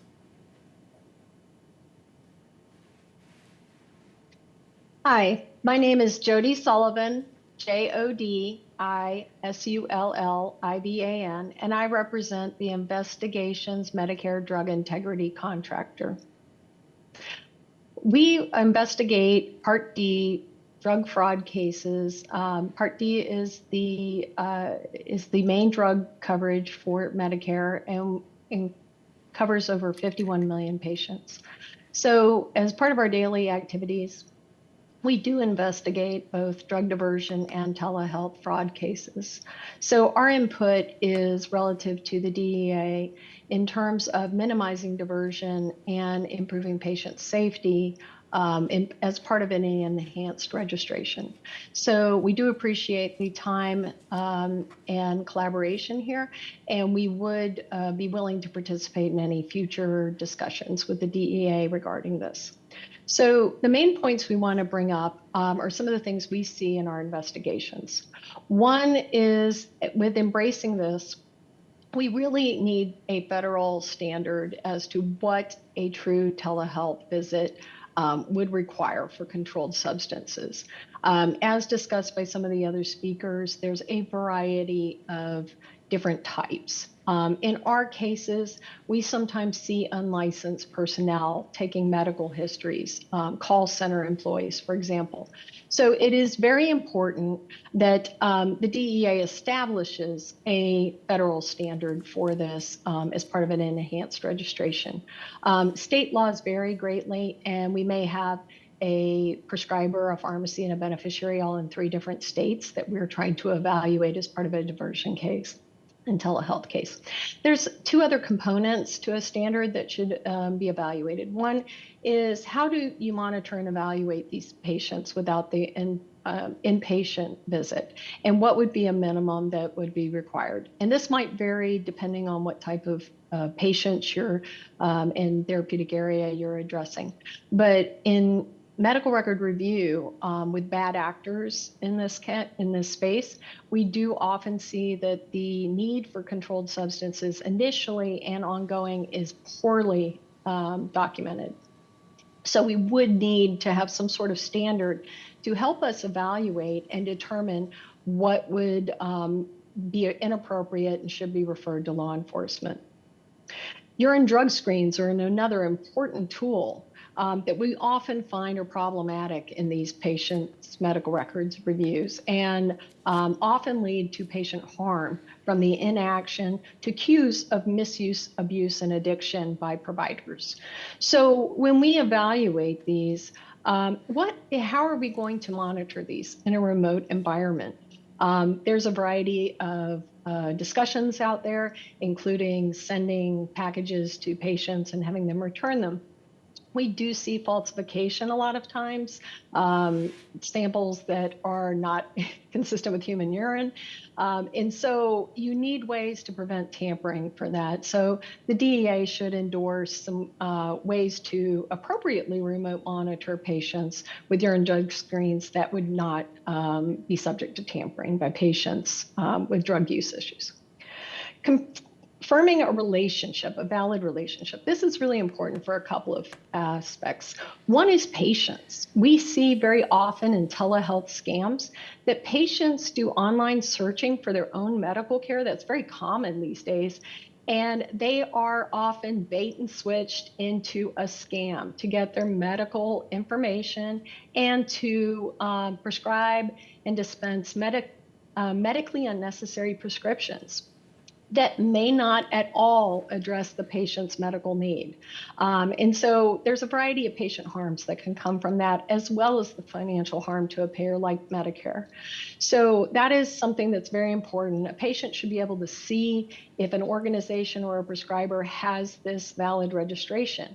Something like an internet page symbol or a national lookup where you could verify and say, my prescriber is enrolled and I know they're valid, as well as a way for a patient to submit a complaint.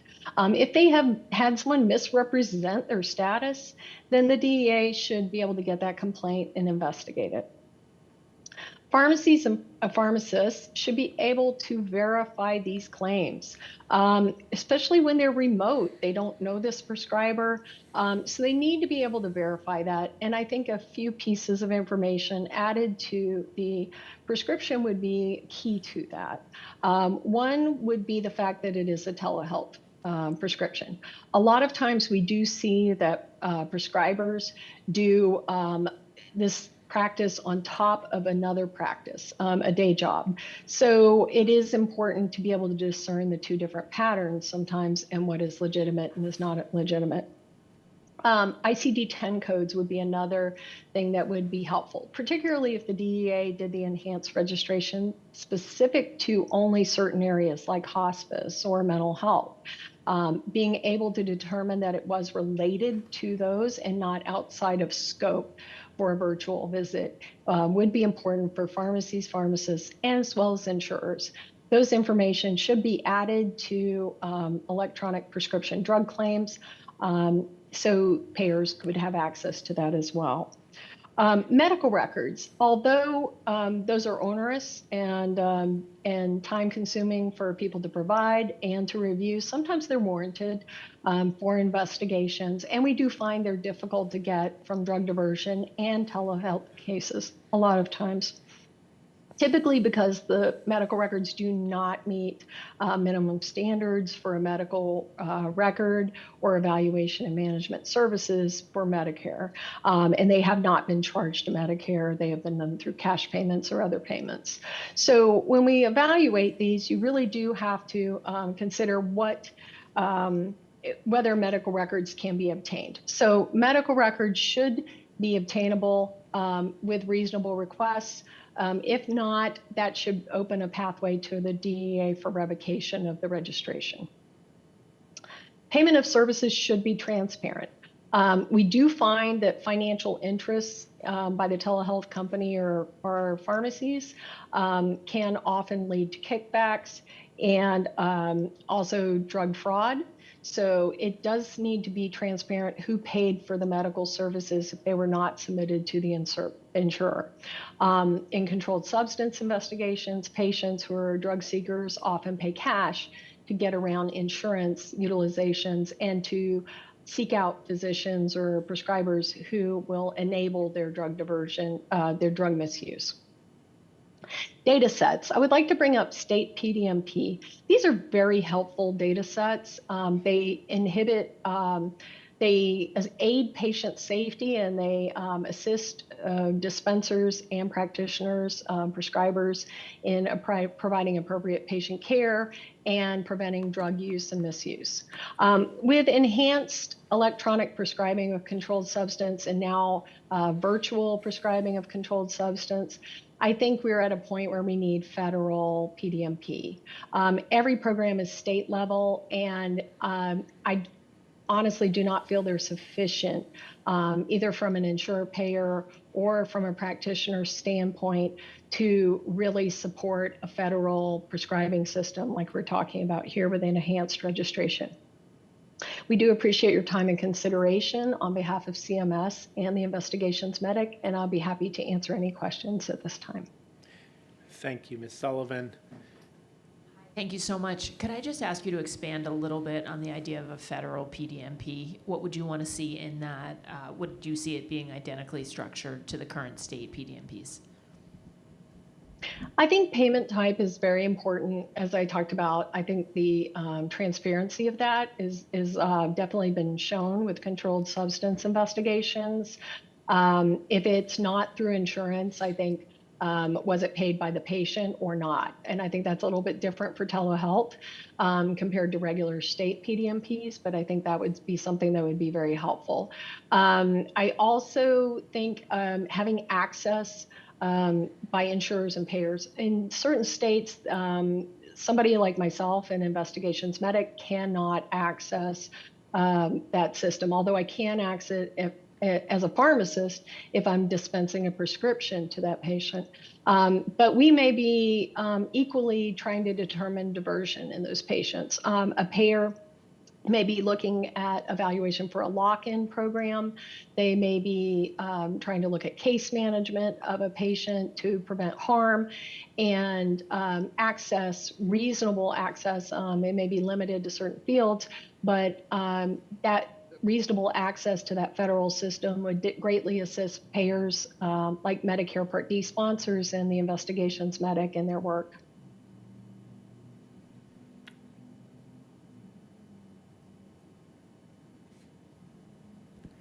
We've talked a lot about this morning and this afternoon about drug screening. Could you give examples of good things that you've seen with drug screening, how it's done, and also maybe some examples of where it's not been so good? Sure. So on the good side, I would say people who screen with some unpredictability, not just at a visit, but also random drug screens as well. You can do a sort of broad-based test, but you do want to go definitive for if you have abnormal results or atypical findings. So things where it's unexpected, you do not see the drugs prescribed in the urine, anything consistent with tampering of the urine or falsification of urine samples, as I was talking about. Those things should be acted on. And then also unexpected positive findings. So if there's illicit drugs, for example, I don't know if it's been mentioned in other talks, but many of the overdoses we see are with illicit drugs now. We've moved away a bit from a prescription drug overdose problem to one that contains illicit drugs. So many of the overdoses we investigate with medical records, facility records, and toxicology reports, as well as autopsies, do note illicit drugs such as methamphetamine, for example, or cocaine. So it's very important if a provider has seen that in a drug screening to act on it. It could save a patient's life. I hate to be overly dramatic, but that's absolute truth. On negative sides, what we see very frequently is failure to do any urine drug screens, or sometimes excessive drug screens where they're billed to Medicare, and there's also failure to act on any of the results. So we see that very often, or where people are turning a blind eye to multiple problems. We had a review recently where someone just kept noting, will reorder drug screen and then opine on results. And there was no changes to the prescription. And that patient was somebody who did overdose and did suffer harm because the misuse and abuse was not acted on by the prescriber. So the other thing is just ignoring those signs of tampering. I mean, a urine drug screen done by a lab will note if a sample is not consistent with urine, if the temperature was off, if the creatinine was off, if there was evidence of spiking, for example, where there's no metabolites of that drug. So it looks like they weren't taking it, they just inserted some in the urine. So all of those factors are noted by reliable labs. So that's something that if it's there, they should act on. And it is important to utilize a true lab test for some of those reasons, at least on occasion, even if screening is done in a more, in doctor's offices, for example, random dipsticks and things like that and everything. But you do need that full lab test to give you some of those information sometimes. Okay. All righty. Well, thank you, Ms. Sullivan. We are actually going to take a 10-minute break. So if folks need to get up and stretch their legs or use the facilities, please feel free. We will start and resume our virtual presenters, starting with virtual presenter number 7 at 1:57. Okay? Thank you.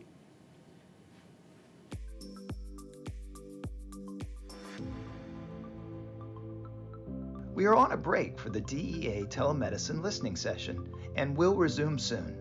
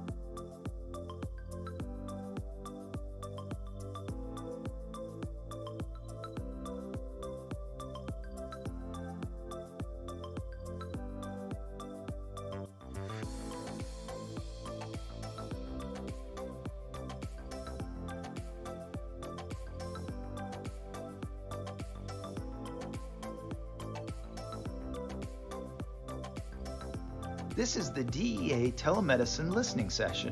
We're currently on a break. Thank you for joining us.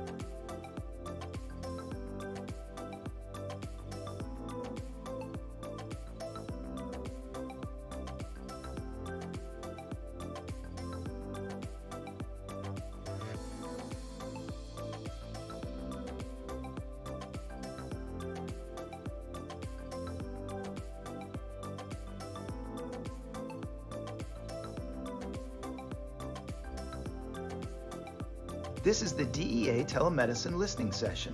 Thank you for joining us. We're currently on a break.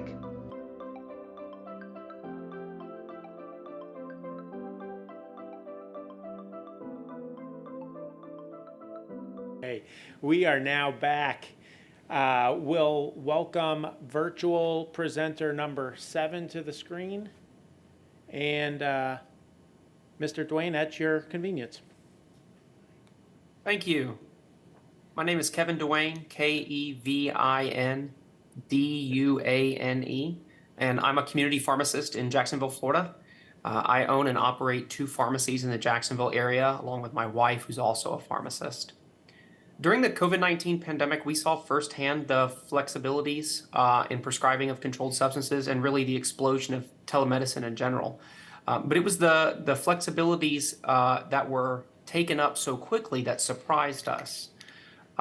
While we understood that the unprecedented situation called for loosening regulations to ensure that people could continue on with their medications, we also believe that the pandemic is well past us now, and we need to carefully strike a balance between our previous rules and regulations and the kind of Pandora's box that's been opened up now in the interim.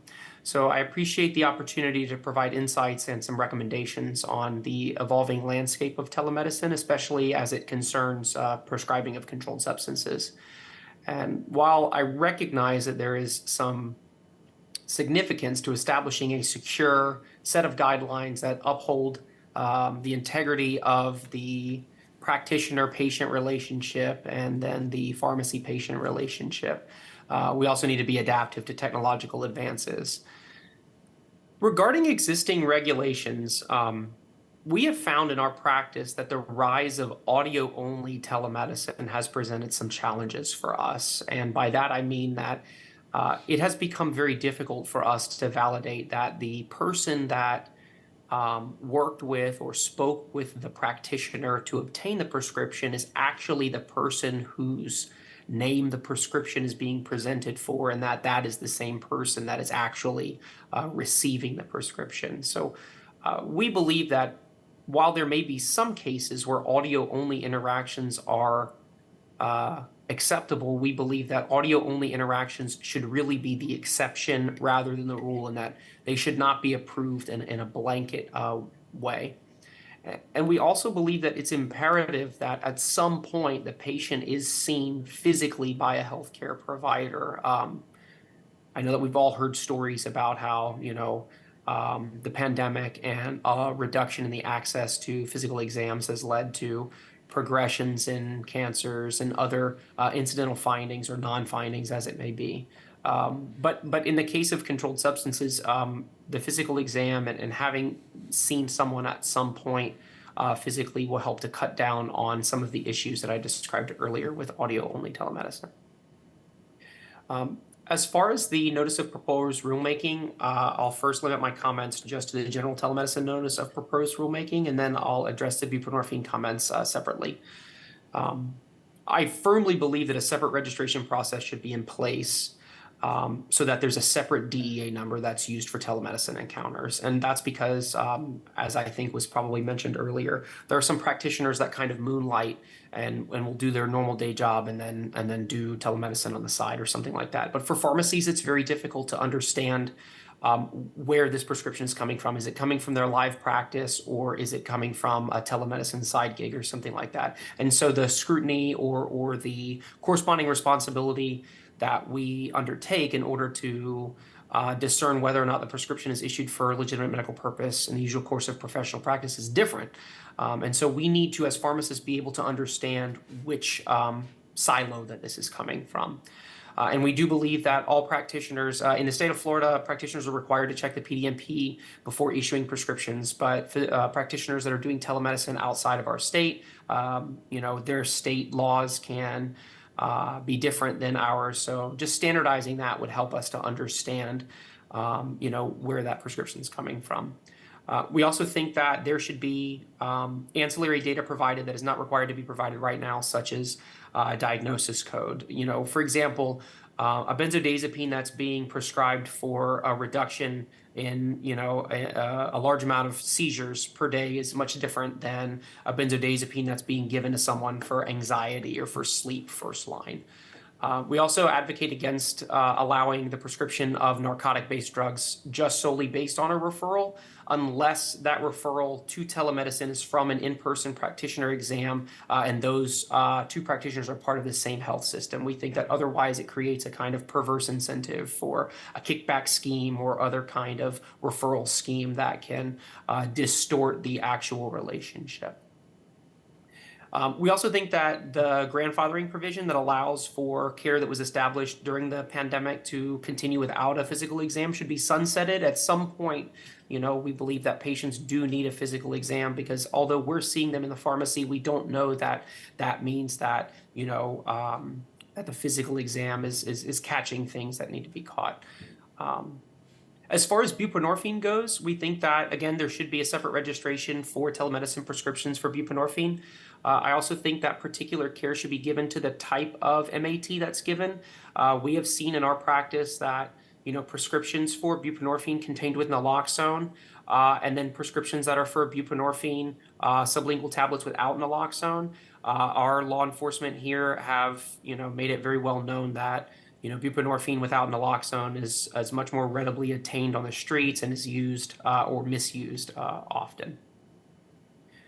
So telemedicine prescriptions, as far as some of the new questions that were proposed, should really be limited possibly to psychiatric evaluations if there's going to be no in-person evaluation at all. Or perhaps terminally ill patients or patients in hospice care. There's really, I can't see another scenario where Schedule II medications outside of psychiatric evaluations or terminally ill patients should be prescribed, especially not for conditions like chronic non-malignant pain. That's a huge problem that we've seen here in the state of Florida. I think that the DEA should require the collection and reporting from practitioners of demographic data, such as patient zip codes, patient ages. I think that way they would be able to quickly identify outliers and practitioners that may be, well beyond what a typical telemedicine practitioner is doing. Also recording things like the number of referrals or the number of exams that are done and then referred to by the same practitioner, telepractitioner set, and other types of patient-practitioner relationships would be helpful to identify certain patterns that may be indicative of diversion. And then I think documenting and reporting the number of telemedicine visits that practitioner performs that does or does not result in the prescribing of a controlled substance. And then I think that in the absence of the ability to compel PDMP data nationwide, that there should perhaps be voluntary disclosure of all practitioner prescriptions that are sent so that the DEA can use those to examine them and then look for any outliers. Supplying data to the pharmacies, I think, is very important because we are charged with this corresponding responsibility, but we don't often have or cannot easily obtain all of the data necessary to do that. I think that providing urine drug screen results when they're performed would be very helpful to pharmacies just to understand if there is a positive that shouldn't be there, or if there is a negative when a positive should be there. That helps us kind of understand where the patient is at in their therapy. And then to have a full and complete list of diagnoses codes. I have seen prescriptions that lack diagnoses codes. It's impossible for me to know whether it's for oncologic related pain, end of life related pain, or chronic non-malignant pain, acute pain versus non-acute pain. So the obligation to provide those will simplify the need for us to, and to streamline the ability for us to perform our corresponding responsibility when it comes to controlled substance medications. And then, of course, while Florida does require it, it does not require the practitioner to endorse to the pharmacy that they did check the PDMP. So we're kind of left in the dark as to whether or not they are performing, their part of their obligation. The last thing that I'll say is, we have seen a lot of fraudulent prescriptions come with the advent of electronic prescribing. We had hoped that electronic prescribing would lead to less fraudulent prescriptions, but it's just that the crime is getting more sophisticated. So understanding who we are looking at, especially when it comes to mid-level practitioners and practitioners like podiatrists and dentists, will help us understand where they are in their practice. And again, that separate registration will also help us to understand, what they do as far as telemedicine and a non-telemedicine portion. So I believe in closing that these suggestions do balance the need for innovation in healthcare, but also the imperative of patient safety and the prevention of drug diversion. Thank you for your consideration, and I'm happy to answer any questions that you all may have. Thank you so much. Just to follow up, could you expand a little bit on what type of fraud you're seeing with the electronic prescriptions? Yeah, sure. So, it's actually been very incredible to me. We've seen very sophisticated fraud where completely EPCS certified prescriptions are coming through. From what we understand, bad actors are obtaining credentials of DEA registered providers and then reaching out to electronic health record systems. I believe probably the breakdown is that the electronic health record systems are not rigorously enough vetting the persons that are purporting to be the practitioners. And so these bad actors are able to obtain credentials in the name of, most commonly I see mid-level practitioners and dentists, and then they use them to, send prescriptions to pharmacies.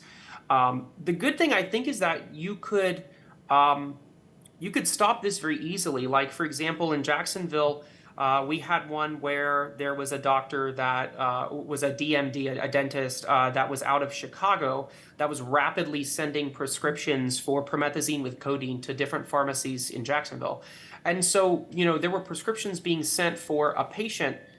From what we ascertained, 20 or 30 patients within the first hour of the day that pharmacies in Jacksonville were open. So it's like, anytime an EHR saw that kind of data, so rapid fire, different kinds of controlled substance prescriptions are the same for many different people, that should raise red flags. But it becomes more difficult for the pharmacy to determine whether or not those are legitimate prescriptions. Back in the olden days, we could tell, oh, this handwriting is much too neat, or this prescription looks photocopied or tampered with somehow. But, the prescriptions that we're seeing now are legitimate, quote unquote, prescriptions from EHR that pass all of the normal EPCS regulations because they're simply just issued. The credentials are to bad actors who have not been properly vetted that they are the practitioners that they say that they are.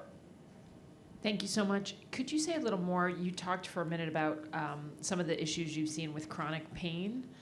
You just mentioned in passing talking about telemedicine prescribing. You were talking about psychiatric care, patients in hospice care, terminally ill, and then you raised concern around chronic pain patients. Can you just expand a little bit on what you've seen related to telemed? Well, I think that, sure. As a pharmacist, I think that it requires more due diligence on our part when we see a prescription for chronic non-malignant pain. Number one, the state of Florida requires it in statute. But also, someone spoke earlier about end-of-life care, and I think that, it's pretty obvious when a patient or a patient who's being seen by a hospice and the need for opioid therapy. And that's not to say that all chronic non-malignant pain patients do not have an obvious need for opioid therapy either. It's just that, especially during the pandemic when there was no differentiation via a different DEA registration number or something like that, it's impossible for me to know, okay, is this a patient that was seen in office, had hands laid on them, was face-to-face with a person to understand not just, what their problems are, but their body language, their mannerisms, the way that they're presenting themselves. Or is this a patient that was seen via telemedicine and to my other point, or like audio-only telemedicine, or are the standards for audio-visual being enforced by the practitioner when they're being seen by the practitioner? So it just puts an extra burden on us to understand, whether the practitioner was in the office that day, or whether they were seeing patients from home, or if this patient was being seen by a practitioner that was in the home, was the patient seen in the office and was still oriented by the nursing staff or a mid-level practitioner, but then seen via telemedicine by the physician. As a pharmacist, you don't know all of those things. So because you don't know all of those things, you have to look in other places to understand, was this prescription issued for a legitimate medical purpose in the usual course of professional practice? And as we expand telemedicine and people are referred to physicians or mid-levels that are outside my state or outside of my city, it becomes even harder to understand, I may only see one prescription from that physician or mid-level per day, but is that one of 1,000 prescriptions that a quote unquote pill mill telemedicine operation was issuing that day? I don't know anything, to know that. So I think that, to my point about the DEA being able to collect data like that, a physician that uses his or her telemedicine registration to see a few patients per day to augment their existing practice, or to see patients that are homebound or otherwise they wouldn't be able to see, maybe they're in a rural area or something like that. That's much different than a practitioner that's seeing, or issuing hundreds of prescriptions per day. But as a pharmacist, I don't know a prescription coming over which bucket that one may go into. So it just presents, increased difficulty in that sense. Thank you so much. One other follow-up just on, you mentioned a couple times individuals who have day jobs and then sort of moonlight with telehealth or other organizations. Can you just expand on that a little bit of what you're seeing? So, I think I'm referring to like the cerebral and the done type prescriptions for, Schedule II stimulants. And so I think that, if with these proposed rules, that type of ability to issue prescriptions for psychotropic medications like amphetamine type stimulants, or even benzodiazepines for the treatment of anxiety or other psychiatric type conditions, I think it'll become more in vogue or prevalent for physicians to lend their credentials, or mid-levels to lend their credentials to some of these services. And I worry about the continued erosion of, is there a robust and satisfactory patient-practitioner relationship that exists before these prescriptions are issued? If we saw anything with like the whole ADHD stimulant issuance via telemedicine, I think the answer was, at least at first, no. So as a pharmacist, how do I know that the patients that are coming in that are being evaluated by these practitioners, it's much different if there's a practitioner who devotes their practice solely to only, anxiety or other psychiatric conditions solely via telemedicine. It's quite another if there's someone who is looking to make a little bit of extra money, so they want to see a few extra patients via one of these telemedicine referral services in addition to, the day job that they work as a primary care physician with a health system or something like that. While that certainly is allowed, it just makes it more difficult for us to understand, again, is the practitioner-patient relationship robust enough for us to be able to say that this is a prescription that was issued in the usual course of professional practice.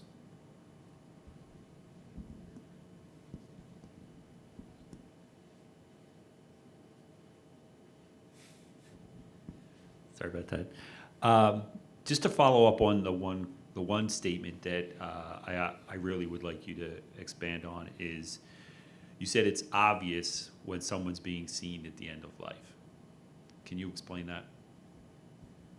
Yeah, no, by that I mean, I'm sorry, it's obvious in some cases, but not in all cases. Like, for example, the hospice that we have, it presents directly on the electronic prescription that the patient is being seen with, XYZ hospice. So it will say like county hospice program. So I know that that patient is being seen by a practitioner in their capacity as a hospice practitioner, performing end-of-life care. So, I mean, when I see a prescription that comes over and it's from a doctor that I know is a hospice doctor, or it's from a nurse practitioner that has on there that they're, affiliated with Haven Hospice or something like that, then I know that the prescription's being issued for that purpose. Or, I mean, it could be as simple as an ICD-10 code that is consistent with end-of-life care.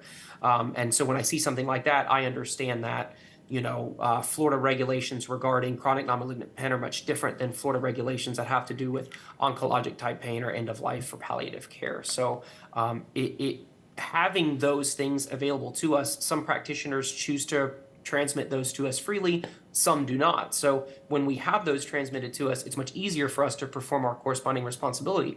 But when we do not, it can lead to delays in care when I'm doing what I'm obligated to do by, state and federal law to ensure that the prescription is being issued properly.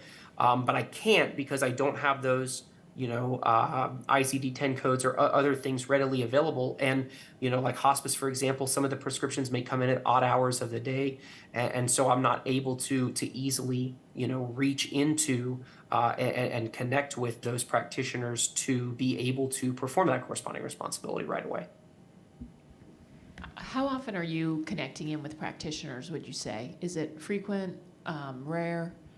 I'm sorry, could you repeat the question? I wasn't able to hear what you mentioned a couple times the ability to sort of connect in with practitioners if you have questions. How often is that something that you do routinely?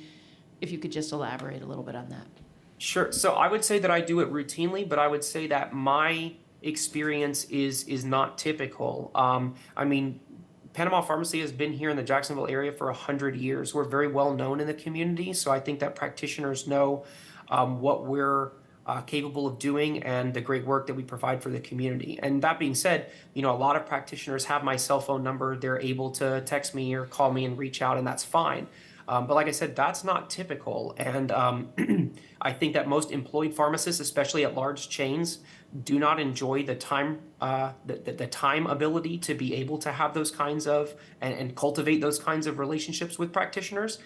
And I think the other side of the coin of that is, and especially as telemedicine proliferates, I see a telemedicine prescription. I have no idea how to get hold of a practitioner, in California, and you get an 800 number. It's a call center. Someone screens it, and that's not unique to telemedicine. I mean, there's a large academic medical center that's here in Jacksonville that has the same thing. They have a call center that screens all calls. You almost never get to talk to a practitioner. It's always very time delayed. So the more information that we can get proactively along with the prescription will allow us to perform, a more robust and satisfactory, corresponding responsibility compared to having to chase down practitioners from apps or in the case of healthcare systems, navigate through a call center or something like that. But I know that NCPDP standards are trying to improve to where pharmacies are able to message practitioners in the same way that practitioners can send electronic prescriptions and pharmacies can send electronic refill requests. But that technology isn't mainstream yet, and it really hasn't hit the prime time. So until it does, While we can at my pharmacy, I would say that that's not typical, and I wouldn't expect that kind of relationship to duplicate at most employed pharmacies and chain pharmacies that see the majority of these types of prescriptions that we're referring to. Okay. All right. Well, thank you very much, Dr. Duane. Appreciate your comments and your follow-ups there. Absolutely. We will go ahead and move to virtual presenter number 8.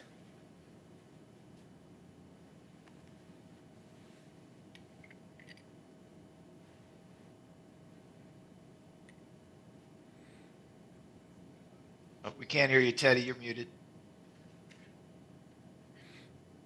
We think you might be muted.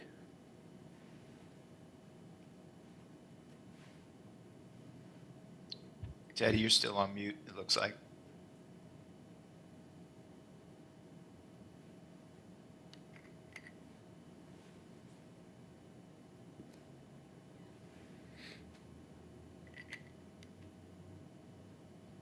Teddy, can you look at your settings, please?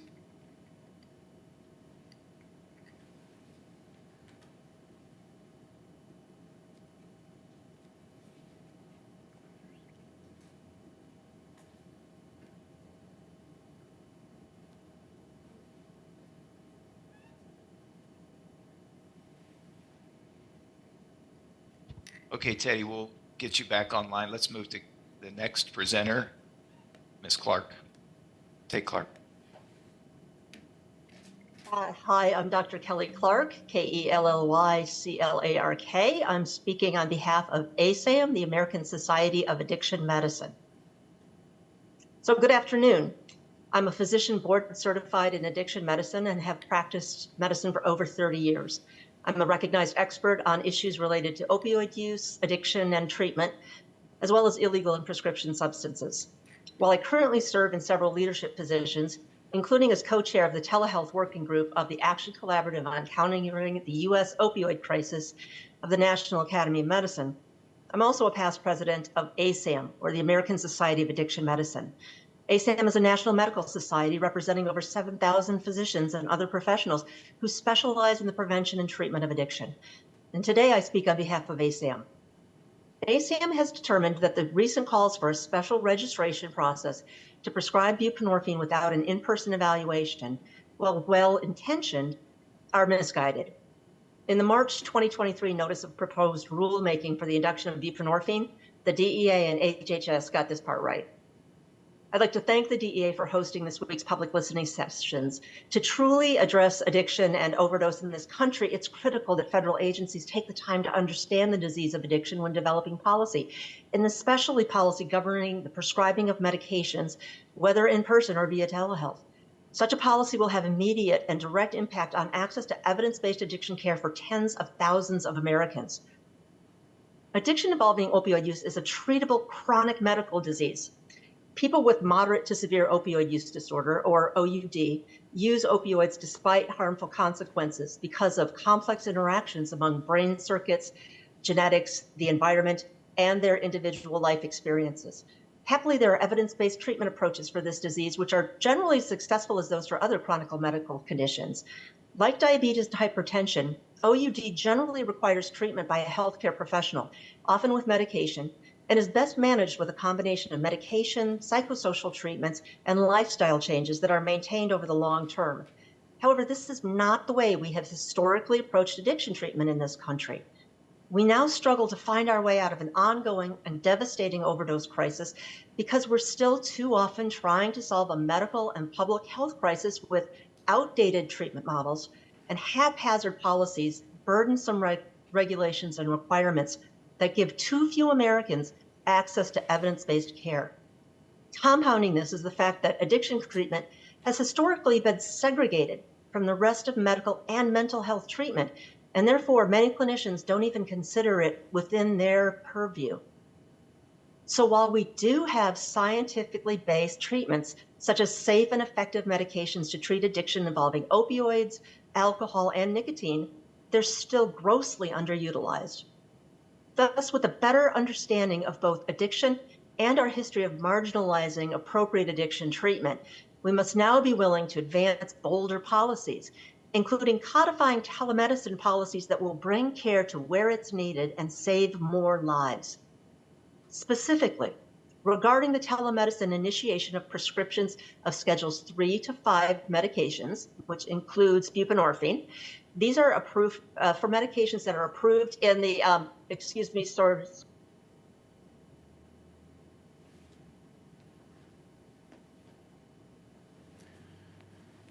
Okay, I see that Ms. Clark needed to step away. Are you good now? Sorry, I'm back. Okay. Sorry Proceed, so much. please.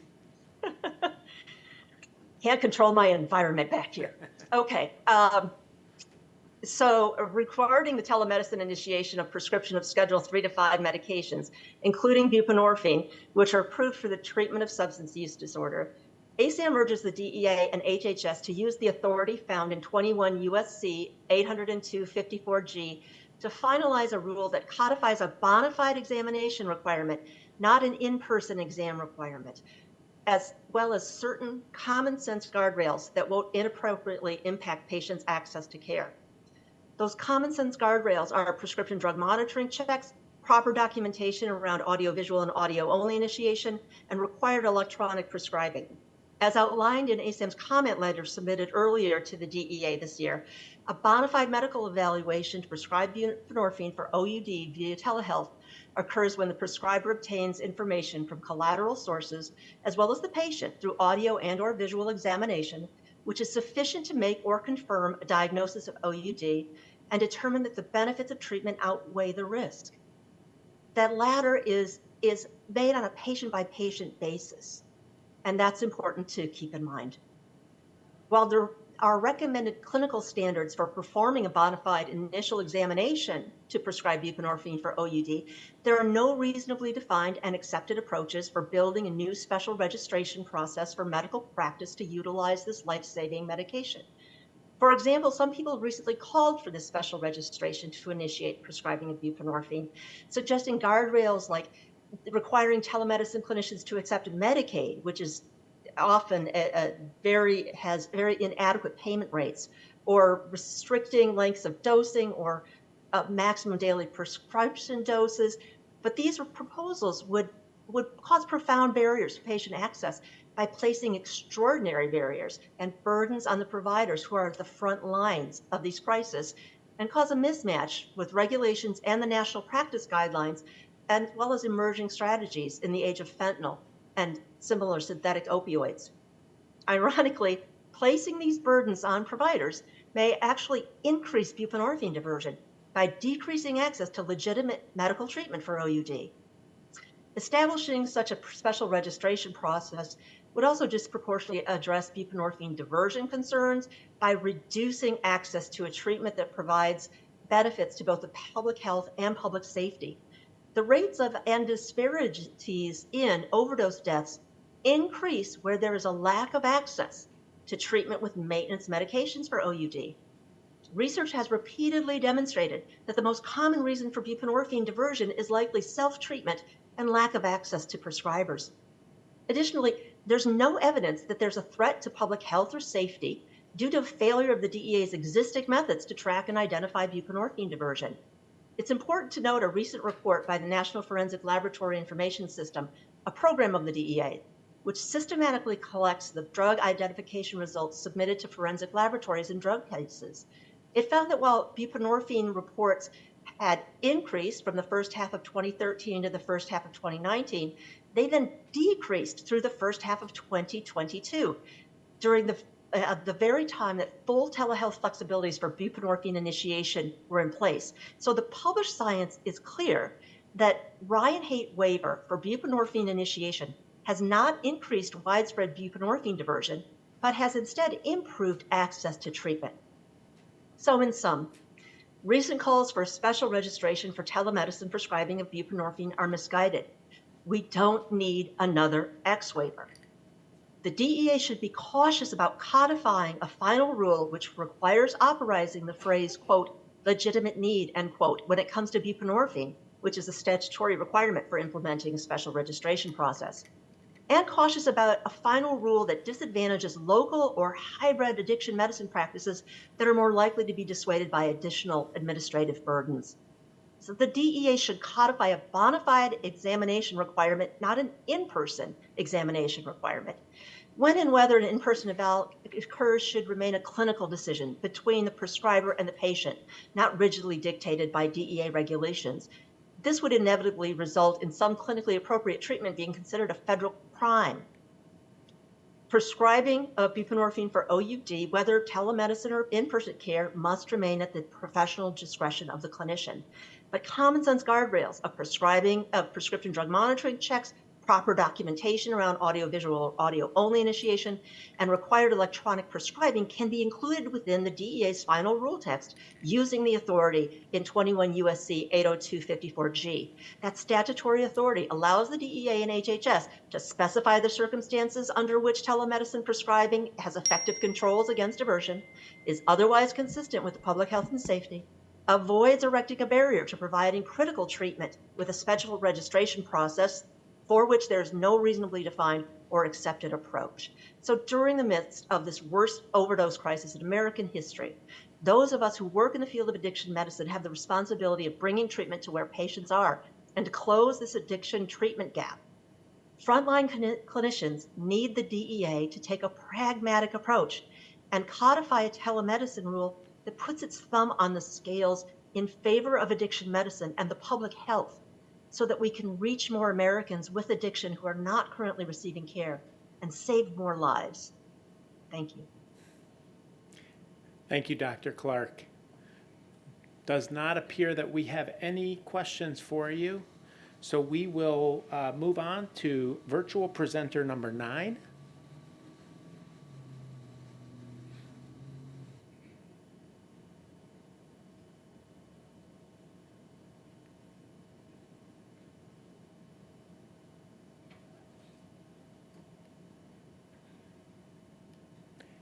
And it looks like we are obtaining number 9 here shortly. There we go. Dr. Weathersby, are you able to hear us?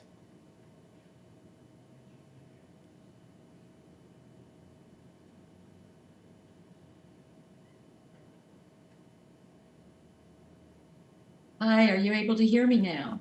Yes, we are. Thank you. My name is Teddy Weathersby. That's TEDDYWEATHERSBEE.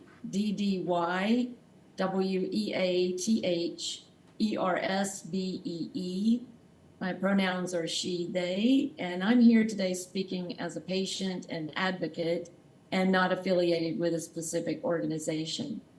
I'm also a PhD social science and public health researcher, but today I'm here to share my personal experience as a person living with a neurodevelopmental disability, attention deficit hyperactivity disorder, and to talk about how my life was saved after establishing a telemedicine-only doctor-patient relationship with a psychiatrist who specializes in ADHD, and eventually starting on a Schedule II stimulant medication during the COVID-19 public health emergency.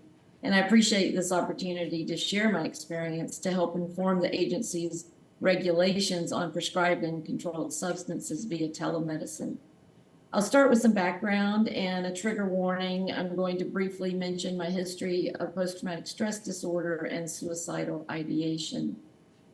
So I'm 61 years old, and I've been in and out of psychotherapy since age 25 after disclosing to family members that I had experienced severe long-term childhood sexual abuse by my paternal grandfather.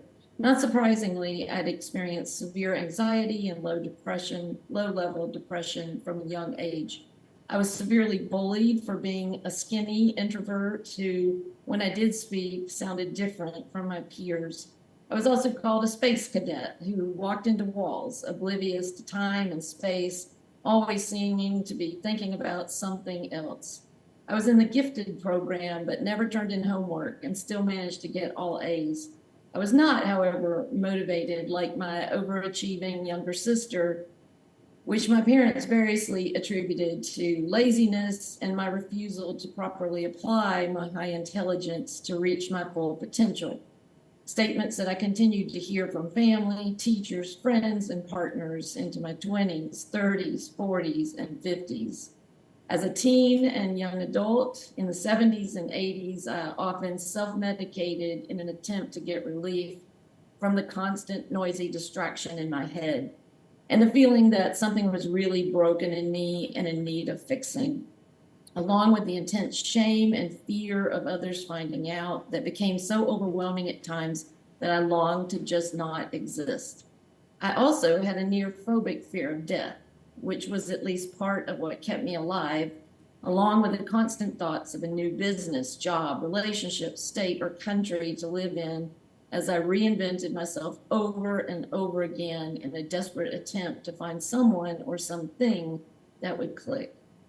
In my mid-20s, I began to believe I could possibly succeed in college, which started a winding journey over the next 2 decades as I earned my bachelor's degree and eventually landed in a very competitive PhD program where at age 44, sober for more than a decade, yet another therapist tried to diagnose and treat my anxiety and depression with a now growing list of failed medications with awful side effects until one day the therapist gave me a 5-minute screening questionnaire, diagnosed me with ADHD, and sent me home with a prescription for a controlled stimulant, which I was terrified to take and eventually discarded.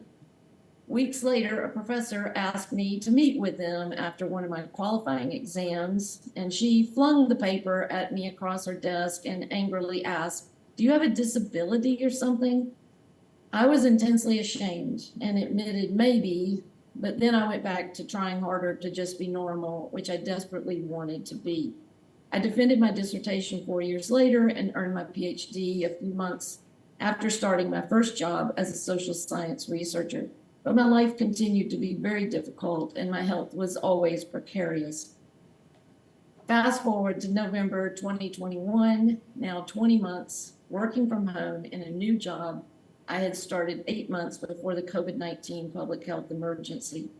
I was alone at 59 years old, no family or friends nearby. My mother had died somewhat unexpectedly 10 months earlier, and I reached a very dark place that I'd never really experienced before. I did have enough spark left to wonder if maybe I really did have ADHD and maybe I could at least find a place to meet other people who could understand me because no one else ever seemed to. I had long lost trust in therapists and psychiatrists, so I started looking for a meetup group where maybe I could find some peer support. Then I stumbled across an educational webinar by a psychiatrist who specialized in diagnosing and treating ADHD. I was actually surprised how familiar all the symptoms sounded, and I emailed him the next day saying in part that I wasn't even sure if he was for real or if he would answer my email, but I was desperate for help.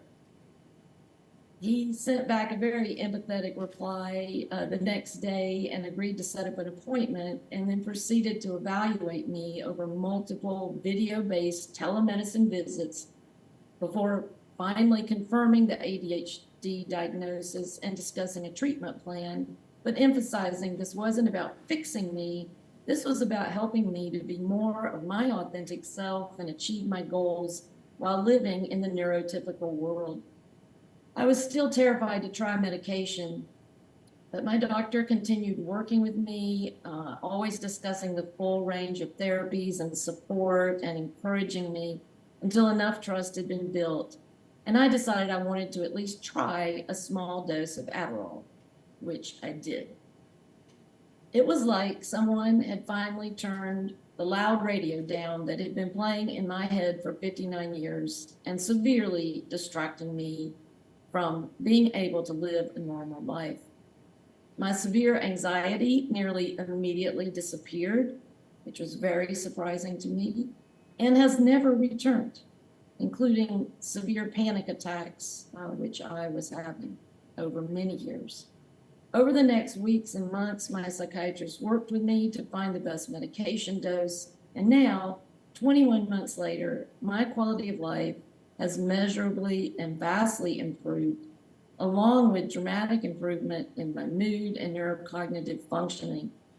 I've achieved goals now that I've only dreamed of before, like successfully managing my household alone, preparing all my own meals, and enjoying going out, visiting with friends, having hobbies, while also working as a PhD researcher.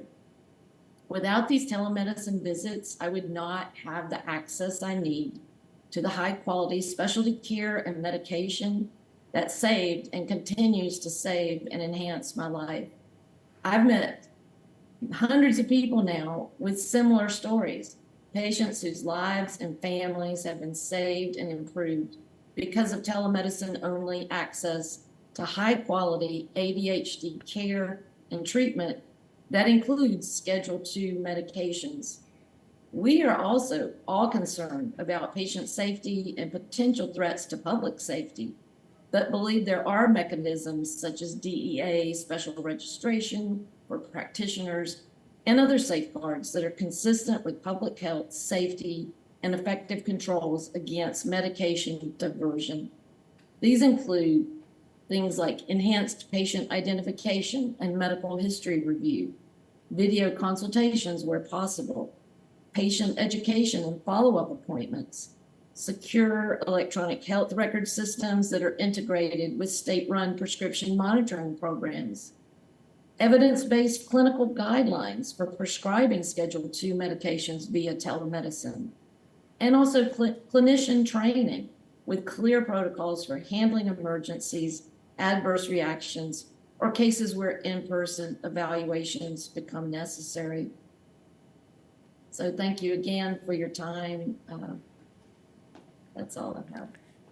Thank you, Dr. Weathersby. And I am looking over. I do not see any follow-up questions.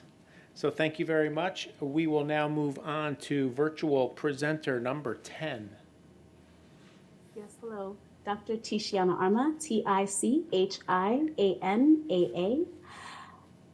I want to begin by just thanking you, Administrator Milgram and Assistant Administrator Papadopoulos, for seeking permanent revisions for safe and effective prescribing of controlled medications through telehealth and allowing me to speak today. I spent many sleepless nights this spring preparing for the worst while praying for the message that came halting the implementation of the initial proposal. I'm an assistant clinical professor in the Department of Psychiatry at Yale School of Medicine, but the two roles most relevant today are my positions as Chief Psychiatry Officer at the Community Health Center Incorporated and as president of a 600-member district branch of the American Psychiatric Association, the Connecticut Psychiatric Society, which holds at its core mission advocating for patients' access to quality mental health care. And that's why I'm here today. For our patients, like my EJ, not her real initials, who speaks only Spanish, suffers from chronic pain, and tells me each time we have a telephone visit to fight for her to get the care that she needs without limitations. She requires audio-only synchronous visits. Prior to COVID, because of mobility, transportation, support issues, she would miss more visits than she would attend and would often go unassessed for long periods, falling out of care, and would be without her medications, which included a controlled medication for debilitating anxiety, and it caused her and her family to suffer.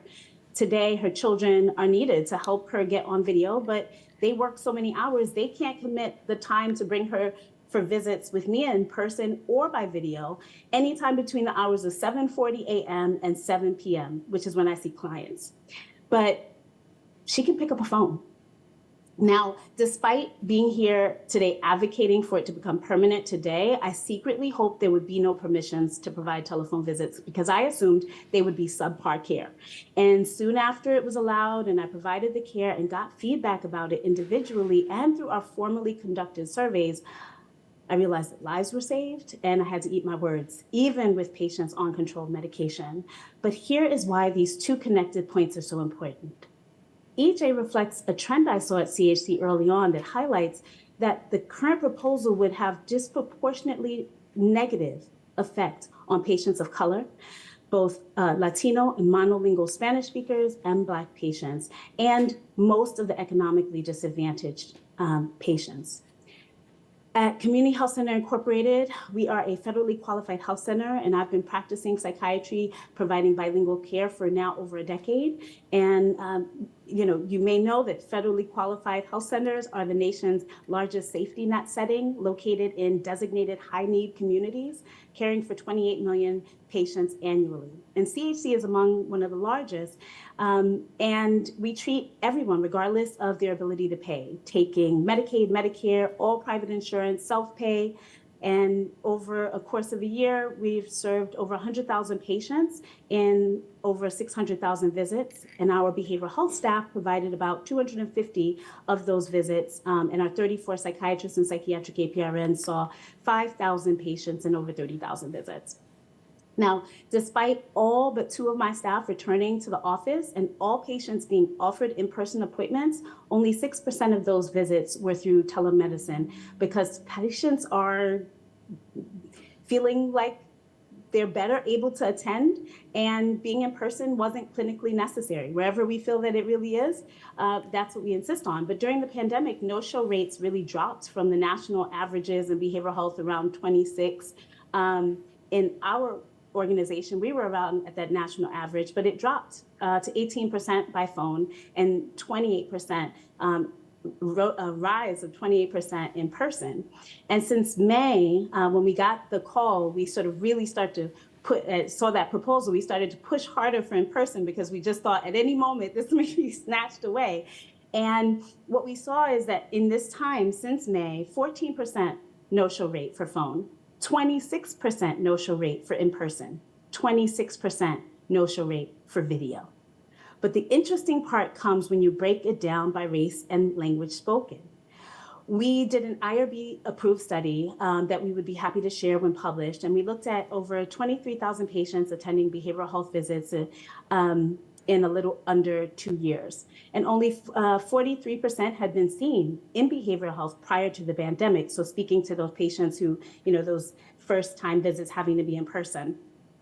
What we saw, some of the trends were non-white patients, Hispanic, Latino, Spanish-speaking preference, Black, African-American, Native American, Asian, and other races were more likely to attend virtual-only visits. We also saw that with our older patients. And this is corroborated as well by a study, after I saw these trends, just starting to look and see if other people are seeing it, a study by Kleiman and Sanchez that saw the same. And they were looking at the impact of eliminating audio on the disenfranchised and really looking beyond buprenorphine telehealth accessibility. And they found the same. So, here's the thing. Telehealth is a delivery modality, and it's not the enemy to bad care, to good care. I just want to highlight one of my concerns as I was looking through the proposal and we were starting to strategize how we're going to deal with it. What I saw was a lot of potential for arbitrary routine paperwork that concerned me. And I think anytime you do that, you lead to greater stigmatization, right? And I'm taking care of folks with mental illnesses. So stigmatization of mental health and mental health care. You're decreasing the time interacting with patients and assessing them. And you're leading to a less efficient use of psychiatric expertise, fewer psychiatry providers ending up being willing to offer telemedicine at all, and the few who are, then really offering fewer of those visits because it becomes a hassle. So the real dangers present, prescribing powerful controlled medications through telemedicine by phone or video are the same dangers present when prescribing in person. And so I ask that we not sort of be distracted by vilifying telemedicine or those who practice it as the enemy to good care. I think the real enemies to safe and effective mental health care are less time available to see patients, less time to self-audit, less communication and time between systems, so those electronic health records, less support in monitoring patient medication adherence and safety, also less time for supervision, and less accessible hours from psychiatry providers. And I think some of this can be remedied by working with other governmental agencies like EPSA around mental health parity, because of the costs associated and the low payments for behavioral health providers, I think it definitely adds to it. So supporting internal auditing and reporting, I think, is one of the solutions for outpatient clinical administrators. So most administrators who are clinical see patients. You heard my story, and so the time can be more limited. So as much support as agencies can get in dedicating time of those administrators with their expertise in being able to look at the safety is crucial.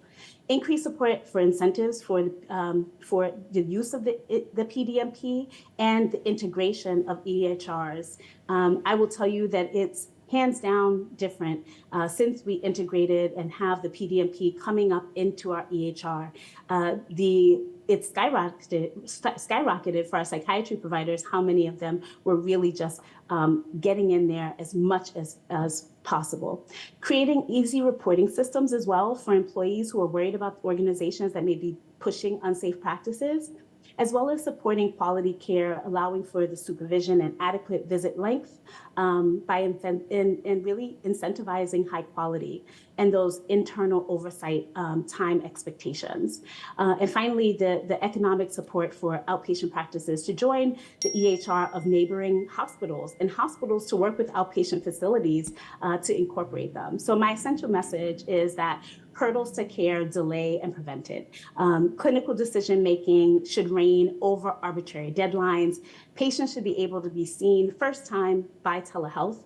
Audio only must remain a viable option without hurdles. Otherwise, you perpetuate racial and ethnic disparities in mental health care, and any registration should not be burdensome to healthcare providers and should, as much as possible, look at the systems that are already in place and try to incorporate. And finally, additional documentation should be at a minimum. All additional paperwork is an obstacle to provider-patient interaction time. And I am happy to be of any help and am excited for this time. Thank you. Thanks so much. Just a couple of follow-up questions. You talk about supporting internal auditing and reporting. What kind of information, expand on that a little bit of what that kind of an internal audit could look like? Yeah, so for instance, we have a behavioral health, what we call our behavioral health dashboard. And so on it, we're looking at things like, okay, are we looking at whether or not people have done urine toxicology screens? So are we checking to make sure that people aren't taking other medications at the same time that could make it more dangerous for them to be on a particular controlled medication? We're looking at all of the information down the line, looking at how often have they been seen? Have they been seen by anybody in person? We're a federally qualified health center, so at least we do have our primary care providers. It's possible they may have been seen by them.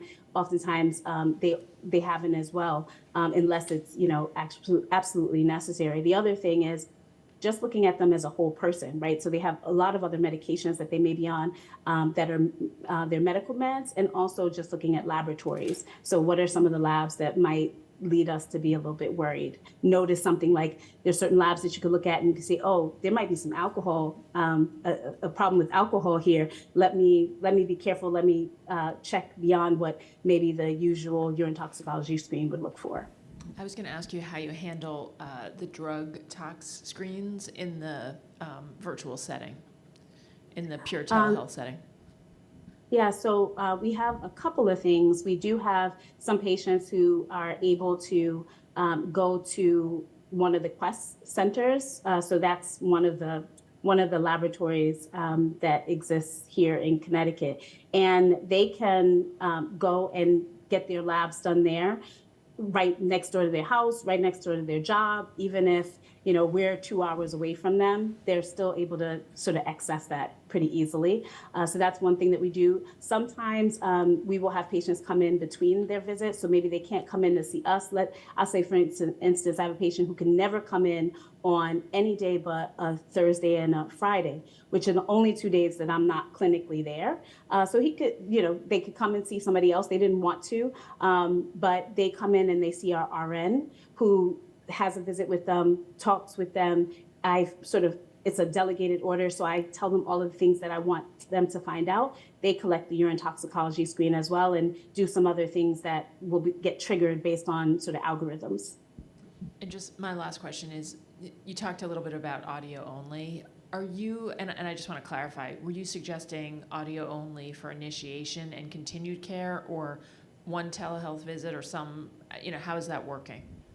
Right, exactly. So I think that again, just employing the piece on clinical judgment, right? So it's really hard to say in just 30 days we're going to be able to get to the bottom of something or to really help someone and eliminate some of the obstacles. So I really think that really should be that clinical judgment piece, not an extended long period of time. A year is going to be too long for never having seen someone even by video. But you could have partnered with someone who is seeing them in person as well, who's local to that person. Additionally, I think that it would be helpful if you were given the opportunity to sort of explain why you feel like, in this case, I do want to continue this. And then if we can have some additional safeguards just to make sure that it's actually that person. I know that there's safeguards at the level of the pharmacy to say, okay, well, this prescription is for this person and they are seeing someone in person and they won't hand those medications out if it's not the person. So I think there's some additional safeguards down the road that can make sure that it is the person that you were speaking to on the phone.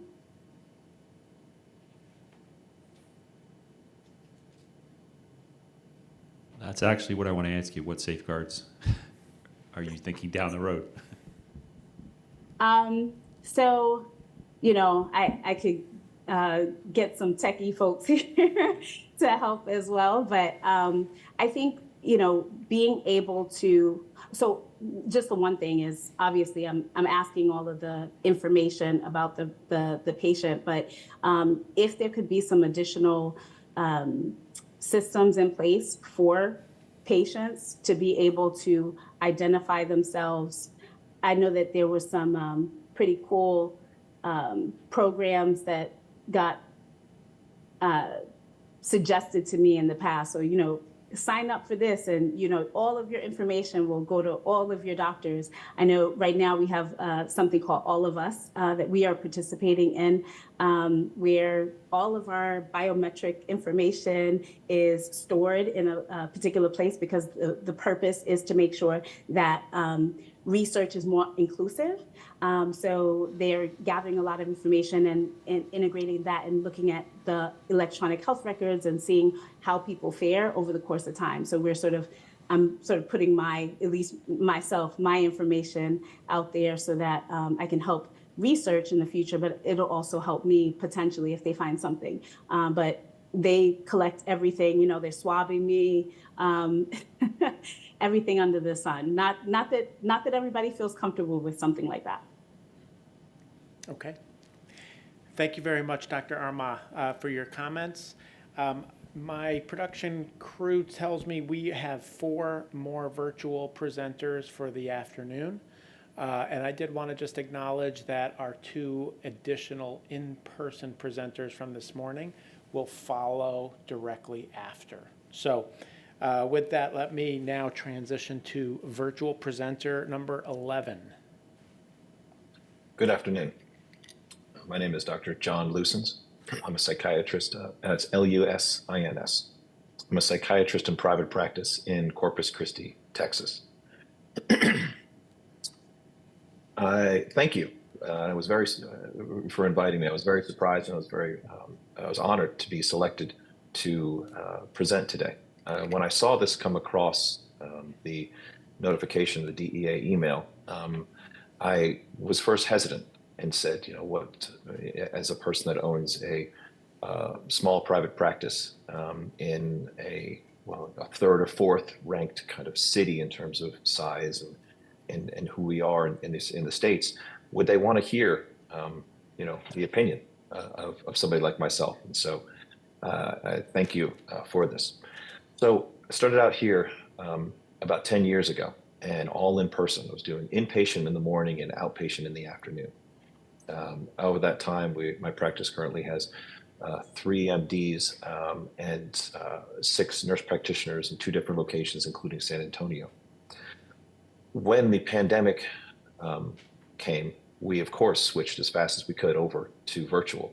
I had training in West Virginia University and ran rural clinics down into the rural areas where there was such a need that they couldn't get to up to Morgantown. And when we had a nurse on site, and that at that point in time, that's how we ran them in clinics where they had to come in and visit. We saw a much increased higher utilization and great success rates. And so I believe in telemedicine. I believe in telepsychiatry. I think that the whole idea of optimizing care without compromising the patient safety and increasing outcomes, increasing accessibility is truly the whole goal. When this proposal came up to then cut off the ability to do controlled substances, I thought there would only be one certain aspect of it that I am in agreement with in terms of how. What we've seen and what bothered me to actually put my name into this was the rise of many psychiatrists and also nurse practitioners working together to create just virtual companies where we've seen solely prescribing, perhaps some SSRIs, but truly just marketing towards prescribing ADHD medications and stimulants only. I'm not talking about things such as atomoxetine and clonidine for kids. This is marketing primarily for ADHD, just 5-minute visits. I know if you look on Instagram, if you look on the web, that you will see these. It's not a hidden fact. I think that my prior presenter, she had amazing points. I agree with her about racial disparities. I agree with what she was saying, that there needs to be greater access for all of us. However, when you now see a market where a psychiatrist in Texas can supervise 7 nurse practitioners and get paid anywhere from $1,000 to $1,200 per nurse practitioner, and never truly have a face-to-face supervision, and then those nurse practitioners through that will sign these controlled substances, and that psychiatrist then can go on and send them in. This is not what the system was set up to provide. This is not how medicine should be practiced in that aspect of it. And are we checking the national databases? Are we checking the DEA databases? Yes. Are they integrated into into external electronic medical records? Yes, they are. These things. And I think that there are circumstances that my office has now gone back to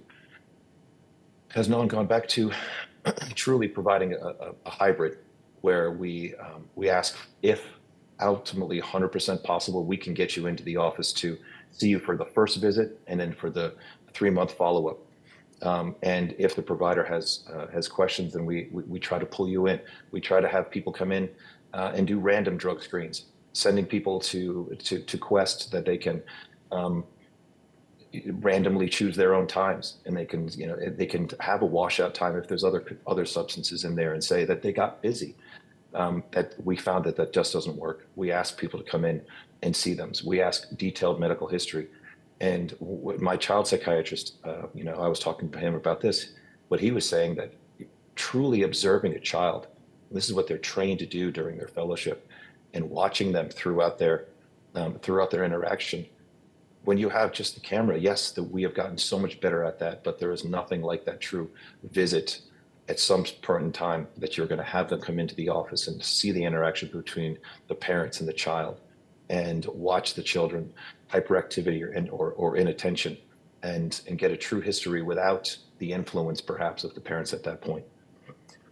Now, certain situations like the college student that is here for the summer, and then we have to continue to prescribe while they're away, and we see them back at Thanksgiving, or the teacher that telemedicine in telepsychiatry for police and firefighters that have such great difficulty in coming in. This has been fantastic, and we work with people as much as possible. However, we've just seen a dangerous rise in diversion. We've seen a dangerous rise in inability for pharmacies to to continue to stock these medications, and people, truly calling again and again. And in talking with my colleagues, I haven't seen true research on this, but I think it'd be a fantastic topic to really look and see. I've had several, I'm looking in physician forums about board complaints now about physicians where they have been reported because they didn't send in the script within, 2 or 3 days. That never happened with somebody's Prozac. That never happened with somebody's, those are just as important, but with the controlled substances, you have a different type of environment that it really truly needs a face-to-face visit to have a relationship and understand the need. Why do they need these? Methamphetamines is a huge problem down here in South Texas, and I'm not saying that the link is anyone but between truly treating ADHD and then also methamphetamines, but what we see is diversion when I'm talking with my patients in the hospital, that when they can't get methamphetamines, which are very available, then they're also taking these medications from their brothers and sisters, or they're sharing them amongst each other. Lastly, I think that since talking about other controlled substances, we haven't seen, which I predicted we'd have seen, more difficulties with benzodiazepines. But what my major concern truly is the monetization of the ADHD diagnosis and the too easy access now of local clinics, MDs charging in between visits cash for people to come and pick up their ADHD script.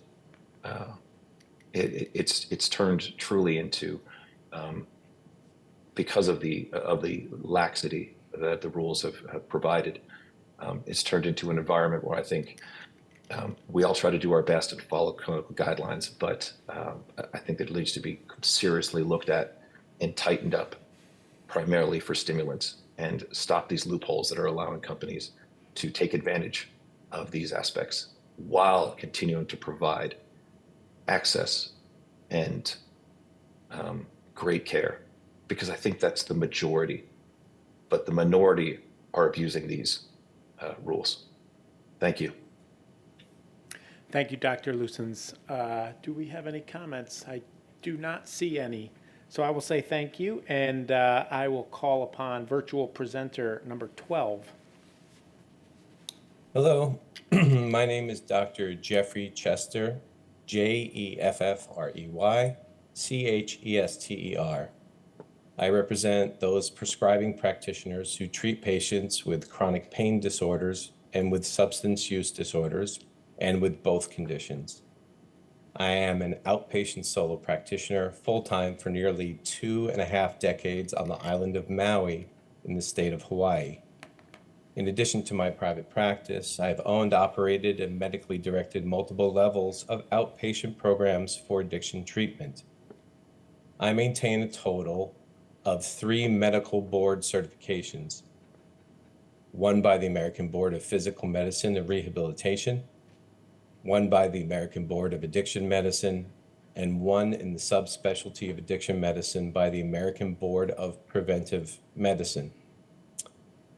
As I prepared for this presentation today, I wrote several versions, and as I've been listening to the people that have come before me, I'm going to scrap most of what I was going to say and talk about this differently.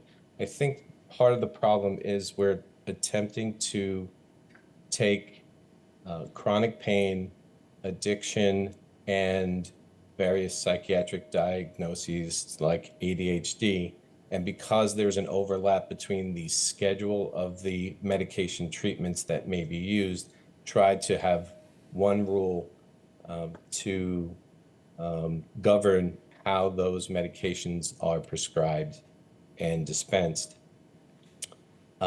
What I believe will not be helpful will be to have a legal requirement for an in-person evaluation, either prior to or within 30 days of an initial prescription of a controlled C2 or C3 controlled medication.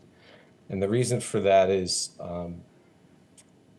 sometimes an adequate physical examination was performed by the referring doctor or by a physical therapist fairly recent to the initiation or subsequent prescription of a controlled substance. And the timing of a physical examination can be crucial in determining what medications should or should not be prescribed, but the timing has to do with clinical changes that occur with the patient. In other words, if there's a change in status, one might gain a lot from a physical examination. If there's no change in status, a physical examination, an in-person visit will not necessarily change a pain medication treatment decision. It is more likely that we're going to rely more and more on laboratory testing, either blood or urine, and different X-ray examinations such as ultrasounds, X-rays, MRIs, CT scans, when looking for precautions or adverse outcomes from our treatments. An example would be if one prescribes naltrexone. Naltrexone is a non-controlled substance that is often used for opioid use disorder treatment, alcohol use disorder treatment, and sometimes in other conditions such as chronic pain. When prescribing this non-controlled substance, we look for liver damage. And that liver damage is more likely to be monitored on blood laboratory testing or an ultrasound of someone's liver than with a physical in-person examination to see if a liver is enlarged or not. Bringing someone in to perform pill counts is not necessarily helpful to detect diversion as it was once thought to be. It is easy to fake those pill counts with counterfeit pills. In order to help reduce diversion, taking time to listen to the patients during a medical encounter and hearing what wording they use and how they are asking for the start of a medication or continuation of a medication can be quite helpful. That can be done through telemedicine just as easily, if not more easily, than with an in-person encounter.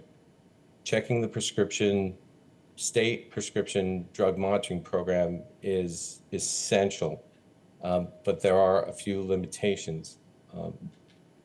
One is our local methadone clinic here does not need to be included in that prescription drug monitoring program. So someone coming to see me, for instance, and receiving any type of controlled substance for any type of reason might also be going to the methadone clinic and therefore getting two different prescriptions, essentially. So the prescription drug monitoring program should include in the future methadone clinics, as well as mentioned before, a federal registry would be excellent because, as we know now, people travel from state to state quite easily. We in this practice have always checked public legal websites.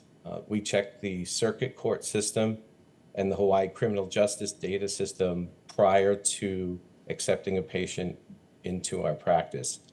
If there were more collaborations between law enforcement and the medical community, then I believe prescribers would be better able to detect if a potential patient or one of their existing patients might be diverting their medications. We don't have that kind of access on an ongoing basis.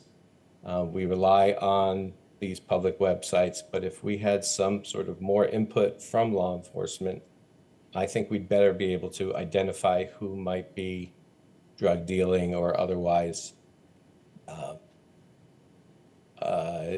illicitly doing things with their medications prescribed. I do find it very helpful to take the time to speak with our local pharmacists and often stop in and actually show my face, and so they know who I am.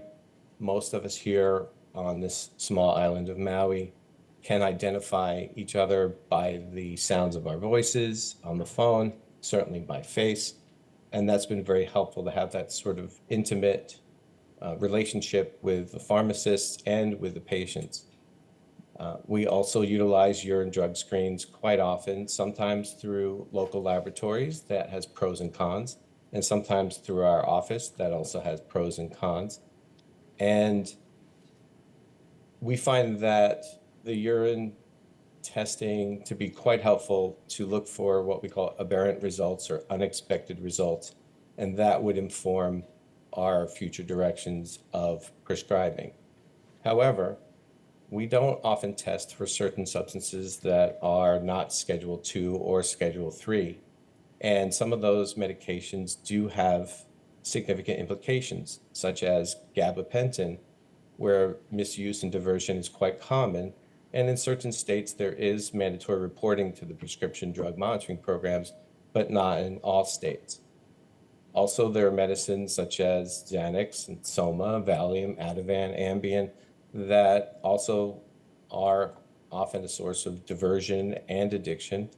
And we don't necessarily treat those with as much respect as we should when it comes to the C2 or the C3 medicines.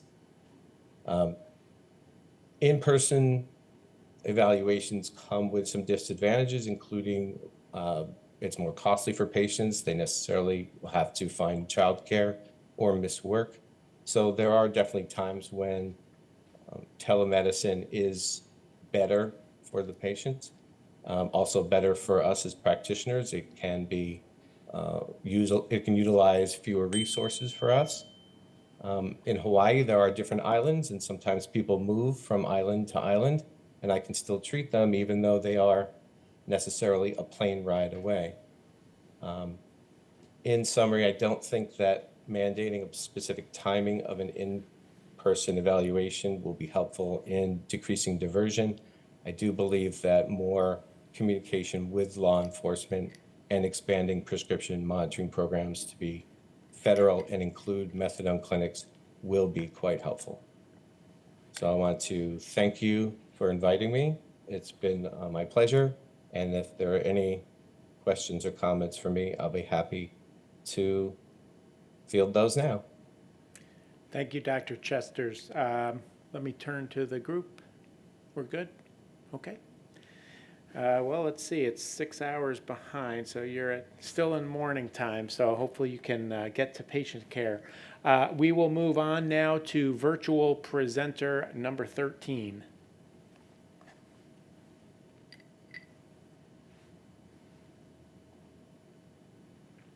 Good afternoon, everyone. My name is Jerome Cohan, Jerome Cohan. I am the facility director and nurse practitioner at Catalyst Health Solutions, which operates in Northeast Tennessee and Southwest Virginia out of 4 locations. In Virginia, we are considered an OBAT, which is office-based addiction treatment. In Tennessee, an OBOT, which is office-based opioid treatment. The clinic's been open for 10 years fully. I represent 5 physicians who are all board certified in addiction. 2 are addiction psychiatrists. We have 6 nurse practitioners in total and 11 master level social workers or counselors. In Northeast Tennessee and Southwest Virginia, before I read what I wrote, after listening to a lot of the presenters, it kind of fills me with a little bit of positivity because all I've witnessed for the last 8 years here in these mountains has been a nightmare of methamphetamine, a nightmare of benzodiazepines, and a nightmare of dysfunctional homes, families being broken up, and the Department of Children's Services going crazy with methamphetamine. And so it's really comforting to hear that other people are having a better experience with telemedicine. My experience has been nothing short of pretty much a nightmare in regards to what we're trying to deal with or tackle here in our community. So I'm not saying that to be argumentative or try to start a conflict with other people who are in support of telemedicine. I just want to make sure that, at least from where I'm from and what we're dealing with, without controls and regulations on people who are only interested in making money, our community will continue to suffer because of polysubstance abuse. So with that said, I'm gonna go ahead and read what I wrote here. In the addiction field, we've experienced a nightmare with the proliferation of telehealth services in Northeast Tennessee and Southwest Virginia. A hallmark of addiction is dysfunction in the structure and accountability of a person's life. In the wake of COVID, online buprenorphine prescribers started popping up pretty much everywhere and providing all addiction services over the internet, including the prescribing of controlled substances. From our clinical experience, polysubstance abuse has not been addressed with this approach, especially when it pertains to methamphetamine abuse, addiction, trafficking, et cetera, et cetera. From the onset of the telehealth explosion, the providers at our clinics, NPs, MDs, and social workers immediately realized the negative implications of this if not put in check and kept in control. We put in place internally on our own protocols to resist the use of telemedicine services for most of our patients suffering from meth, benzos, alcohol addiction. Most were still at greater risk of overdose. Some of them actually did overdose under telehealth from polysubstance issues related to worsening polysubstance abuse, being missed with inadequate accountability online. Many of our patients tried online services because of the convenience, only to return to face-to-face visits, often related to other substances of abuse other than OUD, opioid use disorder, Suboxone. Behaviors we are concerned about, we, Catalysts, and all the providers, include behaviors such as altering urine drug screens, which often we see are devices hidden on or inside someone's body with another person's urine in it to try to falsify a test. Now, of course, we're not law enforcement, so we use that as an opportunity to provide compassionate care, to let them know that's how sick their brain has gotten, that they're going to hide somebody else's urine inside their body to give fake information to us. Simply put, trauma-informed witness urine drug screens save people's lives. One study in the VA found that by implementing witness urine drug screens, by implementing this, drug screens were positive. It basically increased from 25% to 41%. And I'll be more than that. Now, the clinical implications of that is now that you can catch things, or at least observe things. I don't want to use the word catch, but at least clinically observe things that now you can talk to a patient about to give them accurate information. We advise the use of telehealth services for only well-established patients, used sparingly and regular face-to-face visits. A final thought for me, and some of the other providers mentioned it, is on this call, is that the importance of physical exams, and maybe it's just the nurse in me, maybe it's just for 20 years I've just been touching people, caring for people, that the idea of not doing a physical exam for somebody who has polysubstance abuse is madness to me. So part of that is looking for track marks. Often these track marks are infected. We send people to get things lanced. We use antibiotics to treat infections that are up and down people's arms, often in their necks, in their groin, in their feet. And so the other thing is I commonly do is assess people's nasal cavities for cavernous type activity there, septum erosion from snorting of all kinds of substances, not just Suboxone, but methamphetamine, benzos, you name it. Part of the face-to-face thing for me is that I read once in passing that the opposite of addiction is relationships. My contention is very hard to have a meaningful relationship through a computer screen with somebody who's suffering from polysubstance abuse, problems or addictions. So I came here today, which I really am grateful for you all listening to this, to urge any policymakers or people of influence to consider the negative effects of telehealth activities in the context of our realities. And I can only speak to Northeast Tennessee and Southwest Virginia.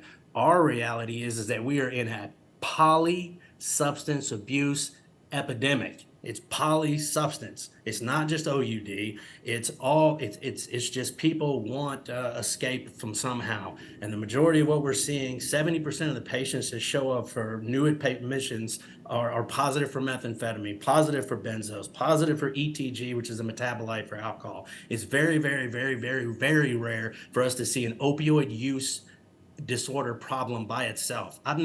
Can't recall the last time I saw a new patient, or neither can any of the other providers, where somebody came in with a pure opioid use disorder problem that buprenorphine is wonderful at taking care of. But if that were the case, then buprenorphine for everybody. But unfortunately, quite often buprenorphine can make things worse for folks that are suffering from polysubstance abuse. So some of the suggestions that I have, again, is just, I'm not really sure about regulations and how to prevent it. I do think that when it comes to addiction treatment, polysubstance abuse, personal face-to-face visits are vital to care for the entire person. I think telemedicine gives people a free pass to ignore problems that potentially can kill whole families, called methamphetamine. And even if people are still breathing, the families are still destroyed. Talk to any DCS worker and they'll tell you about it. So again, not trying to sound self-righteous. I'm a little passionate about it because it can get out of control very, very quickly. The telemedicine products that we see pop up, in my opinion, have questionable intentions and motives. And so far, out of everybody that I talked, I just want to put a little plug in for Dr. Kevin Duane, as well as Mrs. Jody Sullivan, for the DEA folks. In my opinion, as a provider who sees patients and have been doing this a long time, those two people spoke some very deep truths in reality of what's going on at the point of service care for polysubstance abuse, which we are engaged in every day. So that's pretty much all I have to say, and I really appreciate the opportunity to speak my mind here from East Tennessee on our behalf. Thanks so much for joining us. Can I ask a couple of follow-up questions? Sure. What percentage, I mean, I don't know if you have this information, but just to try to clarify, what percentage of the folks that you see are polysubstance right now? Do you know? 80, 85? Honestly, I cannot remember, and I even queried before this talk some of my nurse practitioner buddies and the physicians I work with. It's just very rare to find somebody who's just purely opioid use disorder. That's why I just am surprised when the president of ASAM was talking about opioid use disorder. I mean, wow, that'd be nice to just talk about that, but we can't. We cannot go a day without taking care of meth, benzos, alcohol. It's just and you can't really assess that without seeing somebody in person and getting a trauma-informed urine drug screen. I apologize. Go ahead. No, not at all. Just to follow up on it, you said that bupe can make it worse. Now, I just want to clarify. You said something like bupe can make it worse for someone who's polysubstance. Can you just elaborate a little? Ma'am. Whenever buprenorphine contributes to somebody's death, it's almost always mixed with something else, benzos, alcohol, etc. The other thing is that it's a cultural phenomenon. There's a great paper I'll share with you guys. We had some anthropologists embedded in our clinic for a while to study the culture in Southwest Virginia, out of the University of Virginia, the culture of Suboxone diversion, use, or as a currency somewhat. And the point is if you have methamphetamine involved, and I'm convinced of this, not only from my own family members and friends who are in recovery, but patient after patient after patient, that if methamphetamine is involved, you can pretty much be assured the diversion of buprenorphine is involved. And I'm at least in our area, it just goes hand in hand. And so the other thing is that buprenorphine, in my professional opinion, and my partner Dr. Smythe's professional opinion, is that buprenorphine is a very potent partial opioid, right? But it has side effects associated with it, including depression, anxiety, insomnia. And if you look at buprenorphine products that are measured in the micrograms for the treatment of chronic severe pain, such as Belbuca, those side effects aren't on the medication profile at lower doses. So keeping somebody at high doses of buprenorphine for extended and ridiculous periods of time, in our opinion, sometimes is not the best approach. People often feel better once their lives get cleaned cleaned up and they start obtaining life goals on lower doses of buprenorphine to avoid the unpleasant side effects associated with such a potent medication. So there's a cultural nuance to it. But again, addiction is defined as a psychosocial phenomenon, right? So when you start mixing other controlled substances in there, including buprenorphine, it can often make life situations as well as physical situations worse. So I hope that answered your question, boss. Yes, thank you so much. Yeah. Thank you, Administrator Milgram. And thank you, Mr. Cohen. I appreciate your comments and your candor. I will now turn to our last virtual presenter number 14. And like I said, we'll then transition over to our last in-person presenters before we wrap up for today. Good afternoon. My name is Tony Pratt, Tony Pratt. I'm with Piedmont Access to Health Services, a federally qualified health center in South Central Virginia. And while I encourage steps to improve access to care, particularly behavioral health and substance abuse treatment, as a practicing pharmacist, I'm concerned about the impact that this rule could have on pharmacies. At present, pharmacists are held to what seems to be an almost arbitrary and nearly impossible standard of ensuring a valid patient-provider relationship exists before a prescription can be dispensed. This standard became of particular concern and note as the opioid crisis was unfolding. While pharmacists are typically comfortable with the practices of our own local providers, it has become increasingly difficult to maintain this standard with the growth of out-of-town referrals to specialists and even more so with telehealth. It is not physically nor fiscally possible for a pharmacy to verify every prescription that comes to them. And if we are now responsible for policing whether a patient has also had the required in-person visit in a timely fashion, it will increase the already excessive burdens on an overworked profession. The need for telehealth clearly exists. However, prior to instituting regulations, no matter how well intentioned, due consideration must be given to those regulations' impact on every facet of the healthcare industry. Pharmacies have historically been the de facto enforcers of many DEA regulations. However, our industry is at a breaking point. Independent pharmacies are going out of business daily because of unfair reimbursements, often tied to unobtainable clinical measures. Chain pharmacies survive by demanding more productivity from their pharmacists than is reasonable or safely conceivable, and pharmacy errors are occurring at alarming frequency because of these external pressures, putting our patients at risk. Adding yet another level of record keeping and policing the activities of patients and providers runs the risk of further exacerbating an already critical problem. Again, I encourage improved access, but I implore those responsible for formalizing the rules to carefully consider the potential burdens that the regulations may create in pharmacy and strive to minimize that impact, lest a greater impact limits the pharmacy access to the many patients who are already at risk of losing access. And I would like to add to that the question was raised earlier about what you would like to see in the federal PMP. The one thing that I would like to add to that presenter's comments would be that it would be an actual live in-time issue where we can send a claim to an insurance company and get a response back in 3 minutes as to whether or not that prescription is valid to be filled. We need to be able to see that on the pharmacy side too. It would be extremely beneficial to us to know that a patient just walked down the street 15 minutes ago, as opposed to having a 1 or 2 or sometimes even 3 days, or in some places at some point, it used to be as much as a week delay in what was actually submitted to the PMPs.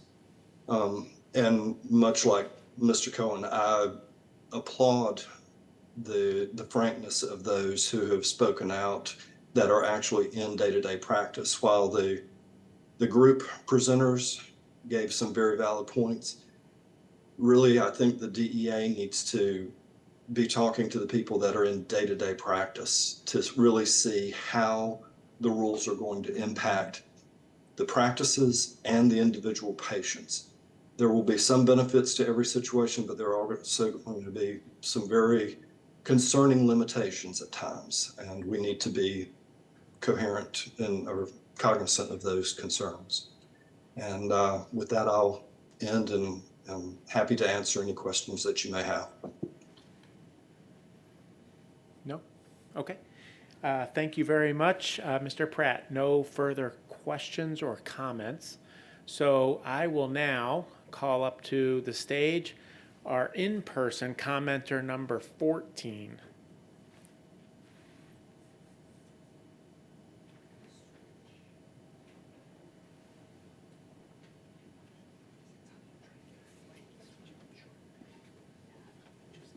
State your name and affiliation and spell it for the transcriber.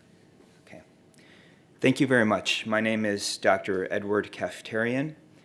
My first name is spelled Edward, last name Kaftarian, and I'm with Orbit Health Telepsychiatry.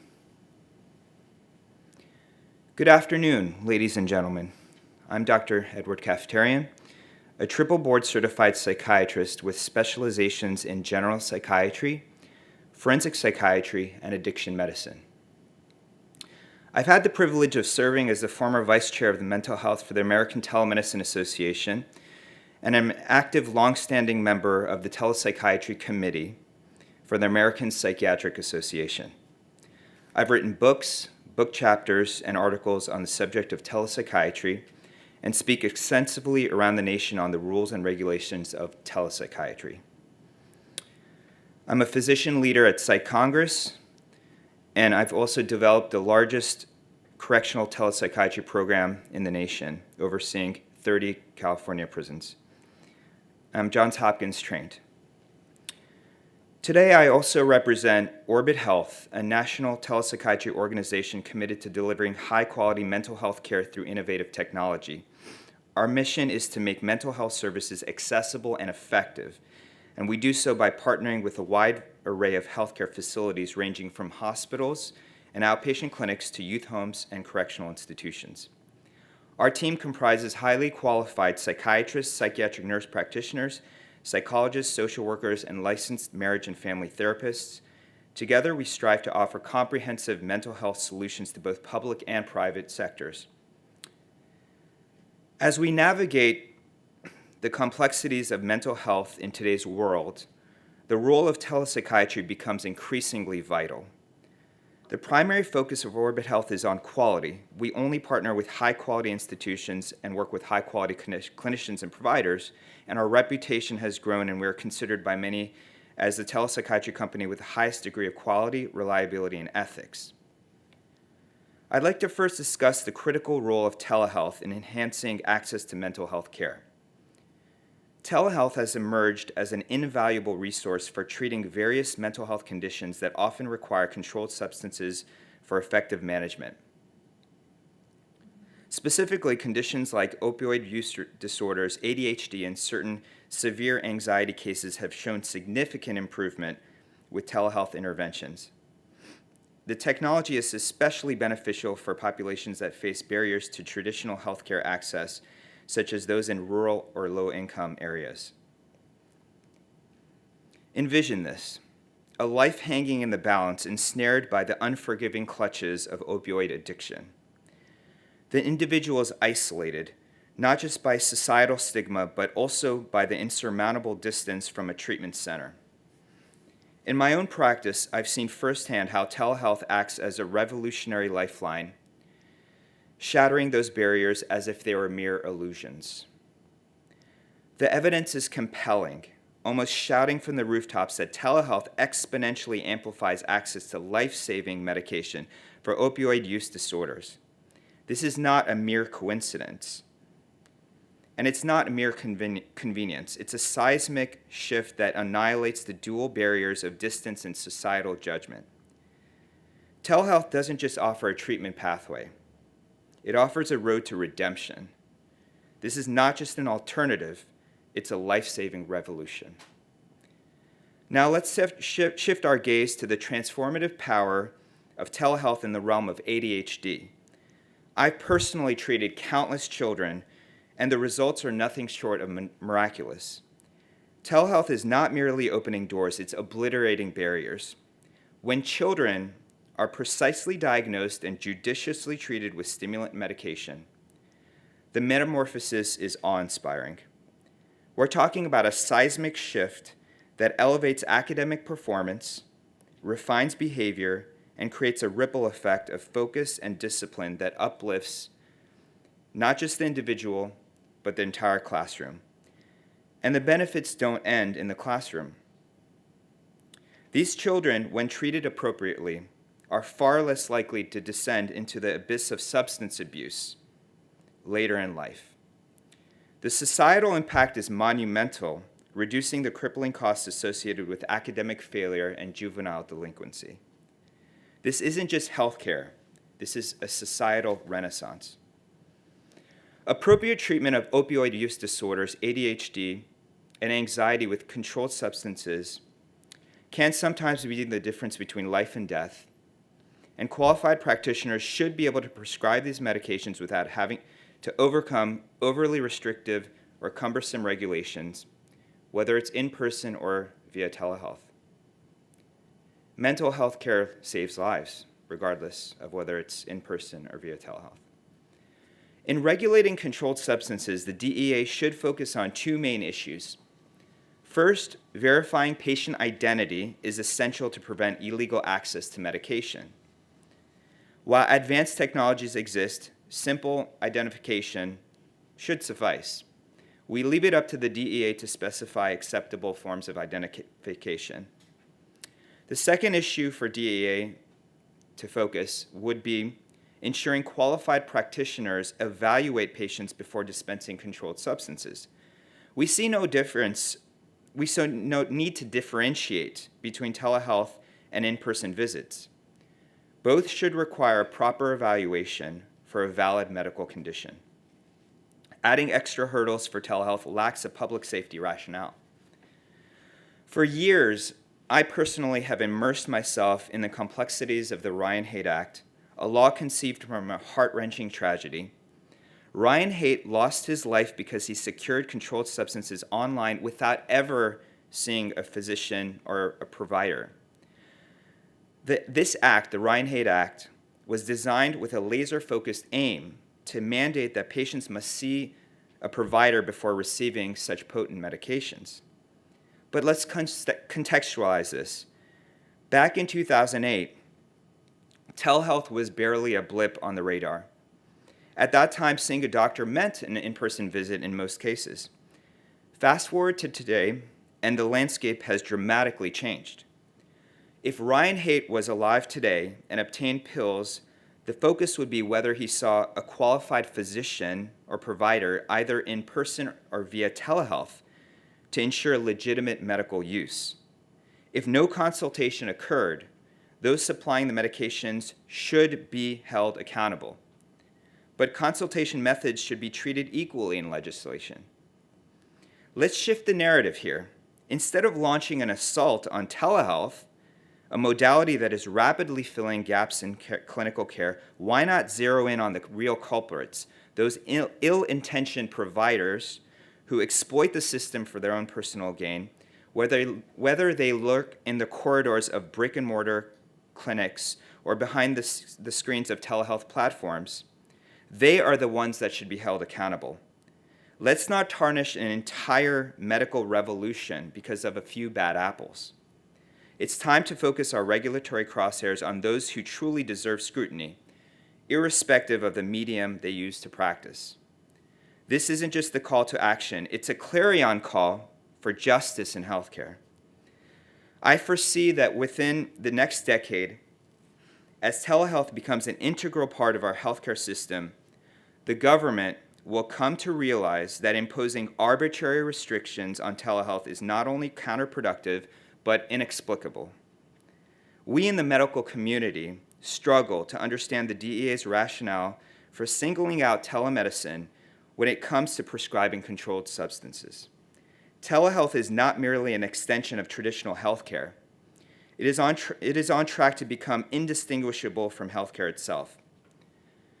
I firmly believe that the government will eventually recognize that stifling the growth of telehealth doesn't prevent abuse. Rather, it deprives communities of essential, sometimes life-saving treatments. My aspiration is that a single DEA number will suffice to prescribe controlled substances via telemedicine or in person, thereby streamlining the process and broadening access to healthcare. If our request seems too ambitious or progressive and the DEA opts for stricter telemedicine regulation, we urge the establishment of a streamlined special registration process based on evidence. This should be nationwide to maximize telemedicine's benefit and avoid healthcare fragmentation. Dual state registration for practitioners is unnecessary and only adds red tape. Special registration should be open to all medical specialties competent in prescribing controlled substances. I propose that regardless of what regulations are put in place, the DEA should allow, at minimum, a 90-day period for the practitioner to prescribe the medication. This would enable a safe tapering process, reducing the risk of withdrawal symptoms and ensuring a smoother transition in the treatment plan. I ask that you include this as an exception to any other mandate that would prevent the provider from being able to safely manage such a patient. Moreover, irrespective of the final regulatory landscape, I implore the DEA, on behalf of the entire psychiatric community, to maintain the confidentiality of practitioners' home office addresses. This isn't merely a formality, it's critical safety measure, exposing us to and our families to the potential risks posed by dissatisfied or unstable patients who might seek to confront us in our residences is just not unfair only, but it's also a breach of our personal security and peace of mind. In closing, I want to remind you that the opioid crisis was ignited not by telehealth, but by in-person pill mills. So what was our response? Did we outlaw face-to-face medical consultations? Of course not. The issue was addressed through education, awareness, and holding the culpable parties accountable, not by banning an entire mode of healthcare delivery. Let's not forget that the DEA's mandate is not to micromanage the intricacies of medical practice. That's the purview of the state medical boards. When a qualified licensed provider determines that a telehealth consultation provides sufficient grounds for prescribing controlled substances, that decision should be respected as their professional judgment. We do recognize and deeply respect the DEA's indispensable role in thwarting the illicit spread of controlled substances. However, if the sword of regulation must fall upon telehealth, let it be surgically precise, targeting only two critical issues: verification of patient identity and the evaluation by qualified providers for legitimate medical needs. To venture beyond these boundaries is not merely an overextension of regulatory power. It's a betrayal of healthcare's very soul, a jeopardizing of patient lives, and a barricade to essential care. This is not a mere request. It's an impassioned plea echoing from the core of medical ethics, a clarion call for the sanctity and integrity of a practice that holds lives in its hands. Thank you. Thank you. Hold on, let me just check and see if there's any questions. Do we have any questions? Okay. Thank you. Thank you very much. Thank you. Okay, and I will follow up with our commenter, in-person commenter number 15, and our last for the day. Thank you. You're welcome. Thank you. If you would just state your name and affiliation and spell your first and last name. Okay. Well, good afternoon. You made it to your last presenter of the day, and I personally thank you for finding space for me after my morning flight was canceled. It would have broken my heart not to have this chance to talk to you today, so thank you so much. My name is Dr. Joe Rotella, Joerotella, and I am the Chief Medical Officer of the American Academy of Hospice and Palliative Medicine. AAHPM is the national professional organization for physicians who specialize in hospice and palliative medicine. Our membership also includes nurses, social workers, spiritual care providers, researchers, and other health professionals deeply committed to improving quality of life for the expanding and diverse population of patients of all ages living with serious illness, as well as their families and caregivers.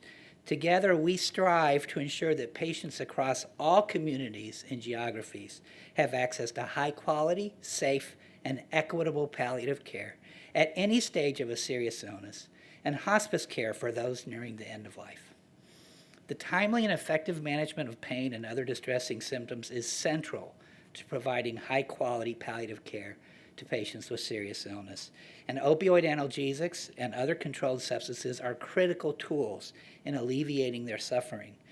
AAHPM appreciates the intention of the proposed rules to advance public safety and urges taking a balanced approach that also prioritizes access to care and relief of suffering. Therefore, we believe it is imperative for DEA and the Department of Health and Human Services to account for the unique needs of seriously ill patients, including those near the end of life, when finalizing policies related to the prescribing of controlled substances via telemedicine. In particular, my comments today focus on three main areas: the need to clarify that in-person requirements for prescribing of Schedule 2 through 5 controlled substances do not apply to patients enrolled in hospice. Secondly, the need to establish a special telemedicine registration to allow that qualifying practitioners may prescribe Schedule 2 through 5 controlled substances without conducting an in-person medical evaluation, to enable ready access to controlled medications for patients with serious illness who are not all in hospice care. And third, the need to extend telemedicine prescribing flexibilities for controlled substances that have been in place in response to the public health emergency for COVID-19 through at least calendar year 2024 to provide for a reasonable transition period while a special telemedicine registration process is implemented.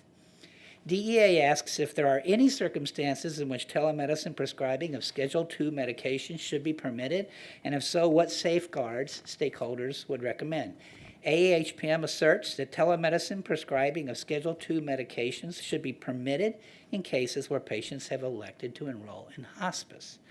Likewise, telemedicine prescribing should be permitted in cases where patients outside of hospice are clearly identified as having a serious illness and uncontrolled symptoms, with the added safeguard that the prescriber has demonstrated training and expertise in pain management or palliative care and met any qualifications for a special registration. We understand that in-person evaluation requirements are intended to ensure that an established patient-physician relationship is in place prior to the prescribing of controlled substances via the internet.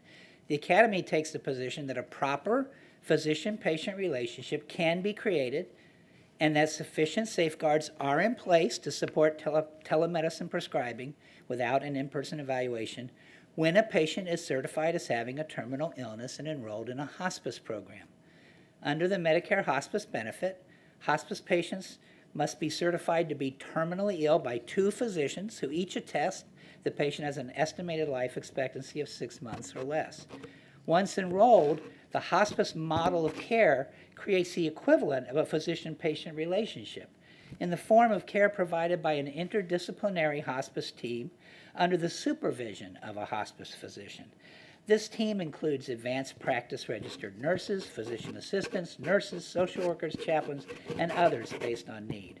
They conduct comprehensive skilled admission assessments and are in regular face-to-face contact with patients, including through frequent home visits, extensive education and supervision, and 24/7 availability. Thank you. Making them better equipped to detect and address drug diversion and safety concerns than a physician in a typical outpatient clinic. They're there. They are there with the patient on many, many occasions.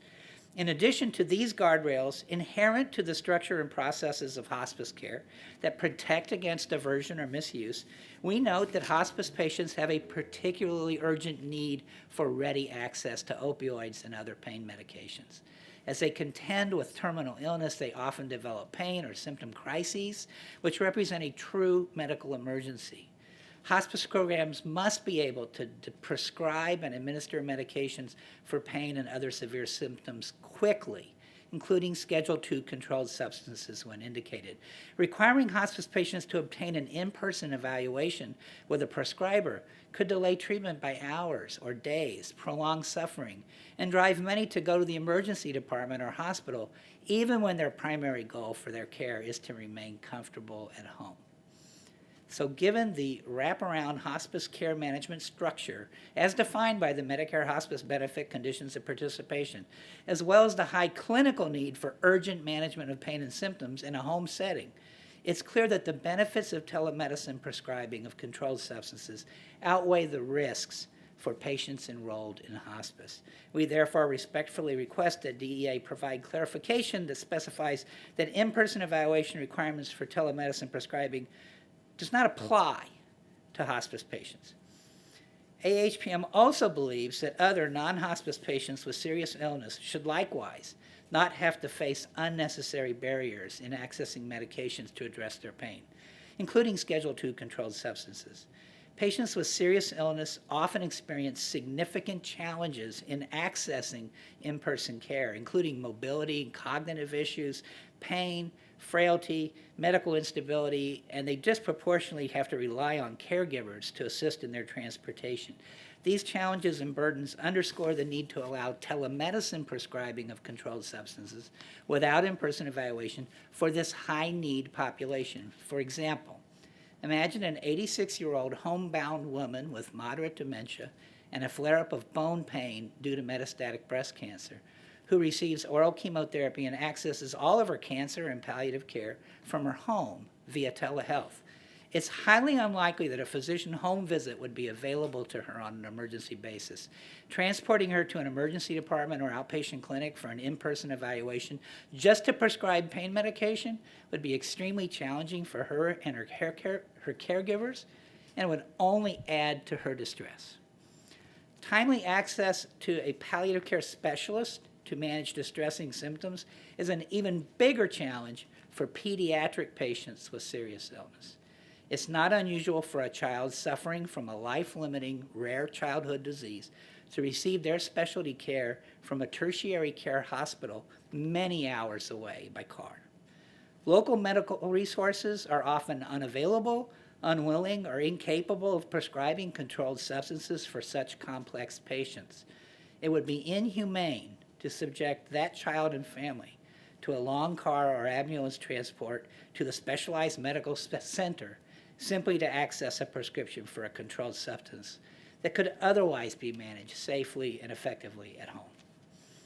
To provide safeguards while supporting access to urgent symptom management for people with serious illness, AAHPM recommends that DEA implement a telemedicine special registration process enabling qualified practitioners to prescribe Schedule II through V controlled substances via telemedicine without a prior in-person medical evaluation. We support robust requirements for special registration, for example, demonstration of specialized training in palliative care or pain management, and would be happy to work with DEA on identifying appropriate qualifications, specifically for those caring for people with serious illness. Finally, we appreciate that Congress extended Medicare telehealth flexibilities through calendar year 2024. AHPM urges DEA to likewise extend the telemedicine prescribing flexibilities for controlled substances through at least the end of 2024, while it implements a telemedicine special registration process. While we appreciate that DEA extended flexibilities for 6 months after the public health emergency for COVID-19, and for an additional year thereafter for relationships established between the start of the PHE and November 11, 2024, we believe that the flexibilities should be extended more broadly, including for all telemedicine encounters for new and established patients, including for hospice patients if they are not clarified to be exempt, through the end of 2024. Thank you so much for considering our comments in support of patients with serious illness and their families and caregivers.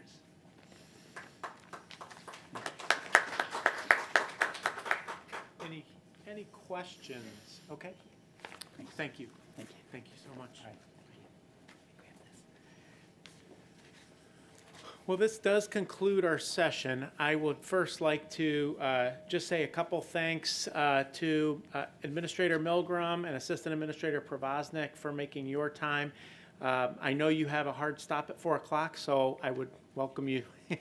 Thank you. For those of you that are still here, either watching us in person or virtually, I do want to say a hearty thanks on behalf of all of us at DEA for making time out of your busy schedules to be here, to be present, and in many cases to be heard. I think the comments we heard today were absolutely wonderful and really give us some really great perspective as we move forward with our important regulation drafting in this effort. I do want to just say that I want to give a special shout out to our production company, which is Real Impact. They made this effort look completely seamless, I hope, for the virtual presenters who got a chance to watch this. Understanding that I had was that this thing went really well today from a production standpoint, and there's no way we could have done it without Real Impact. So I do want to extend my hearty thanks to you all. I also know that we have stenography services being provided by Heritage Reporting Corporation, which again will become part of the administrative record for our rulemaking in this space. So I want to give a hearty thanks to our stenographer for being here, and I'm sure they have their work cut out for them trying to interpret everything and all the technical words that were said during today's discussion. With that in mind, we will close our session for today. We're going to begin tomorrow at 9 a.m. We're going to flip the script, so we'll have our virtual presenters in our morning session, and then we'll close our afternoon session with in-person presenters. I welcome you all to come back, and again, thank you for being here.